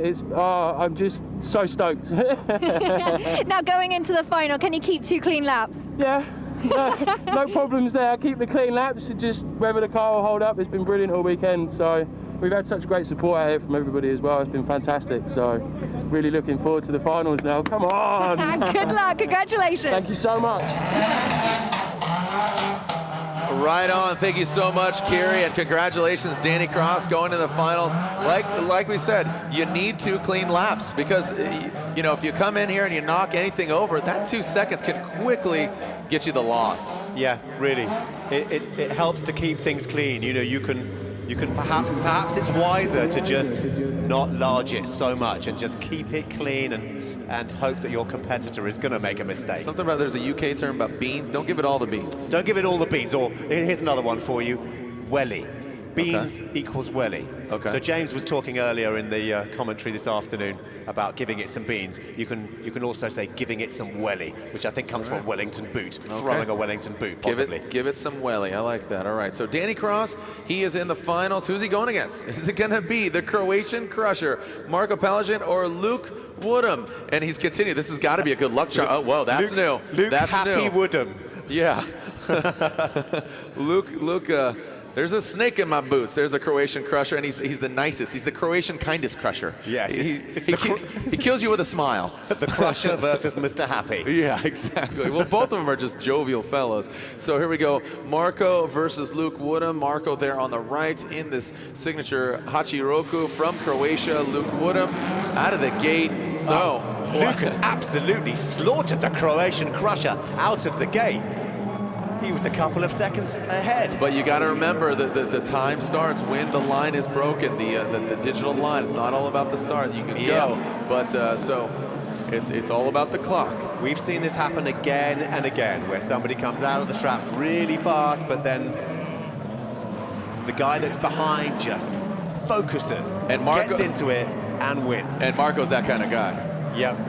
We've seen Marko gain a lot of ground when it comes to the double spin cycle. You see the double barrel, and he comes out of this like a shotgun. Let's see. But Luke has gone into the spin cycle slightly ahead. Yep. The Croatian crusher has caught up a little in that naturally aspirated. Is that a Toyota? Yes, it is. The Hachiroku coming on. See, look at how much ground he gained. So tight around that giant tractor tire. Remember, Luke got the jump, but it's when you break the line, you know, the kind of the laser beam, when you break the traction beam, tractor beam, they're sucking them in. So I think you're still in Terminator world. I know, right? Sorry, all my pop culture stuff is getting mixed up here.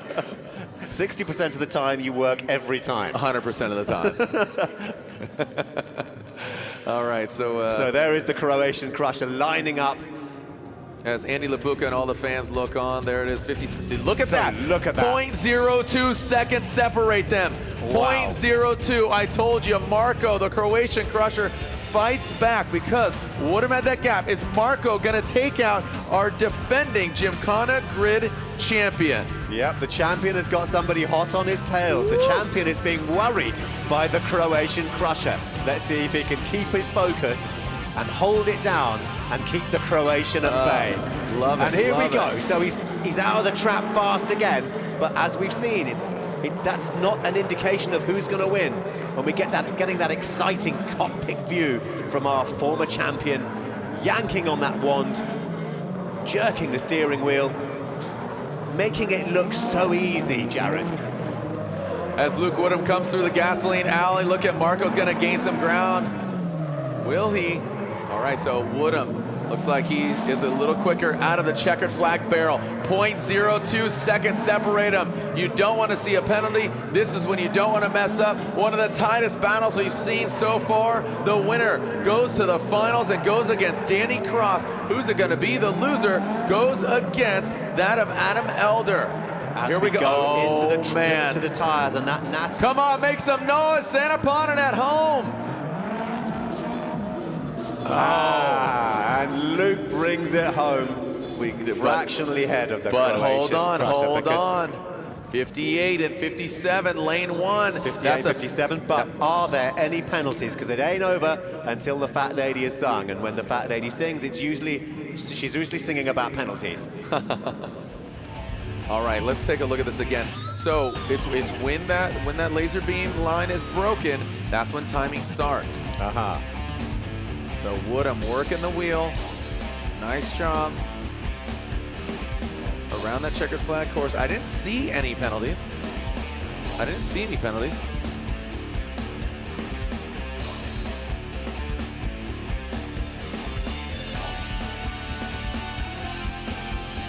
All right, there's our fan, Baggsy. Sorry, buddy. There's Ryan Turk. He's waiting in the wings. Still, look, grab a monster, buddy. Grab a good time. Is that Buttsy back there as well? Ryan Turk, he's waiting in the wings because he's going to do battle against the winner. So he's looking at the competition. Look at this. So both of the boys have kept it clean, and that being the case, Luke Woodham has gone in by a fraction. No. Less. 156. Oh, yeah. Yeah, sorry. by less than a second. There you go. Luke Woodham has taken it. So the Croatian crusher has been crushed by Luke Woodham, who is with our very own Kiri at trackside right now. Here's Luke and Kiri. Luke Woodham, defending champion in the final against Danny Cross. That was close, less than a second between you. Oh, it was awesome. It was awesome. I really enjoyed that. I mean, this event's amazing. It's what makes it so good. When you're neck and neck and you're looking over the other lane and you're thinking, oh, you know, if you make a mistake, you know, and, you know, so on and so forth. But we were neck and neck, and yeah, really, really enjoyed that. So fair play to everyone coming out here. It is amazing to be here in front of a big crowd. Yeah, and we can hear you cheering inside the car, so let's hear some cheers. Defending champion, can you take it in the final? I am, yeah, I want to. You've got it, he's determined. Kiri with Luke Woodham, last year's champion and this year's finalist. You've got to fancy him as a favorite. Yeah, he's a favorite. I mean, what's great about him is you see the smile. I mean, all the guys have a smile on their face, but Woodham wants it. He's driven. He's motivated. You follow him on Instagram, and a lot of these drivers, they're the final set. The final set, he's stoked. He's going to be on the podium. He's going to grab one of these awesome. Do you see the trophies? Did you see them? The trophies look like something that would be given in some kind of heavy metal competition. I would expect this trophy to be picked up by at least Iron Maiden. Yeah, or it's a prop from 300, the movie. So. On the subject of Iron Maiden, what are these girls dancing to? DJ P Soup dropping some beats over there. I think they're just trying to stay a bit warm because obviously I got a flannel, I got jeans, I got thermals on. They're in hardly anything. Monster girls, yeah, well, we can't see the goosebumps from here. Right, they're looking fine. All right. and Shayne Lynch, the other monster girl so up there. The girls are getting warmed up for the all-wheel drive quarterfinals that we've got coming up next. So just as a reminder, we've just had rear-wheel drive. Yep. All right, so yeah, the rear-wheel drive now onto the all-wheel drive action. This is the top eight, and it looks like we are seeing up here on deck.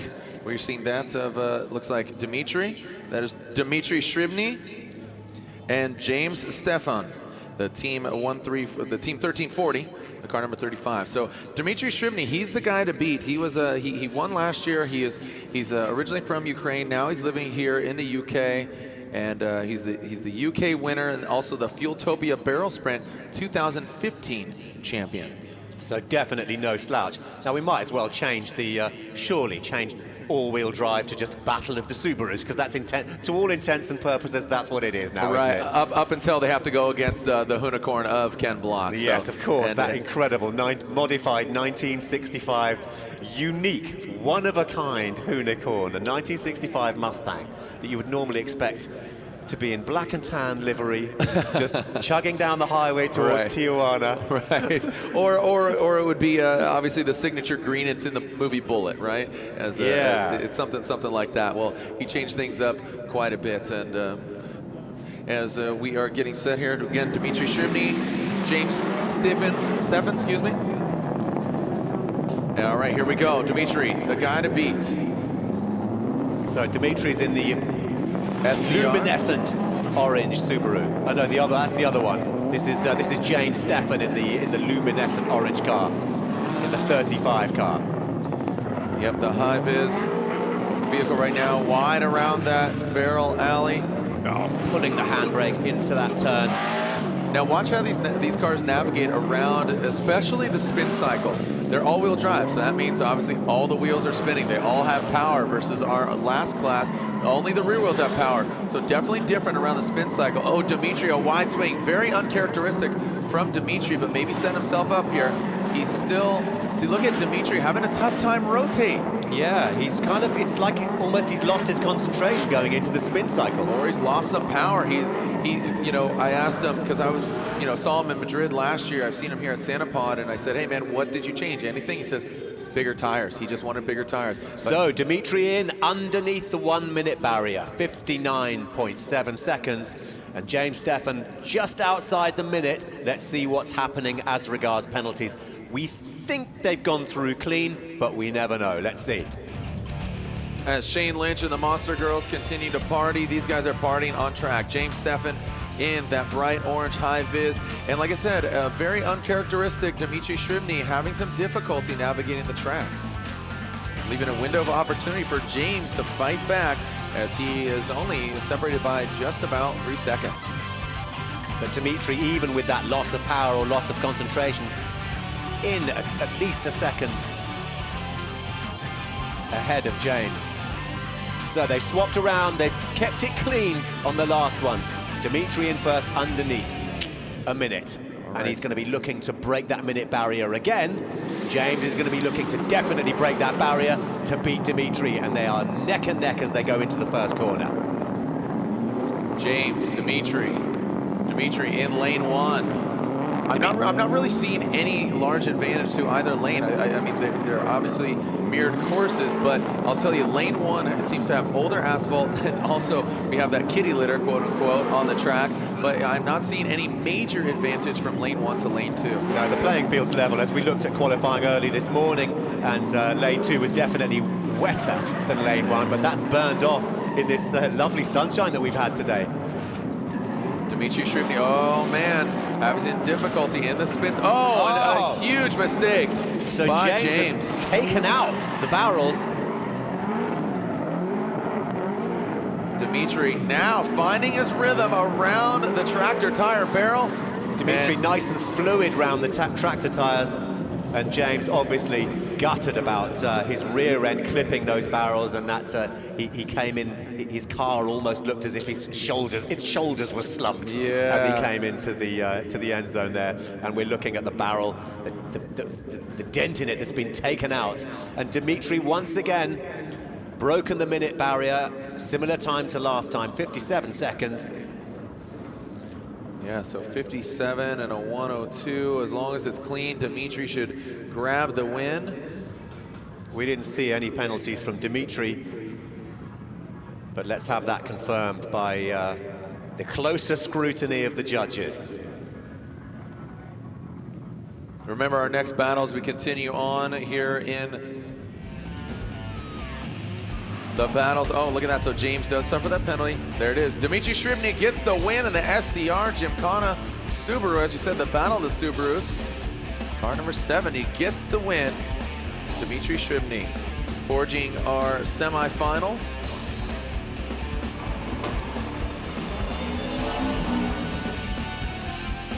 So that was it was a front end nudge, and then he kicked it away with his back end. It's almost as if he was doing that deliberately. Yeah, unfortunately for him, that definitely not deliberately. He knew he needed to keep it tight, but just too tight. And our director getting a beautiful shot of the. That's the moon. Looks like, yes. Well, I was going to say, is it full? Was it waxing, or is it waning, or is it full? It's certainly full or very near. Yeah, it's again a beautiful day, a little brisk, but the track stays hot as we continue on. And Jake Archer entered into that's the moon. Yeah, just reminding me what planet that was. That was. Eddie, what planet are you on? That's the moon. We're on Earth. Yeah, exactly. Not the sun. That's the moon.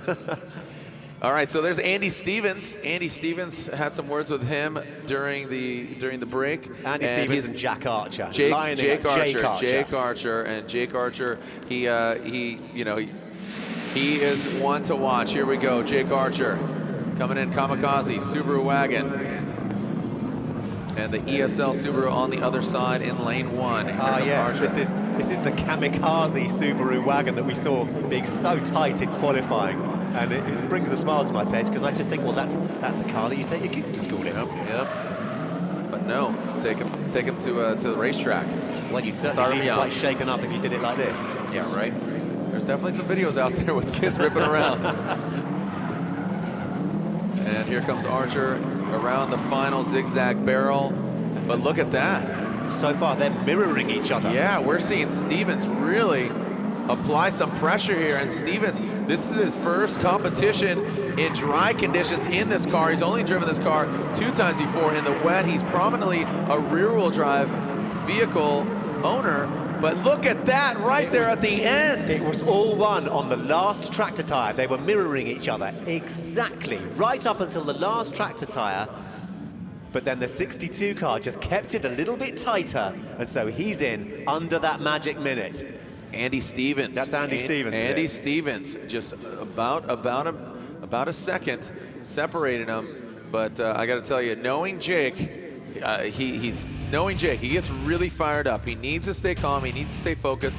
With that minute, he just needs to keep it clean. So let's walk you through this, and you can really see how the 2 cars mirror each other through the course, right until the very last obstacle, the giant tractor tires. And Andy Stevens in that blue car, in the blue Subaru, just kept it a little bit tighter going through those giant tractor tires. And that tightness on that very last obstacle meant that he had a second on Jake. So as they mirror each other and go into the next, into the mirrored next event. All right, here we go. Coming down into the first turn. Remember, they do not need to initiate in drift, similar to that of the rear-wheel drive vehicles. They do not need to initiate past that no man's land. Nice job by Archer so far. Oh, look at that, Stevens, a bit of a jump on Archer. And again, they're mirroring each other exactly. And let's see what happens in that last spin cycle, because that is where this battle is lost and won. And we've seen that battle lost and won many times today. We saw that with Marco. Absolutely. That's why I say you need to keep your focus. They've both gone into that, into the barrels exactly the same. Identical right now. They're separated at birth so far, but actually, Jake getting a little bit of a jump. A little bit tighter on that last one. So they've mirrored each other. Oh, and cones. Insult to injury for Stevens. Stevens hits 2 obstacles. That's going to be a point, or excuse me, 2-second penalty, I believe ×2. Ouch, double ouch. So that was interesting. They mirrored each other exactly in the first rendition, and then exactly in the second rendition, and even to the point that one car just won it on the last. It was Andy that won it at the very last spin cycle on the first revolution, and then Jake who won it at that very same obstacle, having mirrored each other exactly. Here we go. But are we going to have some penalties? No. No, it's judged to be clean and almost identical, but Jake just in a fraction of a second earlier. So let's see what the cumulative time tells us. It's been so close between Jake and Andy on this one.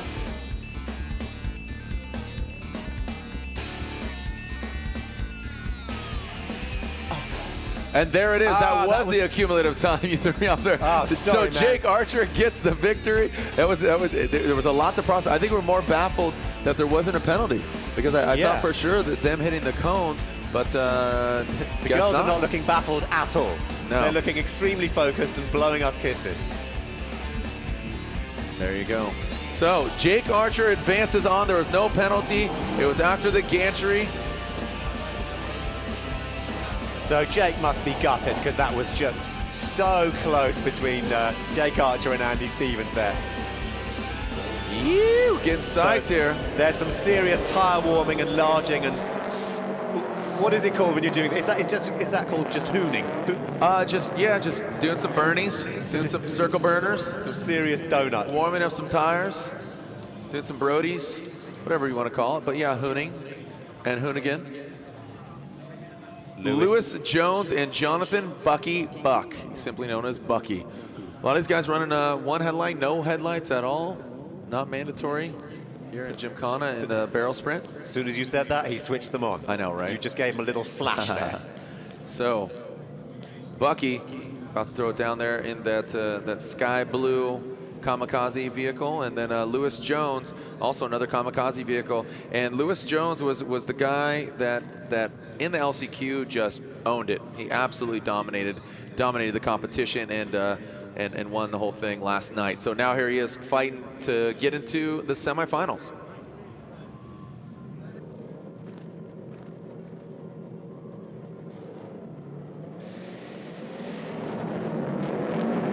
And back to the action here as Lewis Jones. He is in that lane 2 as Bucky. A little slow crawling here from Jones. Now it throws it out there. Get some smoke created. Lewis Jones keeping it fluid there in the kamikaze Subaru. In the other lane there, just taking a glance over. Bucky had a mistake around the bollard as he left the Corbeau seat. You can see the green and black arrowed bollard. He had issues with that.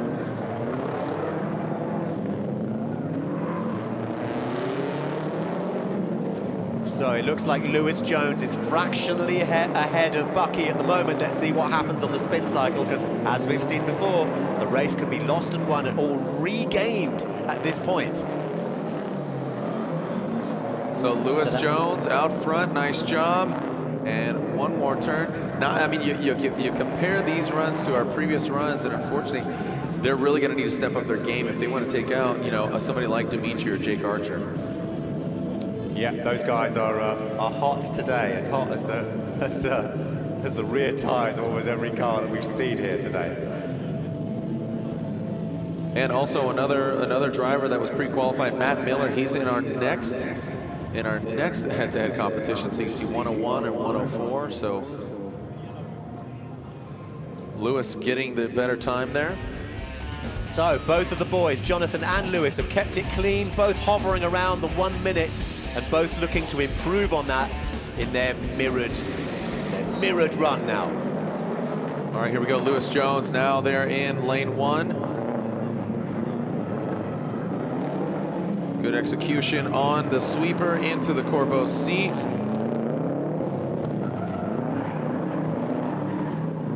Nice job there. So look at that, Lewis, about a 1 second difference. Yeah, Lewis keeping it nice and tight, and he's as ahead as he was in the last one as we see him initiate that little handbrake turn and another one in the figure of 8 section of the course. Is Lewis going to bring it home? Nice flick into the spin cycle. He's quite wide around the barrel there. Big mistake over there on the other side in lane 2 from Bucky. Oh dear, poor Bucky. He's lost concentration there, and he's surely going to be out now. Yeah, that's going to seal the deal for Lewis Jones to get the victory unofficially, but we'll find out shortly. And poor Jonathan Buck just lost it in the last section of the course there. The driver's being waved away. And here we're looking at Jonathan Buck, looking at what happens to make him lose concentration. And yeah, he just had a moment there, didn't he, Jared? Yeah, it was just a total, man, such a bummer for him. But man, Lewis Jones showing you why and how, and continues on his success here.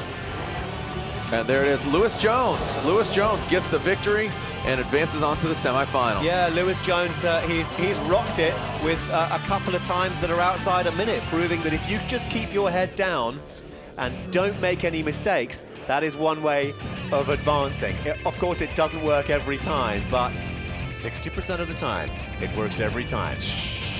There's another one of those famous San Diego film references. San Diego. Santiago. Santiago. Where'd you get that? The last quarterfinal coming up. This is it. It's on deck. Matt Miller versus Dominic Flitney. Dominic Flitney and the ESL Subaru rounding out that team. See if he can fly that Flitney flag into the semifinal. Here we go, but he's got to get past Matt Miller in that Kamikaze Japspeed Subaru. All right, coming to the Corbeau seat, wraps it around. Eddie, you got to think that also, you know, yeah, we have the big floodlights coming on. They look stylish, they look good, but it's getting darker quicker. So these guys really need to focus. Yeah. Oh, and we've got a bad nudge there from Matt Miller in the Kamikaze car. Front end nudge, so he's going to be hoping to make a really, really good time to somehow make that up. And he's going furiously, frantically into the drums and the spin cycle section. And he's going to be hoping that Dominic Flitney is going to be also making a mistake. But Dom has been very consistent through qualifying today. Dom's been very precise. He's performing surgery on the track, and just as I say that, he has to throw on the reverse lights. Not just the lights, but put the car back in reverse as he had a major flub around the tractor tire barrels. Oh, man. So both of them having some mistakes. I don't think it was I don't think he hit the tractor tires, but with our naked eye, you know, where he was, his back end was facing us. I'm feeling Dominic Flitney's bright pink fluorescent tires. I've got some trainers that color. Yeah. I have to gather, Eddie, that you have trainers of every color. No, just in the pink and purple spectrum. Okay. That's how I roll. Oh, that's your. I've been rocking the pinks for about 10 years now. Okay, that's your since wheelhouse. my first, since my first Nike Vandals. Got but it. we're walking through now and seeing what happened.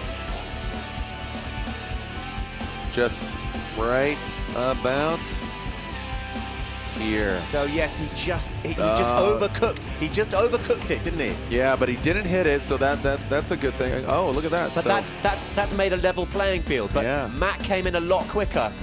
So we're looking at 101 for Matt, 108 for Dominic. So 108, 101, here we go. Let's alternate the courses, the lanes. Matt Miller in lane 1, Dominic Flitney in 2. Miller gets cooled off. Now here we go. As Flitney brings it around the Corbeau seat.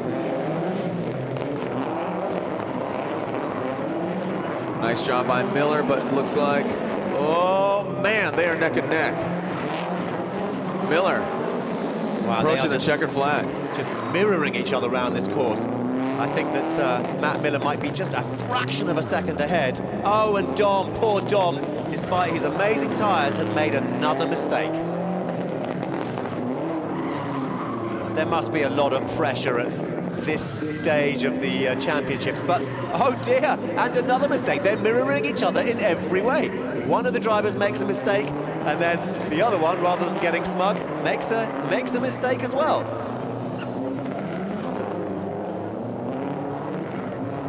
We've had several losses of concentration, or just little moments in this. I think we're going to have to see it. Wow, look at that. They're backing it up. They're saying, get on out. Let's see what we got here. Flitney and Miller. And remember, Miller had that large advantage, and Flitney with that about 7-second gap after that first battle. But there were a couple of little moments in this. Let's walk through again and see what happened. Oh, it was okay. So poor Dom Flitney nudged the checkered cone there, and going into the giant tractor tires. It's just underpowered through that.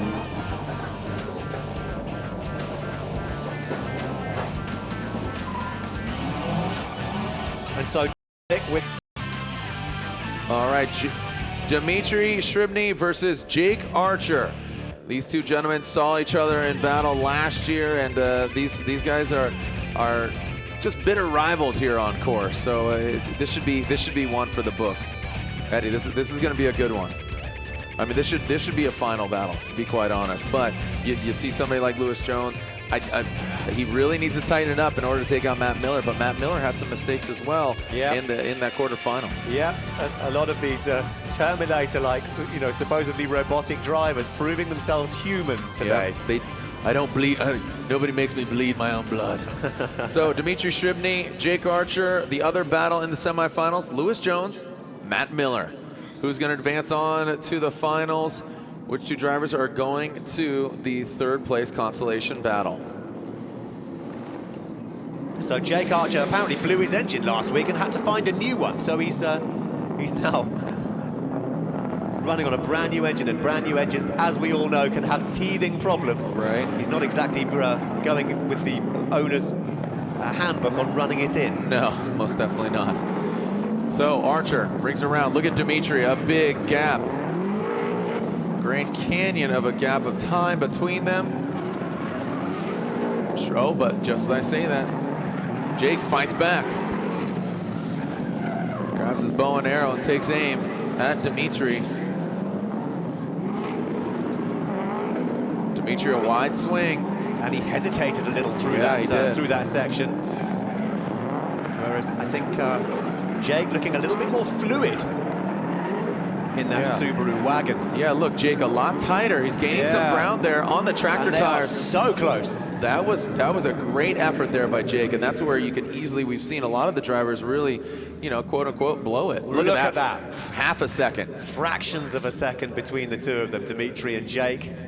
Let's see if they had any nudges or anything that the judges might have spotted in terms of penalties. We think that they went through clean, but let's have the official confirmation. 57.3, 57.8 from the drivers, no penalties. Two hot and clean times, say the judges, for Dmitriy and Jake. 57.33, 57.84, it is all to play for. So let's alternate them. You take lane one, Dmitriy.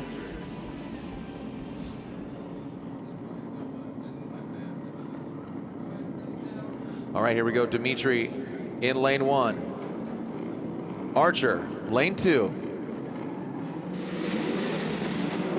Off they go. Archer gets the jump a little out front, but it's all pending the start line and breaking that laser starter. Jake Archer, nice job. Into that bollard. Look at that, the sun setting, a great shot here. Dramatic setting for the Gymkhana GRiD European Gauntlet. We are in the semifinals. Dmitriy or Jake Archer, who's gonna get it? Well, Dmitriy seems to be fractionally ahead, but in that spin cycle section, Jake always seems to be more fluid, and that fluidity means results. Having said that, Dmitriy looking very fluid through the washing machine section. Nice job by Dmitriy right now. See now where Jake, oh man, Jake, an absolutely, look at, he just keeps getting wider and wider. And I think that is going to inevitably give Dmitriy the victory here. It was a major mistake there by Dmitriy, or excuse me, by Jake Archer. So it was that 55 and a 101. Wow, look at that 55. Blazing. That is a hot time. Has anybody done that faster than that today? We've seen, I believe we've seen some 55, 56s. I was keeping track. Yeah, Adam Elder at a no, I don't think we've seen a 55. That's the first 55 of the day. Dmitriy, congratulations if you can hear us. Yeah. 55 seconds, that is the hottest time we've seen today, and it's a clean time. Look at that. There it is. Dmitriy Shribny gets the victory. Jake Archer gets knocked out. A cumulative 153. I don't think we're going to see a better time than that. Well, I say that, but I live in hope. The eternal optimist. So now we hand down to Kiri, who is with our race winner. And if Dmitriy, well, he should have a very big smile on his face. Dmitriy, congratulations, 2 clean laps and 1 in 55 seconds, incredible. Thank you. Yeah, well, I was pushing my best. I think maybe not best, but trying to compromise on the reliability of the car and my skills, and just found that perfect balance between both. So I think that's what actually led me to the victory. Seemed like you did find the perfect balance into the final. Can you do it? Of course I can. Of course he can. There you have it. So that's Dmitriy, our winner in the hottest time that we've had so far. But as you heard from the horse's mouth, might not be he might not be his best. He's gunning for a faster time, and we'll see. And he means what he knows what he's talking about. This man is the Eastern European Drift Champion of 2012, and he's had that car since 2001. Is that pretty unusual to have a car for that long? 14 years. Yeah, no, Dmitriy, he's definitely a force to be reckoned with, and Dmitriy Shibny, again, from Ukraine, he's the Fueltopia Barrel Sprint 2015 champion, and now he lives in UK, as he is definitely a fierce competitor, and yeah, he's had that car for some time, and you know, it's great to see him, you know, have that confidence just over time. And can you do it? Of course I can. I gotta say it. All right, so a real treat before our semi-final. We are sending out, ladies and gentlemen, we are sending out the hoonigan himself, and you're going to get a cockpit view of the most watched drifter in the universe. Yeah, the head hoonigan in charge, Ken Block, about to hit the skid pad, and I believe he's got his good friend Ryan Turk piloting the Hoonigan Gymkhana Escort Mark II. Make some noise, if you will, Sanapod. We got a nice party going on as the disco ball lights up. The party continues here at Sanapod Raceway. Man, a great show out here. Eddie Temple Morris, Jared Deenda giving you some play-by-play action of the 4th installment ever of Gymkhana GRiD. I'm looking for some high heels and some disco music all of a sudden. I don't know why. Well, but let's do some rock and roll. Better yet. All right. So are we seeing these two great cars go against each other head to head? That's amazing. Just a bit of a fun demo. They didn't start from the actual start line, but it's a great way to just light them up and spin the track and light up some tires. And so you're seeing muscularity versus something a little more balletic. Your friend Ryan in that Escort. I mean, it's just two different breeds of vehicle. You know, the iconic vehicle, the Escort Mark II, which has such a great racing heritage, especially here in the UK, and obviously with WRC and rally car, and that car was developed to be a rally car. Ken Block loves that car. It's his personal car. He wanted to do something unique with it, so with the growing sport of Gymkhana, he built it up. But that Hoonicorn, you know, you look at that thing, 845 horsepower, the first ever purpose-built all-wheel drive Ford Mustang, performance Mustang, I might add. If you want to check out that vehicle, Gymkhana 7. Gymkhana 7 is the feature, and so that's incredible. That's the one where he starts off in a warehouse in LA with the car literally chained up, and then he just wheel spins, and you'll see more smoke than your average war. And then the chain breaks, and he just rips through LA, taking in some landmarks that you would know very well, Ryan.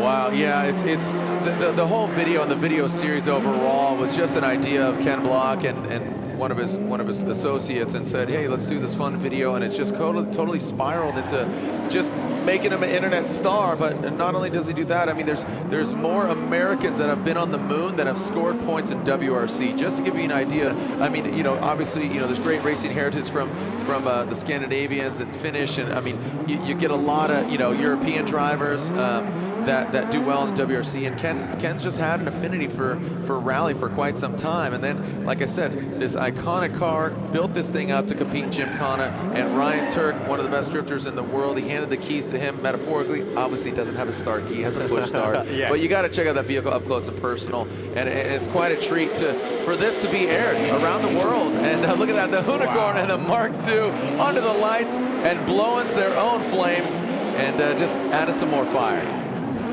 Thanks, Jared. And apologies for calling you Ryan 30 seconds ago. No problem. No problem, Steady Eddie. Yeah, look at that. My God, the amount of smoke that car is generating. But then you think with the 875 horses under the bonnet, it's probably hard not to generate some smoke on a surface like this. And Ryan Turk behind the wheel of that Escort as we go inside the cockpit. Ken Block. You can see, look, he's currently in first gear according to his heads-up display, or not heads-up display, but his digital display. You can see that big hood scoop out front, and it gives the old Houdini. First you see him, now you don't. Make some noise if you will. Ken Block, the Hoonicorn, Ryan Turk, and his Escort Mark II. two unbelievable blue oval machines. I mean, Eddie, you know, when you got called for this gig, hey, you want to do this thing? What? What is this? Like, you know? And yeah, this is my first one. Well, I was aware of what drifting was, but I've never seen anything like this. And I can see that there's the broadcast is going to get, there are going to be some new fans, and I'm going to be one of them. New fan number one. I'm definitely coming back for some more of this. It's amazing. Well, you got to love it there, as Ryan Turk looks like he is out in the middle and he is posturing. Look at that. Oh, the disco ball is cascading light across this arena. We just had the most beautiful sunset, and now we've got the light shining on this Death Star. Yeah. All right, looks like Ryan Turk rocking a Bernie as Ken Block gives you a few. Ryan Turk, Escort Mark II filled donuts. There's some pyrotechnics going along on the outside of this venue. It's like it's almost Armageddon-ish. It's like Mad Max. Yeah. Reveal him. Reveal me. Oh man, look at that thing. The cockpit filled with smoke. My God, I've seen less spinning in a Carl Cox DJ set, a 4-deck mashup set. That's incredible.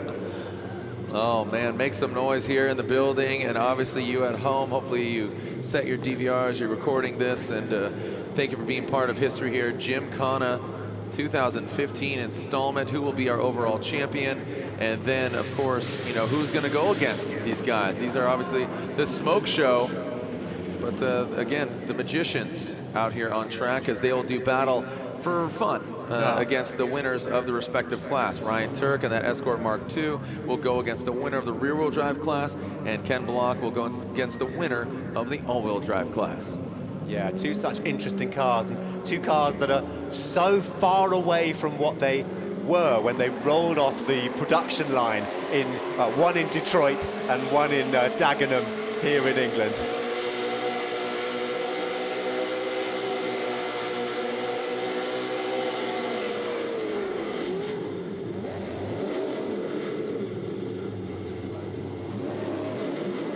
So we've still got a lot of smoke happening. There's a lot of smoke happening here, and we've seen these two absolute legends in these two cars that are so far removed from what they were when they rolled off their production lines, pulling more donuts than a New York police convention. That is an understatement. That is an understatement. Far from the factory fit and finish from these vehicles, and we are going to advance on into semifinals. When Ken Block exits stage right, we are getting our semifinals continuing. Lewis Jones and Matt Miller. We got an update. Matt Miller did call a competition 5-minute timeout, and with just 3 seconds left, he broke a boost hose and he got it to the start line. So he was ready to go. So Miller and Jones will do battle in the semifinals, as Dmitriy Illyuk waits in the wings, as we're still riding with Ken Block. GoPro camera as look at that, just get a full view of Ken Block in his pit. Yeah, and this pit view and the fact that we had your update about the broken line. Let's hear it for the hard-working crews. Yeah. Because, you know, these superstar drivers would be nothing without their hard-working crews. Yeah, most definitely. Same as us. Let's hear it for our crew on this great broadcast. So, semi-final 2, all-wheel drive, battle of the Subarus. Who have we got lining up? We have Matt Miller and Lewis Jones. That's Lewis Jones there. Like I said, look at the mood lighting. We're not trying to set the mood here. Obviously, we just saw the disco ball, but you know, you're gonna want to need some headlights here in this situation. You can see the party continues. We'll get everything set back up, but you definitely, obviously, want to see where you're headed. So Matt Miller, Lewis Jones, the winner going against Dmitriy Illyuk in the finals. Matt Miller in that kamikaze vehicle with the crazy wrap. Lewis Jones in the more subdued white vehicle with the kamikaze on the side. So both, I could say, you know, the kamikaze Subaru, and you wouldn't know which one. But yeah, we've proved today, time and again, that the loudness of the paint job has no bearing on the speed of the car or the largesse of the driver. Most definitely not. And Matt Miller, he was pre-qualified coming into this competition, as he won a previous round of the Fueltopia barrel sprint series. So here we go, the other half of the semifinals. Who's going against Dmitriy Illyuk? We're about to find out.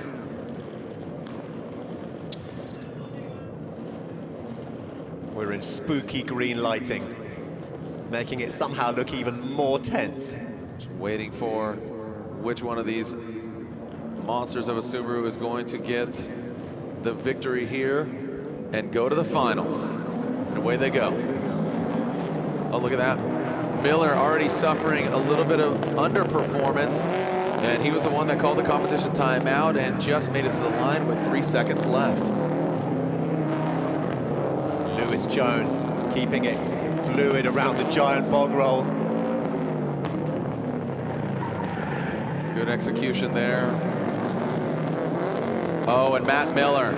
Oh, Matt's shaking his head there. I think he's just pulling out now. He's shaking his head. He's gutted. He's had some kind of a problem or Yeah, the universal head signal of frustration inside a race car. The shaking of the head. That looks like it'll be all she wrote for Matt Miller. Oh, and he's thrown his helmet down in disgust. Oh, man, and he's just got to see his kamikaze teammate of Lewis Jones finish out the course, and it looks like that'll be all for Miller as he already called his competition timeout within this round. So Jonesy through, and through flying solo. Let's walk back through that and see what happened to Matt, because we missed that here up in the commentary box. Let's see what happened in Matt in the number 7 car.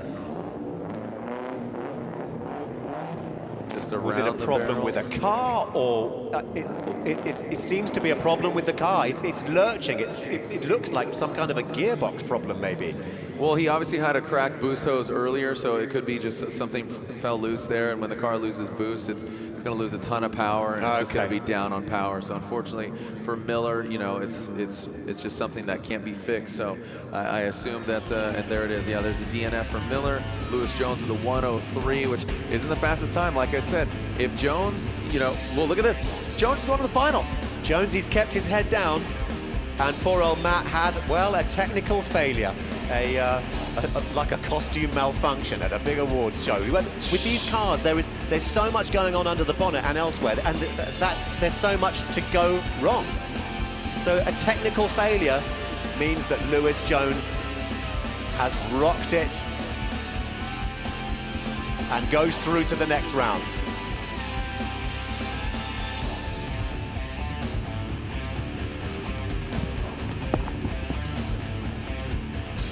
Okay, so is he going to just race solo now?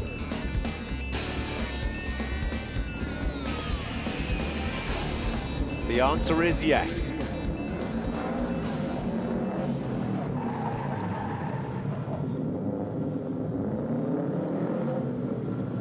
So we've got the rear-wheel drive playoff now to look forward to.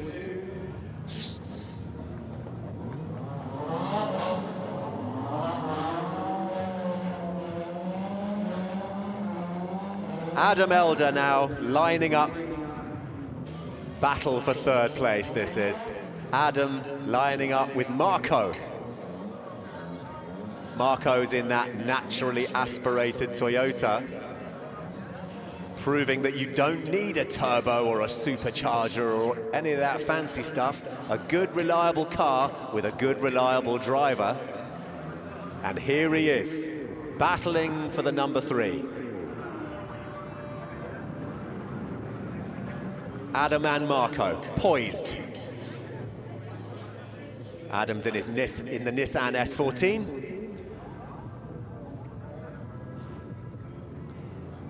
The marshal's just letting them know some vital information before they start. And here we go.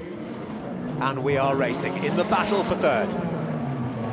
Adam Elder takes the first corner just ahead of Marco in that Terminator car, that beautiful paint job of that Terminator. Keeping it tight around the giant loo roll, as I like to call it. Keeping things quite fluid. And he's still fractionally ahead of Marco. Yeah, the Croatian Crusher just keeping it consistent. Remember, going for that third position. This is the final podium spot to earn one of those weapons of mass destruction as he destructed all the field except 2. As Marco brings it in around the double barrel into the spin cycle. Remember, he gained a lot of time here. Yeah, Marco proving that Marco actually, well, actually both of them, look how tight that is. He's almost dancing with those giant tractor tires. That was like BBC on a Saturday night. That was Strictly Come Dancing. He was pirouetting around those. It was balletic. All right, so there we are seeing So it. both of them with sexy times, 57 and 56. Hopefully both boys keeping it clean. Both such tight drivers in the spin cycle sections. They were, my gosh, they could have just, they could have kissed them.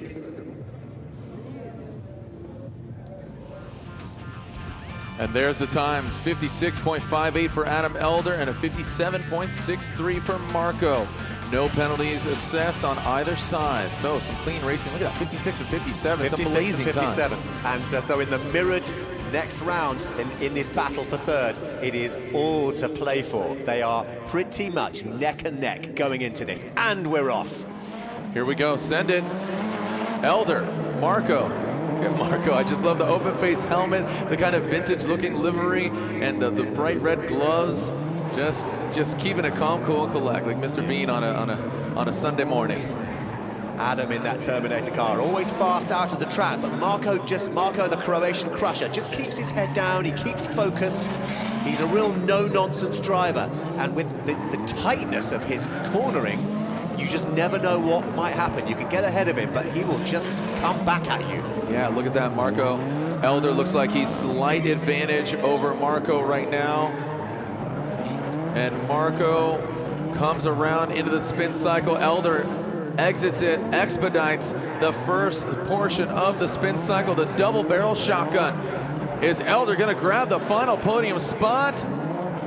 Well, he grabs the finish line first. Whoa, and Marco, this is the first time we've seen that. Yeah, this is the first time that anyone has overcooked on the end zone. Marco just chomping at the bit there, sniffing the stables.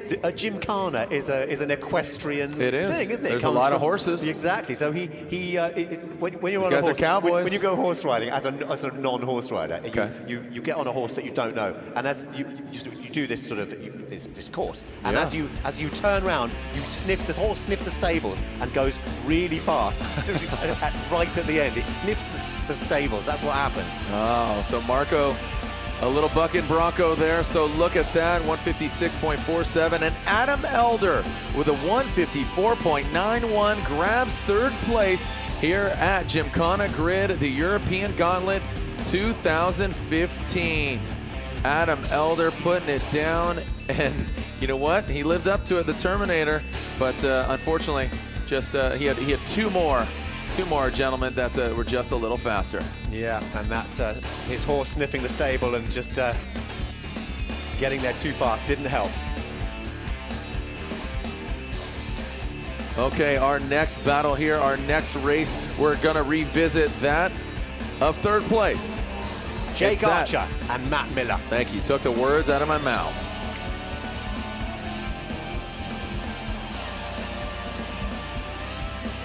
Look at Marco, look at that, still some jovial, the Croatian crusher. Hey, he earned a nickname, you know, and I don't just give those out to anybody. Look, there's a man who loves his job. He didn't win that, but he's still absolutely loving it. And he's out there like he's celebrating, like he's just won the lottery. So Kiri, who is talking to everyone trackside, is now with our last winner and third place man, Adam Elder. Adam Elder, congratulations, you're on the podium. It's third place 2015. How are you feeling? Yeah, feeling really good. Shame I didn't get the top battle, but yeah, I'm really pleased with that, and I've got fastest time for the day, so yeah, good result today, good result. Fastest time of the day, 56.5. I heard you shouting it, you're very happy. I'm very, very happy as well, yeah, to know that I can actually put the time down. I just got to deal with the pressure, and next time I'll be here, and next time I'll hopefully take the first. Fantastic, congratulations. All right, well, look at that, Adam Elder. He's stoked. Like you said, I would have loved to go for the victory, but I'll settle for that. And again, thank you to Kiri getting all the nitty gritty down there in the pits. So we are, again, revisiting the all-wheel drive category. Jake Archer, Matt Miller. Who's going to get the victory here after Matt Miller? Unfortunately, is the car 100%? Is he sick? Did he go see a doctor about it? Did he check his cough? Did he tell him to turn sideways? So we'll see. Matt Miller. Did you just say check and cough? Jake Archer, Matt Miller. Jake Archer's been running really strong. He had some mistakes here and there, but Archer and Miller, they are about to go toe-to-toe for the third place, the final podium spot here at Gymkhana GRiD European Gauntlet 2015. And away they go. Here they go, neck and neck. So Matt Miller there in lane 1. The Kamikaze, you can see it there. It's the sedan versus the hatchback or the wagon. And he was so fluid around the giant chair and around the giant toilet roll there, almost mirroring each other. He's looking. Matt is just fractionally ahead in lane 1. Yeah, Matt looking like he definitely is hitting his stride, looking a lot more comfortable, looking confident. The car looks to be running good. Little loose, breaking to the traction there. Look at him, tit for tat, coming to the spin cycle. Matt overcooking it, almost hitting the wall. Oh boy. And look at these guys, both Kamikaze teammates. They want to take each other out. This is barroom bragging right here. Barroom bragging rights going down. Oh, did Matt looks like he's about a second ahead of his Kamikaze stablemate. More horse talk. More horse talk, huh? Yeah, I can't stop with the horse analogy. So we are at less than a second apart at Matt on 59 and his stablemate Jake just on a minute dead. So the sun's gone down really fast. It seems only just like seconds ago when we had that beautiful sunset. That was the moon, Eddie. That was the moon. Well, I'm kidding. Which one was that? Is that? No. Yeah, you've got me confused as to which planet is which now. 59.33 from Miller, 1 minute 56 from Jake Archer. No penalties assessed. Yes, both boys keeping it clean. That's the way we like it. Using their spurs, getting back into the start gates, and away they go. More horse talk.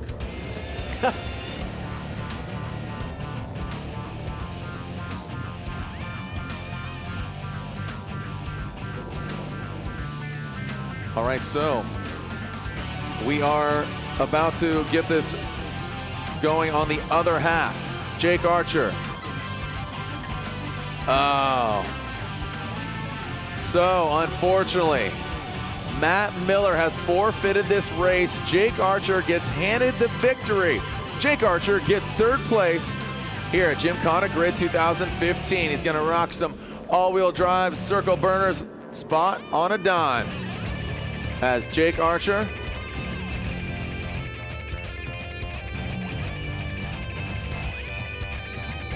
Matt Miller forfeits the race. So Jake Archer gets third place here at Gymkhana GRiD 2015.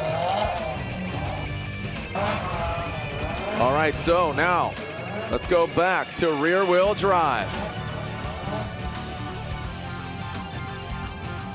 And down in the pits, of course, Kiri is with our third place finisher, Jake Archer.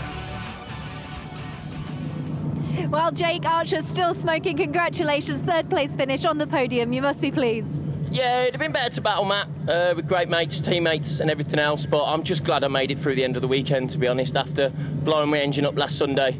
I hadn't drove the car until Friday morning, first thing with the new engine. It's probably about 180 horsepower down the normal engine, so I'm just glad we made it to the end, and I'm glad that I took a podium, and third again. You can't complain, you can't complain.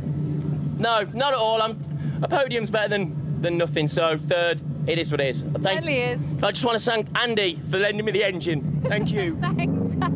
There you go. So there's Jake Archer with that lovely Birmingham accent. You've got to love that Birmingham accent. So we've got the big one now. Here it is. Tell everybody what this is The now. finals are set. Here we go. Danny Cross. Can he upset our defending Gymkhana GRiD 2014 champion, or will Luke Woodham go back-to-back here at Santa Pod Raceway? 4 years it all began for Luke Woodham. We've made our way over to Spain, to Madrid, and now here we are back in the UK. And Luke Woodham flying that Union Jack. Can he take it to the top once again? Danny Cross, he really wants to get in his way, and I know he will have a huge smile on his face. And Luke Woodham, does he break his tradition? We saw him in car, he's all thumbs. Here we go, make some noise, Santa Pa. All right, Luke Woodham, nice and clean into the sweeping turn. Luke Woodham is always clean. He's such a clean driver. I hope I haven't just jinked him with the commentator's kiss of death. Well, Danny Cross would love for you to do that, as we are seeing. Look at this. Now, that's what I'm saying. Mirroring each other exactly, aren't they? Luke Woodham doesn't have headlights. I don't know how he is doing. He's driving by muscle memory. I tell you what he's doing. He's using the force. Oh, snap. Here we go. So Luke Woodham around that Samco Urchin, the asteroid, whatever you want to call it, coming into the spin cycle. Nice job. You can see on the other side, Danny Cross. Look at that. Danny, they are neck and neck, Eddie. Look how tight that is. He is just very, very friendly with that giant Archer, giant tractor tire. And there. look at them. They mirrored each other all the way. It's going to be fractions of a second between them. Hopefully they didn't kiss or nudge anything on the way. They're both such tight and such consistent drivers, and there you have it. 58 and 58, both with really sexy times, just fraction of a second between them. It is all to play for as we go into the mirrored round of this, the big one, between Danny Cross and Luke Woodham. Both clean, there we are, 58 dead and 58 25. Remember, not only are they getting the victory, they're getting cash, they're getting a trophy, they're getting a crazy car, they're getting an RC car, and the winner goes against Ryan Turk in that Escort Mark II. Danny Cross a little crawling off of that finish line as Luke Woodham, like I said, I don't know if you saw it, when Luke Woodham left that tire barrel, it seemed that he straightened up right there at the end. He could have definitely scrubbed some more time. Yep. So here we go. Luke Woodham seems to be out front, in front of Danny Cross. Is Danny Cross going to take it to the top? And Luke Woodham, well, we're seeing Danny there, but we were seeing Luke Woodham without his lights on. We've still not had any official confirmation that he's even got his eyes open. We think he's using the force. Right. By the power invested in Luke Woodham, is he going back to back? Danny Cross comes out of the spin cycle. Luke Woodham.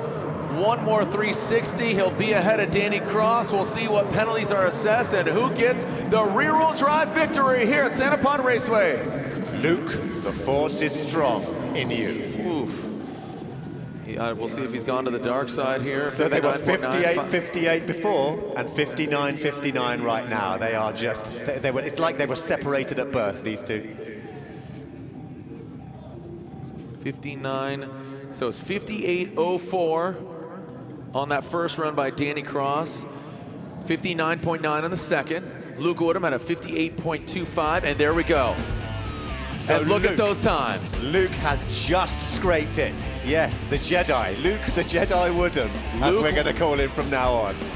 Luke Woodham with a 157.69 grabs the win as Danny Cross gets second with 158.95 and a celebration, and the fireworks ignite. Yes. For Luke Woodham, two-time Gymkhana GRiD champion. The celebration begins. Woo! Well done, Luke. Yes. No headlights, but all the excitement and all the smiles and joy in the world. Look at that. The fist pump says it all. But guess what? He's got to get back in the saddle. More horse analogies, because he's got to go against the pony that is the Ford Escort Mark II. Look at that smile of Luke Woodham.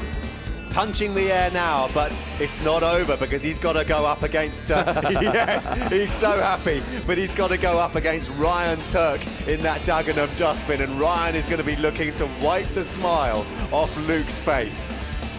And that is purely for bragging rights as Luke already locks it up. Luke, lock it up, Woodham. As Danny Cross, hey, you know, hats off to Danny Cross. He was, you know, Danny was an LCQ driver. He finished third overall yesterday in LCQ. He fought for it through the rain. And you know what? Let's just go ahead and throw it down. We saw the smiles. Now let's hear from our winner, who Kiri is with now. The celebrations have started, Luke Woodham. Well done. Congratulations. Thank you ever so much. I really struggled to see, I'm not going to lie. The lights and that are amazing. You didn't have your lights on. Oh, well, they actually broke. But yeah, anyway, we had to get over that. But yeah, it's, I've actually won this twice in a row now, and I don't think anyone else has done that. So I'm so happy. I'm so happy. And well done, Danny Cross. His driving is amazing. He's come on so far, so quickly. So 2015 champion. Congratulations. Thank you. So the first man to win twice. Boom, double deuces for Luke Woodham. And thank you, Kiri. I wish you'd asked him if he'd actually had his eyes open during that. We need official confirmation that he's not just using the force. There it is. So our finals are set here in all-wheel drive. Dmitriy Shribny, Lewis Jones. Our 1, 2, and 3 is set for rear-wheel drive. Luke Woodham, Danny Cross, Adam Elder, your 1, 2, and 3. We already know that Jake Archer grabbed third, unfortunately, with Matt Miller's retirement. But Dmitriy Shribny, originally from Ukraine, now living in the UK, hence the Union Jack flag in his corner. And Lewis Jones, obviously from the UK as well, who was another driver making his way through the LCQ yesterday. So fighting through the rain, getting all wet, and here he is. He got #1 yesterday, and now here he is in the final, going for all the marbles. Here we go, send it here at Santa Pod Raceway. Dmitriy Shribny out front, SCR. Gymkhana, purpose-built vehicle. Lewis Jones in that Kamikaze Subaru. Nice job by Dmitriy. He started out kind of cold. I told you he was a threat and started out cold, but slowly been turning it on, pouring it up. Now remember, the winner of this goes against Ken Block and the Unicorn. Yep. Oh, Dmitriy. Look at that, way out front of Lewis Jones. I mean, like I said, with Jones, he really needs to step up his game, especially going against somebody like Dmitriy, and that confidence too, right? Yeah, it's all about your confidence and your positive mental attitude here.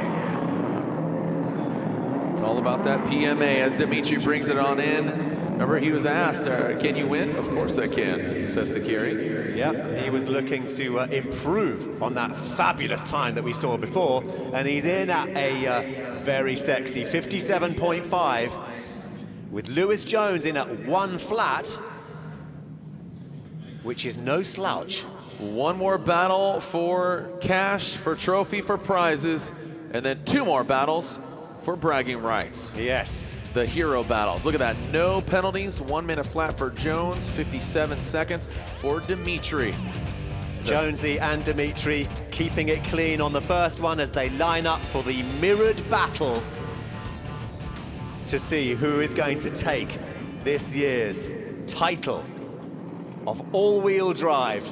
Here we go, send it, Jared Dienda, Eddie Temple-Morris giving you the call here. Gymkhana GRiD, European Gauntlet 2015, all-wheel drive finals. Dmitriy Shribny, Lewis Jones. Dmitry's so tight around that giant chair. Jonesy keeping his head down, taking his time, stuttering a little bit. It's like maybe he's lost confidence. I mean, he knows who he's going against. Dmitriy Shribny, a force to be reckoned with. He's won here before. He knows who he's going against. Dmitriy driving like a man possessed. You know, Dmitriy Shribny, he comes in as the Fueltopia Barrel Sprint 2015 champion and UK winner, as he has one more go-round, and it's gonna be his unofficial. Oh, and look at that, Lewis Jones. Nose is in to the tire barrel. Lewis Jones, he's going to be gutted with that. But Dmitriy was driving like a man, absolutely possessed in this final. And Jonesy just seems like he had a moment, lost a bit of confidence. Yeah. Oh dear. That definitely cost him there. That's going to cost him the final, unfortunately. We are conjecturizing at this time, but we will get official confirmation. Yes, there you go. 2 penalties for Lewis. So there is our all-wheel drive champion. Congratulations, Dmitriy Shribny. Dmitriy Shribny, the celebration begins for him. Dmitriy Shribny grabs another victory and defeats Lewis Jones with a time of 154.44 as Lewis Jones, man, look at that. That's a huge gap as far as time. 17 seconds, near 17 seconds, just shy with the 2:11.79. Dmitriy Illyuk grabs first, and he's going to go against Ken Block. And man, was it Dmitriy that had the 55? It was Dmitriy that had the 55. Dmitriy has had the sexiest time of the whole day so far. So that's going to give him an extra smile, and that's got to surely worry the big man in the bragging rights final. Oh, for sure. So we're going to hand down now to Kiri, who is trackside, with one Ukrainian who has got to have a very big smile on his face. Dmitriy, congratulations, 2015 champion, going up against Ken next. How are you feeling? I feel great. I was waiting for it for years. Yeah, well, I just want to say thank you to everyone who made this event possible. And well, thanks to my sponsors, organizers, to all the drivers, everyone just done the perfect job. Maybe I said I was confident, but I wasn't. But I'm confident against Block. Well, you did an amazing time out there, so you can do it against Ken, do you think? Well, Ken is a great driver. I mean, I respect him in any way. So I think it will be a very good showdown. So, you know, I'm looking forward to race. It's just a pleasure to be next to him on the same grid. That's why I was battling these guys, not to beat Ken. But we will see what happens. Fantastic! Congratulations. Thank you, Kiri. Привет, Dmitry. Меня зовут Eddie Temple-Morris. What? And I'm with Jared Deander. What was that? Where did that come from? Hello, Dmitry. My name is Eddie Temple-Morris. Wow, good for you. That's pretty much my only Russian. That's all you got? That's pretty much all I've got. All right. Another horse analogy. You're a one-trick pony. I get it, Eddie Temple-Morris. Well, so this is it. We have our hero battle. Our winner, Luke Woodham, is going against Ryan Turk. Now, both these guys drift outside of doing Gymkhana. This is Ryan Turk's first four go into Gymkhana or driving like this. He's fourth place in drifting in the Formula Drift Championship, and now he's piloting this Gymkhana Hoonigan Escort Mark II. Okay, here we have a huge battle for bragging rights. It's the big prize, Ryan Turk versus Luke Woodham. Ryan Turk in that Hoonigan Gymkhana Escort Mark II. Luke Woodham grabs the cash, grabs the prizes. Can he grab the bragging rights of beating Ryan Turk in that really epic Escort Mark II? Here we go, send it. So here we go now. Ryan Turk, a really nimble, light-footed, tight driver in this incredible Escort that is, it's a Mark II Escort that's been given a giant steroid injection.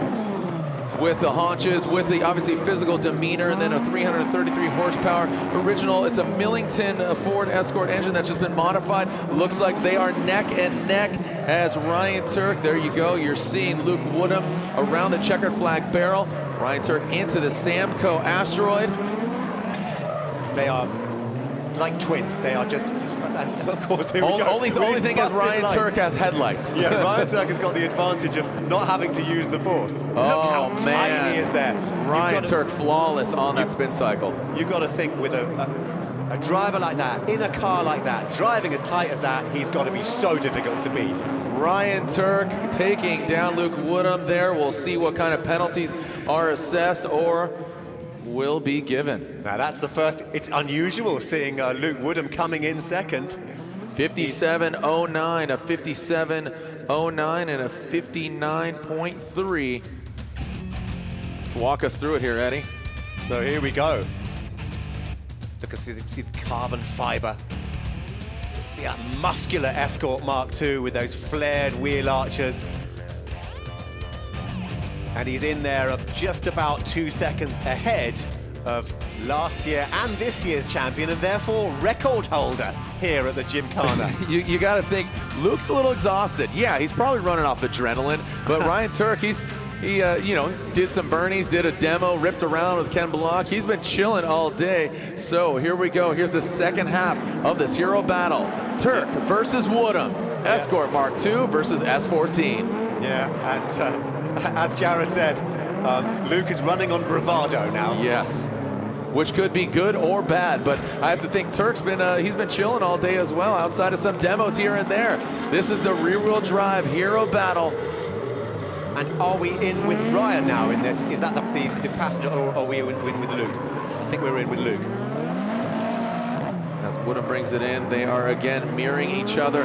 Now watch this spin cycle. Ryan Turk, I saw him in practice earlier. He hit the tire barrel yesterday, but today, man, he was just flawless. So here we go. Looks like Turk's got the jump on Woodham.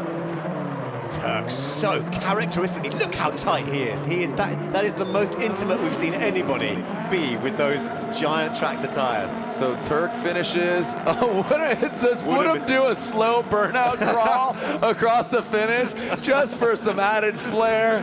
He just knows it's in the bag. Oh man, let's see. Hey, hats off. Look at that, 57.4, a 57.4, and a 103 for Woodham. Mathematically, obviously, Woodham has a larger number, Ryan Turk, but penalties. I didn't really see anything. It's hard to see in the dark. There are any cones or the cans. I think Luke knew it. They're both clean. So and there it is, drift legend Ryan Turk has brought in a clean 154.56. That is an absolutely blistering time. I think that's the fastest time we've seen all day. Unbelievable run there by Ryan Turk. 154.56 defeats Luke Woodham's 202 as Ryan Turk, his only true battle today, and he's undefeated. Ryan Turk's undefeated this weekend. My gosh, yeah. Ryan got so close to those giant tractor tires. I think he could have just leant out of the car and licked them. Right? I mean, he was absolutely unstoppable. And the only way that Luke Woodham could, the only thing that he could get on Ryan Turk this time was just to create more smoke. It was a very, very stylish finish, the most stylish finish that we've had. But my gosh, Ryan Turk left Luke Woodham for dust in that last bragging rights final.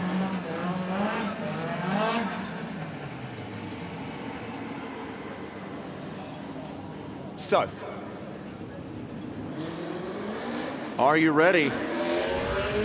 So, are you ready for the huge one? This is the battle of the monsters. Well, the battle with the monster, Dmitriy Illyuk against Ken Block in that incredible Unicorn Mustang.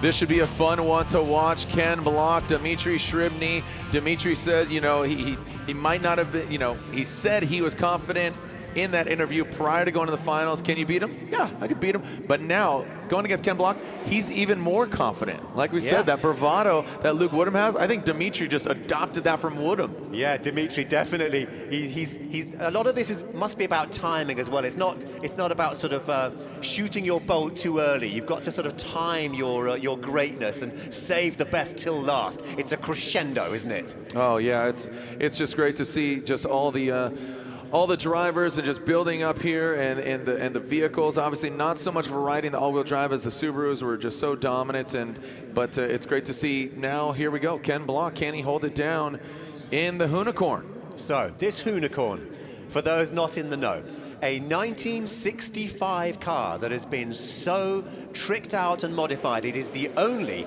all-wheel drive at 845 brake horsepower. Just imagine that. This is beyond Bugatti Veyron territory. Incredible. Watch this thing rotate on those 1552 wheels, Pirelli tires, staying warm. Around the bollard is Ken Block, the head hoonigan in charge, mirroring each other as they go down Gasoline Alley into the checkered flag double stacked barrel. Look at the tachometer working its magic as Ken Block pulls his copper-colored e-brake. You've got to fancy Dmitriy in the slightly more maneuverable Shawley car, and I think he's just slightly nudging ahead of the great man. Look at this, Dmitriy Illyuk getting the jump on the head hoonigan in charge. Can he take down Ken Block? Dmitriy crosses the finish line first. Whoa, coming in hot. Those brakes being put to the test. Dmitriy got a tiny, maybe couple of inch overhang there in the end zone, but I think you're allowed that, so we're okay. 56.1. Look at that, ladies and gentlemen, 2 very sexy times. So KB 56.86 and Dmitriy with a 56.1. So let's have a look at them again. Obviously the raw horsepower, the 855 horses under the bonnet got the great man Ken off the blocks faster. But Dmitriy, he is no slouch, and he is just nudged ahead of him because his car's just that much more maneuverable. Ken has got more car to get around that complicated course.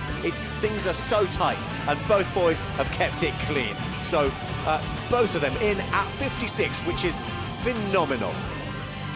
So they have swapped, they are mirrored. We are looking at bragging rights final. All-wheel drive, Dmitriy Shrivny against the mighty Ken Block, who is out of the block first, as ever. All right, so here we go. The open face helmet showing you the expressions on KB's face. And the explosions around the track, it's amazing here. The atmosphere is incredible as fireworks, Roman candles are cascading across the track as these two cars are mirroring each other. The great Ken Block is actually, his horsepower has got him out first and he's slightly in front, but Dmitry's always worrying him. Remember, just about 0.7 seconds separate Dmitryy and Ken Block. Can Ken Block go faster in and out of the spin cycle? Right now, they're about mirroring each other. Ken Block with a bit of a sloppy swing, now brings it into the tractor tire barrel. Ken Block, is he looking over to the other side as Dmitryy brings it wide? Ken Block brings it in. Can he grab the traction? Front no! of Ken's car. Dmitryy, whoa! Coming in hot as Ken Block, getting a little loosey-goosey there in the unicorn. And if you didn't have enough horse analogies, right? 845 ponies coming at your face. Wow. That's hard to stop, regardless of how big your brake rotors are. Yeah, there's some silky skills and balletic moves from the crew there to avoid that incredible car. Well, I know even for fun, Ken would love to get the victory, but I think it was a victory overall for everybody here in the building. Santa Pod Raceway, as he's taking a shot here, you could see Dmitriy Shrivny. He's going to be stoked on the other side. Ken Block going to step out of this 845 horsepower unicorn. Would you please make some noise as he steps outside of this beast of a vehicle, the monster. Head Hoonigan in charge, Ken Block. Up front and close and personal, and there it is. Dmitriy Shrivny defeats Ken Block by just about 1.5 seconds. Man, Eddie, that was awesome to watch. Amazing, and once again, that was won right at the very last one, and we'll see them. And Ken always comes out of the block first. With that amount of horsepower, you can't not. But then look, he came into that very last obstacle, and Ken was actually, the front of his car was sniffing those giant tractor tires, and he came into that first. But Dmitryy, just with that edge of maneuverability, just pipped him, and Ken obviously very keen to get back into the stable there. So much fun down here again. Dmitriy Shrivny, Ken Block. So the party and the disco ball continues. It's on. It was such a great day, so let's throw it down to the men of the hour, Ken Block and Dmitriy Shrivny.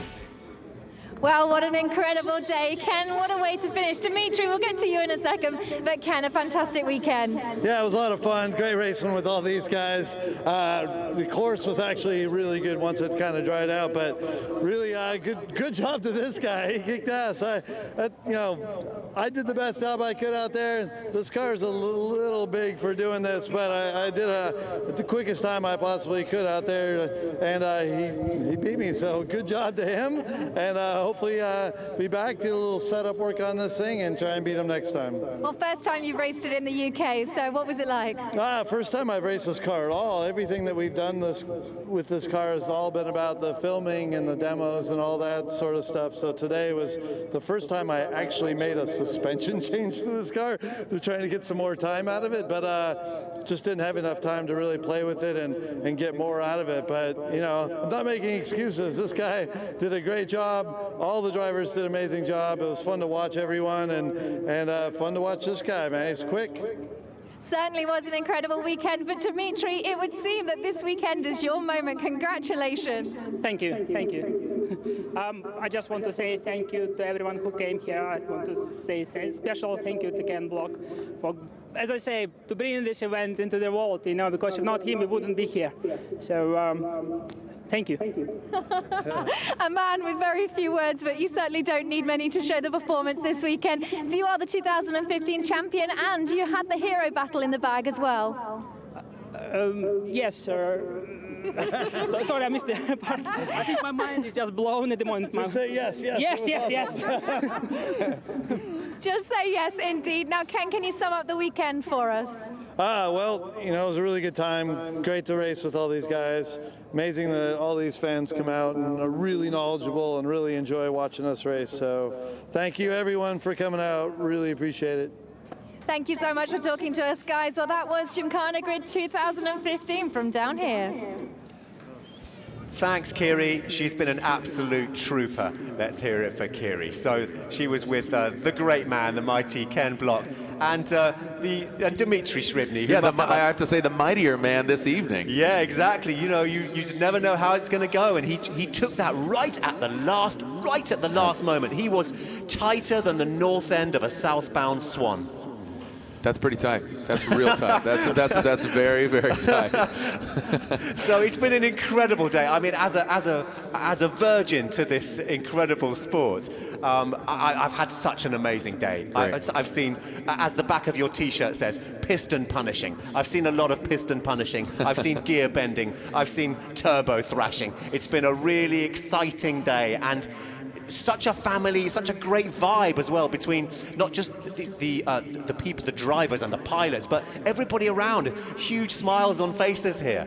Yeah, like Ken said, the fans are really educated. They're knowledgeable about the vehicles, the cars, and the scene here in UK and around, you know, Europe. I can't wait for this to really penetrate different parts of the globe. We were in Madrid, you know, the previous 2 years, but I'm really seeing Gymkhana GRiD grow and expand outside of Europe and UK and Spain, and obviously, you know, just all over. I can't wait to see this really expand. So Monster Energy and Gymkhana GRiD is truly a sanctioning body, an event that really will grow by leaps and bounds for coming years. So it's been a pleasure, obviously, working with Kiri and you, Eddie, and getting to educate you on obviously the sport, the cars, the builds, the uniqueness, and the run what you brung attitude. Because obviously you being, you know, in music and being a petrol head, run what you brung, right? So we're going to go back down to our trooper, who is out there in the cold with, tell us who she's with. Ryan Turk and Luke Woodham. I am indeed. I am with Ryan and Luke. Well, Luke, we'll start with you first. The smile has not gone anywhere. So you're now two-time champion, 2014, 2015. The grin's not going to go for a while, is it? No, that's here to stay. That was a really close battle, and it's really dark out here. And with no lights, it doesn't really help. Oh, they broke. No, it's awesome, and it's a privilege to drive against these drivers, and yeah, really enjoyed it, and this grin is going to stay. Well, talking about the hero battle, Ryan, that was the first time you raced that car as well, so what was it like? It was phenomenal. I was just trying to get comfortable in the car all weekend, and I knew I had to put it down against Luke, who's been just super consistent and on point and laying down some of the best times of the weekend, and I knew I was going to have to pull out all the stops, and I usually perform a lot better under pressure, and it wound up happening. So I got to thank the Hoonigans and Ken for bringing me out, my first Gymkhana ever, and you know, it couldn't have ended on a better note. And thanks to Monster for putting on such an awesome event, and all the fans that showed up to support all the drivers here today. Well, it has been an incredible event. If you could sum it up, because obviously yesterday pouring with Wayne, what a way to finish today though. Yeah, it was, we battled the elements here with the cold and the wet, and you know, almost hitting a couple walls myself, and it's just you know, the drivers had to push through a lot of elements, and it's just you know, you got to experience those pressures to make it, you know, feel that good at the end of the day. Now, Luke, if you could sum up the weekend, how would you? Words can't describe it. To do this again, it was like a dream a couple of days ago. Yeah, now it's happened, so big smile. Fantastic. Well, congratulations, guys. Thank you. Cheers. So there we are. Ryan, the Tightness Turk, and Luke, the Jedi Woodham.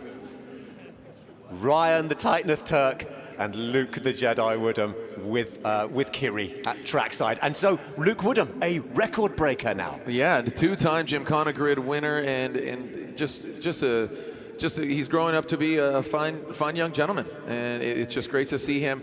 And here's that S chassis vehicle, you know, and I think for those fans that are watching or aspiring Gymkhana racers, you got to think that the Toyota Corolla is a serious option with that Croatian crusher of Marko, just sitting outside and not getting a podium spot, but earning a lot of respect from his racers in that Toyota Corolla. And massive respect to Ryan Turk, because that boy has come from normal drifting, right, into this Gymkhana category. So he's not used to this. This is something that he's not used to. He's coming into this blind kind of thing. New type of event. You know, obviously being in UK, that foreign element, new vehicle, maiden voyage in that vehicle, getting handed the keys to such a beautiful vehicle. I mean, a one-off body kit, one-off car, so a lot of pressure on Ryan Turk's shoulders. He's a hell of a driver, isn't he? He must be astonishing at what he actually does. I mean, he actually does this. I mean, it just being a pilot, just getting more seat time. That's why I think really Luke Woodham, he does compete in drifting as well among a lot of these drivers. But preparing your vehicle to be a Swiss Army knife, to be in drifting, to be in Gymkhana, you know, that's what really shows you who the professionals are and who the winners are going to be. And I think Luke Woodham just had the best package: his mind, his weapon, and his machinery. And it seems that he put it all together here for the overall deal. Amazing. And another shot of the beautiful full moon reminds me that this is the center of the universe for any man, and it usually is a man, that has ever pulled a handbrake turn in a Sainsbury's car park. Well, yep, as we are getting set for our podium ceremony, just again from yesterday to today, our fans, the lights, the fandemonium, as I like to call it, it's just really cool to see the all-wheel drive, the progression from 4 years ago here at Santa Pod Raceway, and the Santa Pod Raceway 4 years ago, going to Madrid, seeing the variety of drivers, and I really, truly hope and believe that we will be seeing Gymkhana GRiD in other countries and other places. Yes, more power to its collective elbow. So we've had fandemonium, you've heard from the man himself, and I think we've had some very sexy driving. I think you could probably say we've had some Hoon Tang. Oh man, that was off the charts right there. That's good. I love this. Man, you want to come to the States and just announce you got some, I don't know if that would make it on. You can have that one for free. All right, that one's complimentary. Compliments. All right. So well, thanks Eddie TM. As it would definitely aim to please. It was definitely a people pleaser. As this event was just some really fun driving, and as it progressively dried out through the day, the fans stuck around, endured the cold. And I have to say, Marko was really a great moment here, but also right out of the gate, or excuse me, not out of the gate, but here, put an exclamation point on an exciting day for rear-wheel drive was Turk and Woodham. We're just seeing a nice little montage now. Some of the great moments that we've had today are highlights, if you will. We'll see some triumphs and maybe a few disasters too. Yeah, that Woodham and Turk battle was really fun, and it just goes to show you, like you said, the seat time for Woodham took him to the top, but when you get Turk, who's a force to be reckoned with, he could definitely ruin your day. So I'm sure it was definitely it's going to be a bragging moment tonight when we party back at the hotel or find a pub, right? So look at that, rolling through the sparks. The Escort Mark II gets a shower of sparks. Yes, absolutely perfect. As we saw the Unicorn and Dmitriy Illyuk, the Ukrainian, and you throwing out your actual Russian to him, and that kind of flipped me for a script. But I'm sure, as Ken said in the interview, he's not taking anything away from Dmitry. He's saying that car wasn't purposely built for competition, but it was purposely built for doing awesome things, and it did just that. I think people, even you this morning seeing that car, I think you were a bit baffled on how amazing that piece of machinery is. Oh, it's jaw-dropping. I mean, I had to pick my jaw up off the tarmac when I was near that car. I mean, from the arches to the wheels to the details inside, those are the things that I think really just make a car turn into a masterpiece or something that just transcends being a car. It's a piece of art. And it's got those little scrapes and scratches that give it character. Well, he got a few this weekend, and I'm sure he's not going to be super psyched on that, but he's still a busy man. That unicorn still is not done for the season. He has plenty of things planned for the event, or excuse me, for the rest of the year, as we are getting ready for our Gymkhana GRiD podium ceremony. And we have some very unique trophies to give out, some cash, some prizes. And man, Eddie Temple Morris, Jared DeAnder here. It's been a pleasure, man. And I'm telling you, the party does not stop here for Gymkhana or for us tonight, this evening. No, certainly not. And I'm just blown away. I thought I'd seen everything until I saw a 150-mile-an-hour tractor. Yeah, right. No, not tractor, lawnmower. Lawnmower. I saw a 150-mile-an-hour lawnmower Right. today. Yeah, no big deal. That's cute. Remember, keep the conversation going at Gymkhana GRiD, hashtag Gymkhana GRiD if you're watching at home or in person. Thank you for joining us here at Santa Pod Raceway for the 4th installment of Gymkhana GRiD. And these gentlemen definitely worked it out, from all-wheel drive, rear-wheel drive, and even the buggies, who we didn't air on the TV program, but we saw some major stars out there, including Nic Hamilton, Shayne Lynch, Steve Peat, 3-time mountain bike downhill champion Liam Doran. He's a 4-time X Games medalist. Andre Villa, who's used to doing freestyle motocross on 2 wheels, he grabbed the wheel of these buggies. And then Riku Takho is our winner.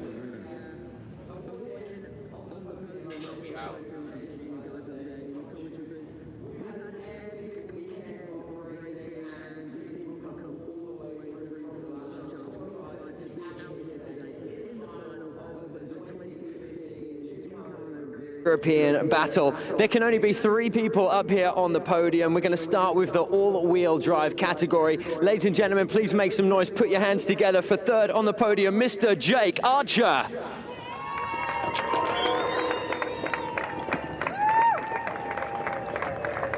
Congratulations, thank you, buddy.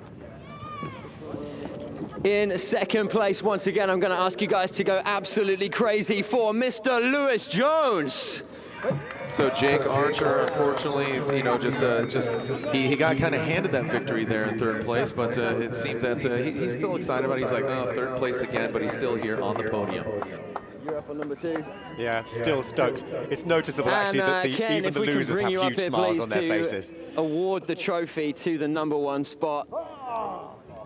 So there we have that heavy metal There is only one man trophy. that can stand atop the top of this podium. Please make some noise for Mr. Dmitriy Illyuk. Congratulations. Thank you. And to award the trophy, me again, Mr. Ken Block, the man of the hour. And my clothing definitely isn't waterproof, Well, so there I you might go. take a little Dmitriy step back. Illyuk, Lewis Jones, Jake Archer, and Ken Block awarding. Look at those medieval Monster Energy Gymkhana GRiDs, these gladiators of Gymkhana GRiD, and the all-wheel drive class. Dmitriy Illyuk, again, Lewis Jones, and Jake Archer. So yes, the heavy metal trophies have been given, and Dmitriy Illyuk got the axe that Jared wanted. Yeah, I know. Well, no, he got the helmet. 2nd place was the axe, and 3rd place was the sword. So I wanted the axe. So if I would have defaulted to 2nd place. So I want to be Lewis Jones right now. But only thing is, I carry my luggage. I don't check luggage. So I would basically, I'd have to forfeit it because I couldn't take that on a plane. That's a weapon. Something, a prop from the Model 300. This is for Sparta. Oh man, look at that. 5,000 pounds. I don't know if he's crying or if he's got champagne in his eyes, but obviously that's going to change things for him a little bit. Yeah, that's definitely going to buy a few more tires, isn't it? Yeah, tires are definitely a hot commodity around the pits, but you know, looking for more horsepower, because from last year to this year, I asked him, you know, what have you changed? He said bigger tires. So, you know, it obviously worked out. Maybe throw some more horsepower, throw some, you know, more tires at it, like you said. But you know, he's figured out the equation in the all-wheel drive class because he's been here before. Category once again.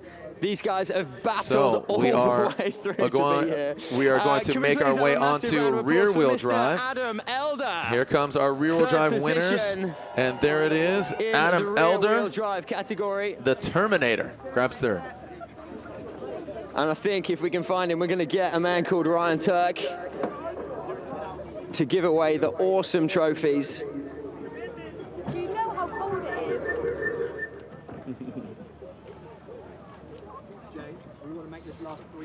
locating our victors here for third, second, and first place in the rear-wheel drive class. Adam Elder?